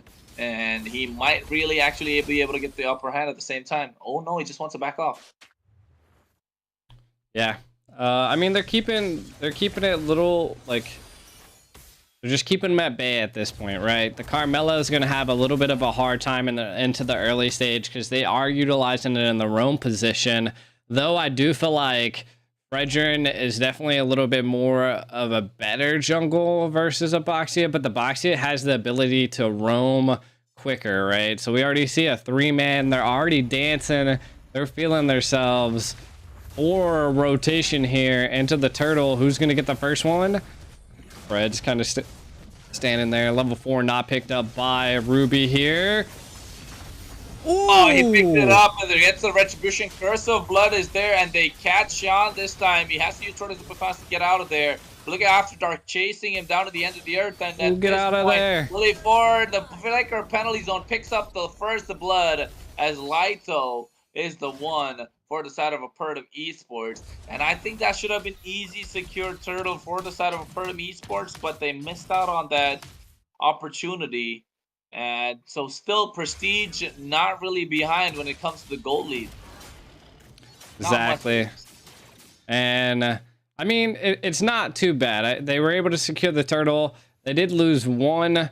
I mean, After Dark really was like threading the line trying to get that kill. Uh-oh. Roger, too fast for you. He didn't even have breaking ankles. Woo. Look at that. And right now the taunt coming in. Sonohara able to dash out of there. I thought he'd go down, but here comes Osmo. Curse of Blood being used along with the Crimson Flower. Electo final blow. Xian will oh my god. And they get a double kill. That was some really good skills coming out from Moji. That was great positioning by Asmo. I thought that they were going to chase, but they didn't, and they decided to go for the Boxia there, and then allowed up a double kill for Moji. Again, this is the Benedetta that you didn't want to see, and it is now coming out. You can already see they're diving deep into the back line. Fred versus Charizla here. Who's going to get it? Praises Wrath, but that is a big fat Charizla, and he's not going to fall down so easily. But at the same time, look at the speed of Moji, just making his rotation down to the turtle pit. Thanks to that big river buff that comes in whenever the turtle is about to spawn. And look at that, Moji just being a nuisance already. They steal away the I'm Offended from After Dark using the IMU, and the zone is just too much for them to handle. And right now, I don't think they should be going for the turtle. I'm Offended on towards 3. They get Don't Run Wolf's King. There's a knockup coming in, but here it is. Curse of Blood, a Praises Wrath being dropped. But at the same time, there's the penalty zone. And the Roger just there to clean up. But Xiao with the entropy trying to do some damage. And Sean was just about to go down. But it looks like Opertum Esports pick up 4 for the price of none, as they're up 5-2 in the kill score. But now slowly they're starting to make their presence felt around the map. I mean, that was a huge 1-up right there for OP, right? being able to literally take everybody out. After Dark is having a little bit of a iffy game here. I don't know if they're synergizing very well with the Carmelo roam, and that is kind of what we're seeing, as this is a tough game at this point for Prestige. But again, this is kind of what happened last time, and they were able to clap back. Here right now, almost getting caught out there. So, at the same time, Moji, Lito, just trading, just saying hi to each other. They're definitely not going to be killing each other unless Moji can just pull out something, right? We've seen him do it 1v1 the previous times. And here, after Dark, forced the flicker out, but Shield, oh my god, he's about to get it. But here comes the Eternal Guardian chasing him down. But at the same time, Sonohara gets the taunt going. The knockup is there onto Roshan. Tortoise's Poisson just to get out of harm's way. And Xiao here trying to get a little bit of gold to get that double farm from both lanes, just so that they can funnel him into the late game. Because right now they got to be looking at Natan to provide the damage, and for that he needs the farm. I'm offended on towards Asmo. Shield Unity gets the knock. Here it is. The Entropy coming in superposition along with the interference. He picks up one kill, and there's the second one. The double kill going on towards Xiao, and this is the power of the Natan. Once he starts get going, he's gonna be hard to stop, especially because he's a late game monster, and they have no way to defend this now because they're able to get that bot lane tier 1 turret. Ooh, and now just when Opertum Esports had the upper hand, the Prestige just clapped back. Yeah, a little bit of a tough game for both sides at this point. I mean, it is definitely a battle back and forth. This next turtle is going to be it, but kind of looking at a little bit of this highlight, the Natan was just so far behind, and again, a little bit of a displacement there by OP, and a little bit of overstaying their welcome and being punished by the Natan, and now he's online, right? Like 2-0 and 0. Flicker still available. Taunt's coming out here. And Lito here just trying to swing his hammer to get out of there, but you know, he's still able to survive. After Dark wants to get the poke. There it is. Eternal Guardian using the IMU. Just cancel out the recall to delay them while they're able to get that turtle. But Paguski has been getting the IM offenders on point, but not enough damage to follow up this time. So they don't want to do it. And they reset the turtle even, just because they want to get a little bit of these mid lane tier 1 turret. And you can kind of look at the graph. The XP graph is up, down, up, down. Again, OP almost having it. Looking like the Boxy is coming in. A penalty zone. Along with the Curse of Blood, Eternal Guard being used as well. But the taunt from Fredrin could be the difference maker. Yes, they get Lito. Appraiser's Rat comes down. They get Paguski in the process as well. And now 2 down. Look at that. Tortoise's Poisson's being used to run away, but not for long. Electo final blow. They get the kill. Yes, they do. Moji's the one to clean up shop this time. They get 3 for nothing in return. And it's the mid lane tier 1 turret, but the Roger will be running away because he does not want to pick a fight at this time. And in response, they get the bot lane tier 2. So a favorable trade from the side of the Prestige, but Opertum able to pick something and salvage something for themselves. I don't know what's up with Moji, man, but he is just a mathematical wizard with this Benedetta. Yeah, and oh my god, I thought Vlados was going to get that kill on towards Xiao to jump in, but you're right, Moji, just calculations, just knows when to go in. It seems like he knows his hero because he's played this Benedetta for such a long time, and possibly maybe even 10,000 matches, in my opinion. The way that he's been going about, oh my god. He's got to have something up. And look at that, they're just melting down the Roger and the turret at the same time. You definitely know that Natan is online right now. 100%. They are taking them down one by one. Prestige looking good again. The first Lord coming up here soon. Oh, Moji. Calculation once again. Definitely keeping them at bay. I think he utilized that retreat there, which is okay. There's still 50 seconds till the next Lord. They really want this mid tower, but look, there's a pincer. There might be all 5 of them. Moji checking the bush, able to keep them away. You see, I mean, OP right now is just kind of still being pressed against the board. They have no towers besides the mid tower, which is kind of the most crucial one, to be honest. But they just keep responding to the fights that Prestige are bringing and not really attempting any crazy plays. I think Roger would be able to make some crazy split plays depending on how fast he is. But again, the positioning by Prestige is just above the rest. Yeah, the positioning, the way that they've been going about, the Lord has just spawned right now. It's not the Luminous Lord, it's the 10-minute mark. And I think definitely the Prestige will be looking at taking this Lord and at least getting all the tier 2s and maybe possibly an inhibitor as well. The endless battle going on towards Moji. So he's looking at doing damage. He doesn't want to sustain. He just wants to burst them down. As you can see in the top lane, he's able to get that tier 2 because there's nobody there to stop him. And right now, After Dark using the wolf form just to get out of harm's way. He does have the human form do some sort of damage as well, as the Lord is being started from Shan. And at this point, I don't think anybody else wants to. The Lord Dance should start soon. Yeah, look at Shao. They just got the top lane at tier 2 from Moji. They're going on towards Shao. Oh my god, After Dark gets taken so low thanks to the I'm Offended. But at the same time, Curse of Blood along with the penalty zone. And Moji just zoning the backline entirely by himself. Will get shut down. Will get taken down in the back line, and Shao a little late to the party. So you can see the Lycan bounce going in all the way, but here the Roger just trying to go a little too deep, and Shao does not have the entropy. He does have the entropy, but doesn't want to bite off more than he can chew, because without Moji, there's no way to create that separation. But the I'm Offended will get down, and Paguski's the one to fall, as Shao is able to pick it up, and look at that, just like that, within a blink of an eye, they're able to turn things around, and now they get the Lord for nothing. Exactly. And we're seeing the TPs already come out.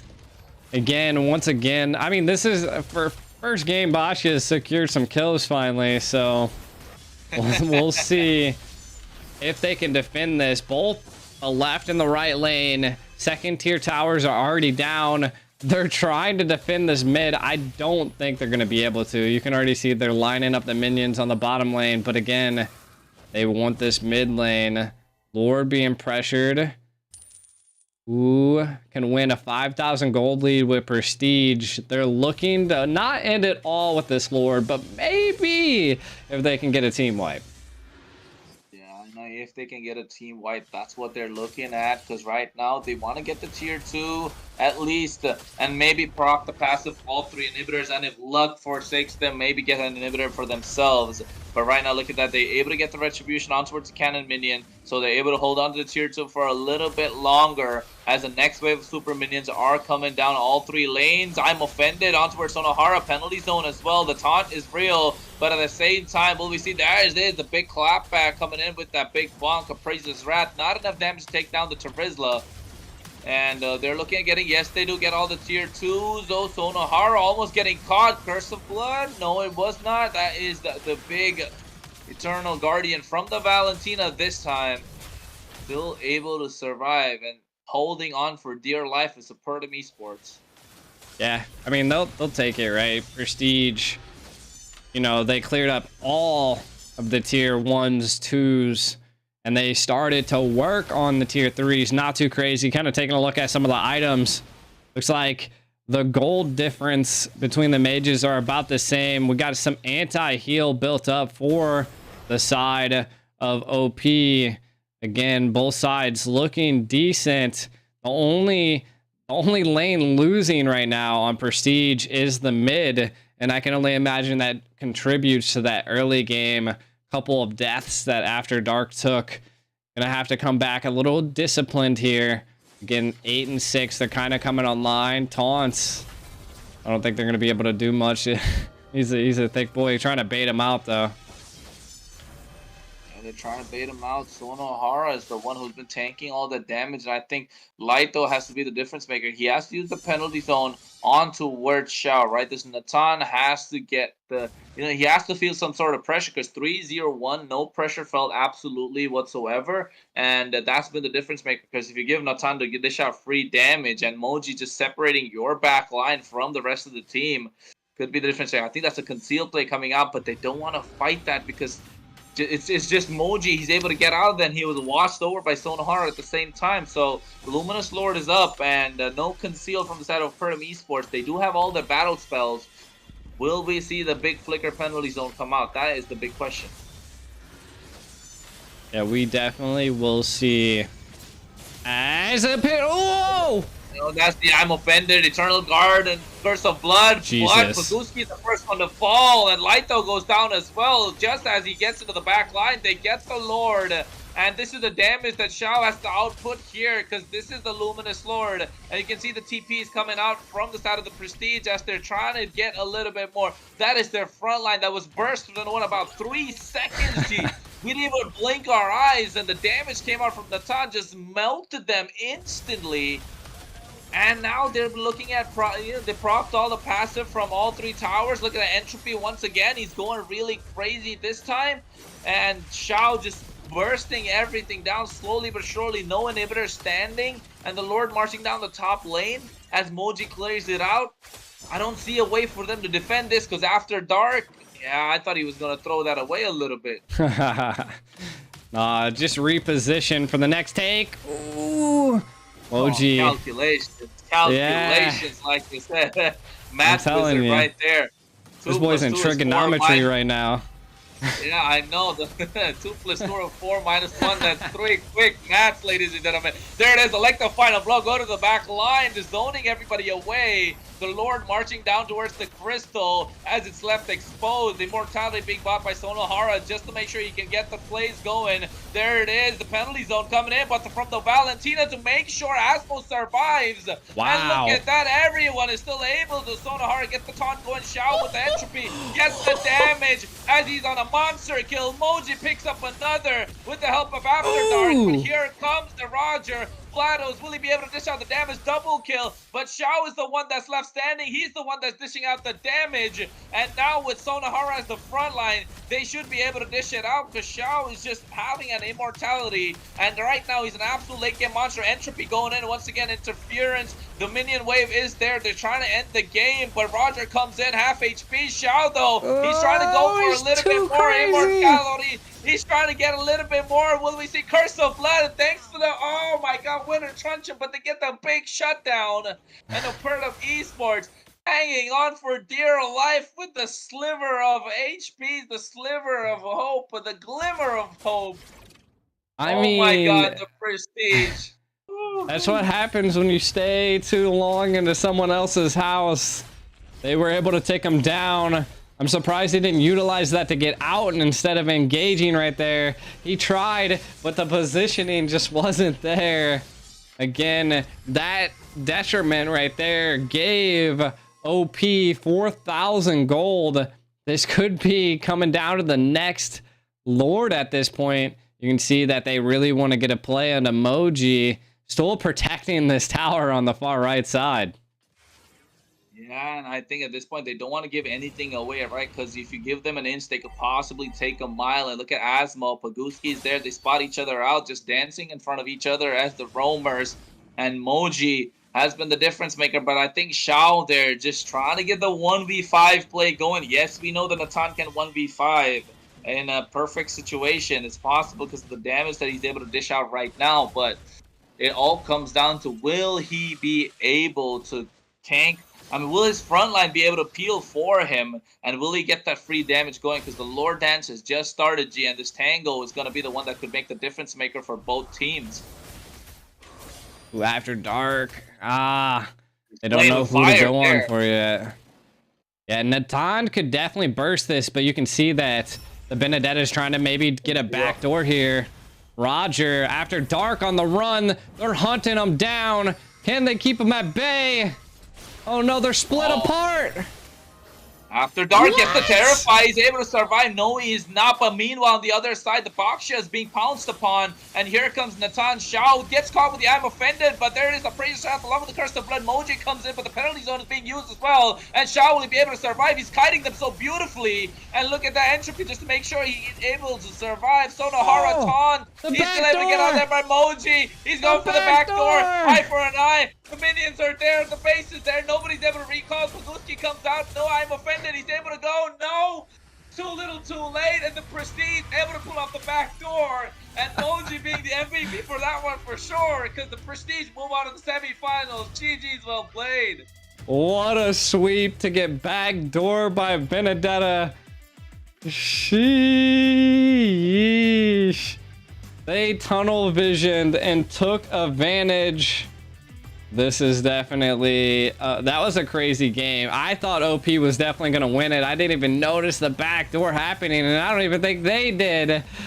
Lots of great fights happening.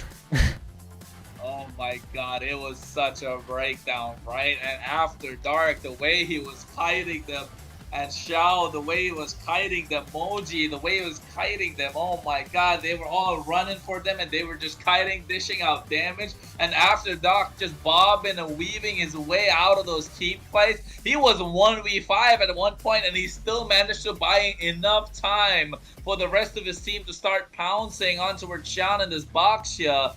And oh my god, did it pay off in a beautiful way. Now they move on to the semifinals. Opertum Esports, though, they put up a fight. They went down swinging, but unfortunately, it was too little too late for them. Yeah, definitely crazy as we've seen. What a breakdown here. Prestige pressing them against the wall, and we can kind of see, again, it always comes down to seeing that the team with the most damage is the one that's winning here. And they definitely had the most heal. And again, just overall tower damage and tower dive was crazy. And you can see that the Carnage, the Gold Miner, and the Selfless was all onto Prestige's side. So overall, great macro plays and micro plays from the side of Prestige. And then to even get a backdoor to top it off. What backdoor? I mean, that's the worst possible way What? to lose this. Getting a backdoor and Xiao coming up as the MVP. I'm kind of surprised. Same. I thought Moji was the one to possibly give the get it. EXP some love. I think if I have to take a look, maybe MVP of the series though, definitely Moji. If you're watching the stream, Moji, you definitely deserve that one. But it's okay. Xiao picking up the MVP. I mean, for that game, he was an absolute monster on the Natan.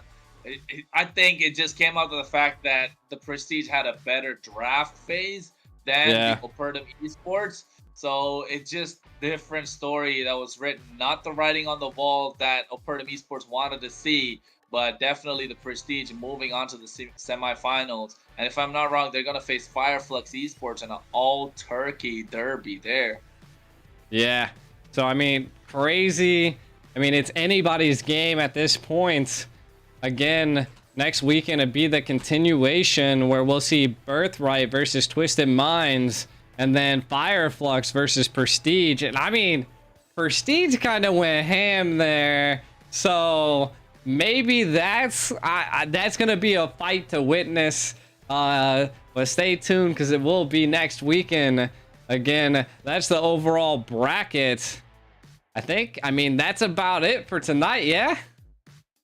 That's it. You know, I think next week's going to be Easter for us with the turkey battles going on. This guy. It's definitely going to be a good game, right? All jokes aside, Flux versus, the Prestige. I think they faced each other a lot of times in their own MPLs, but for sure, it's going to be a hard fought victory for either side. And Birthright versus Twisted Minds. We've seen what Twisted Minds can do. They really do twist minds with those drafts that they bring about. And Birthright just trying to claim what is rightfully theirs at the same time. So it's going to be a different story for next week. But I think, like you said, G, this week, that's possibly it. Just don't forget to like and follow us on our socials. And at the same time, my name is Kronos, and that's G the Echo. And look at that, I just took away the mic from G the mic. I see, that's all right, that's all right. Swapping hosts. Swapping hosts for a day, you know? Hey, why not? Just learning from the best, sir. Learning from the best. But I think apart from that, we're out of here, right, G? Yeah, we'll see you guys later till next weekend. GG's. GG's, guys.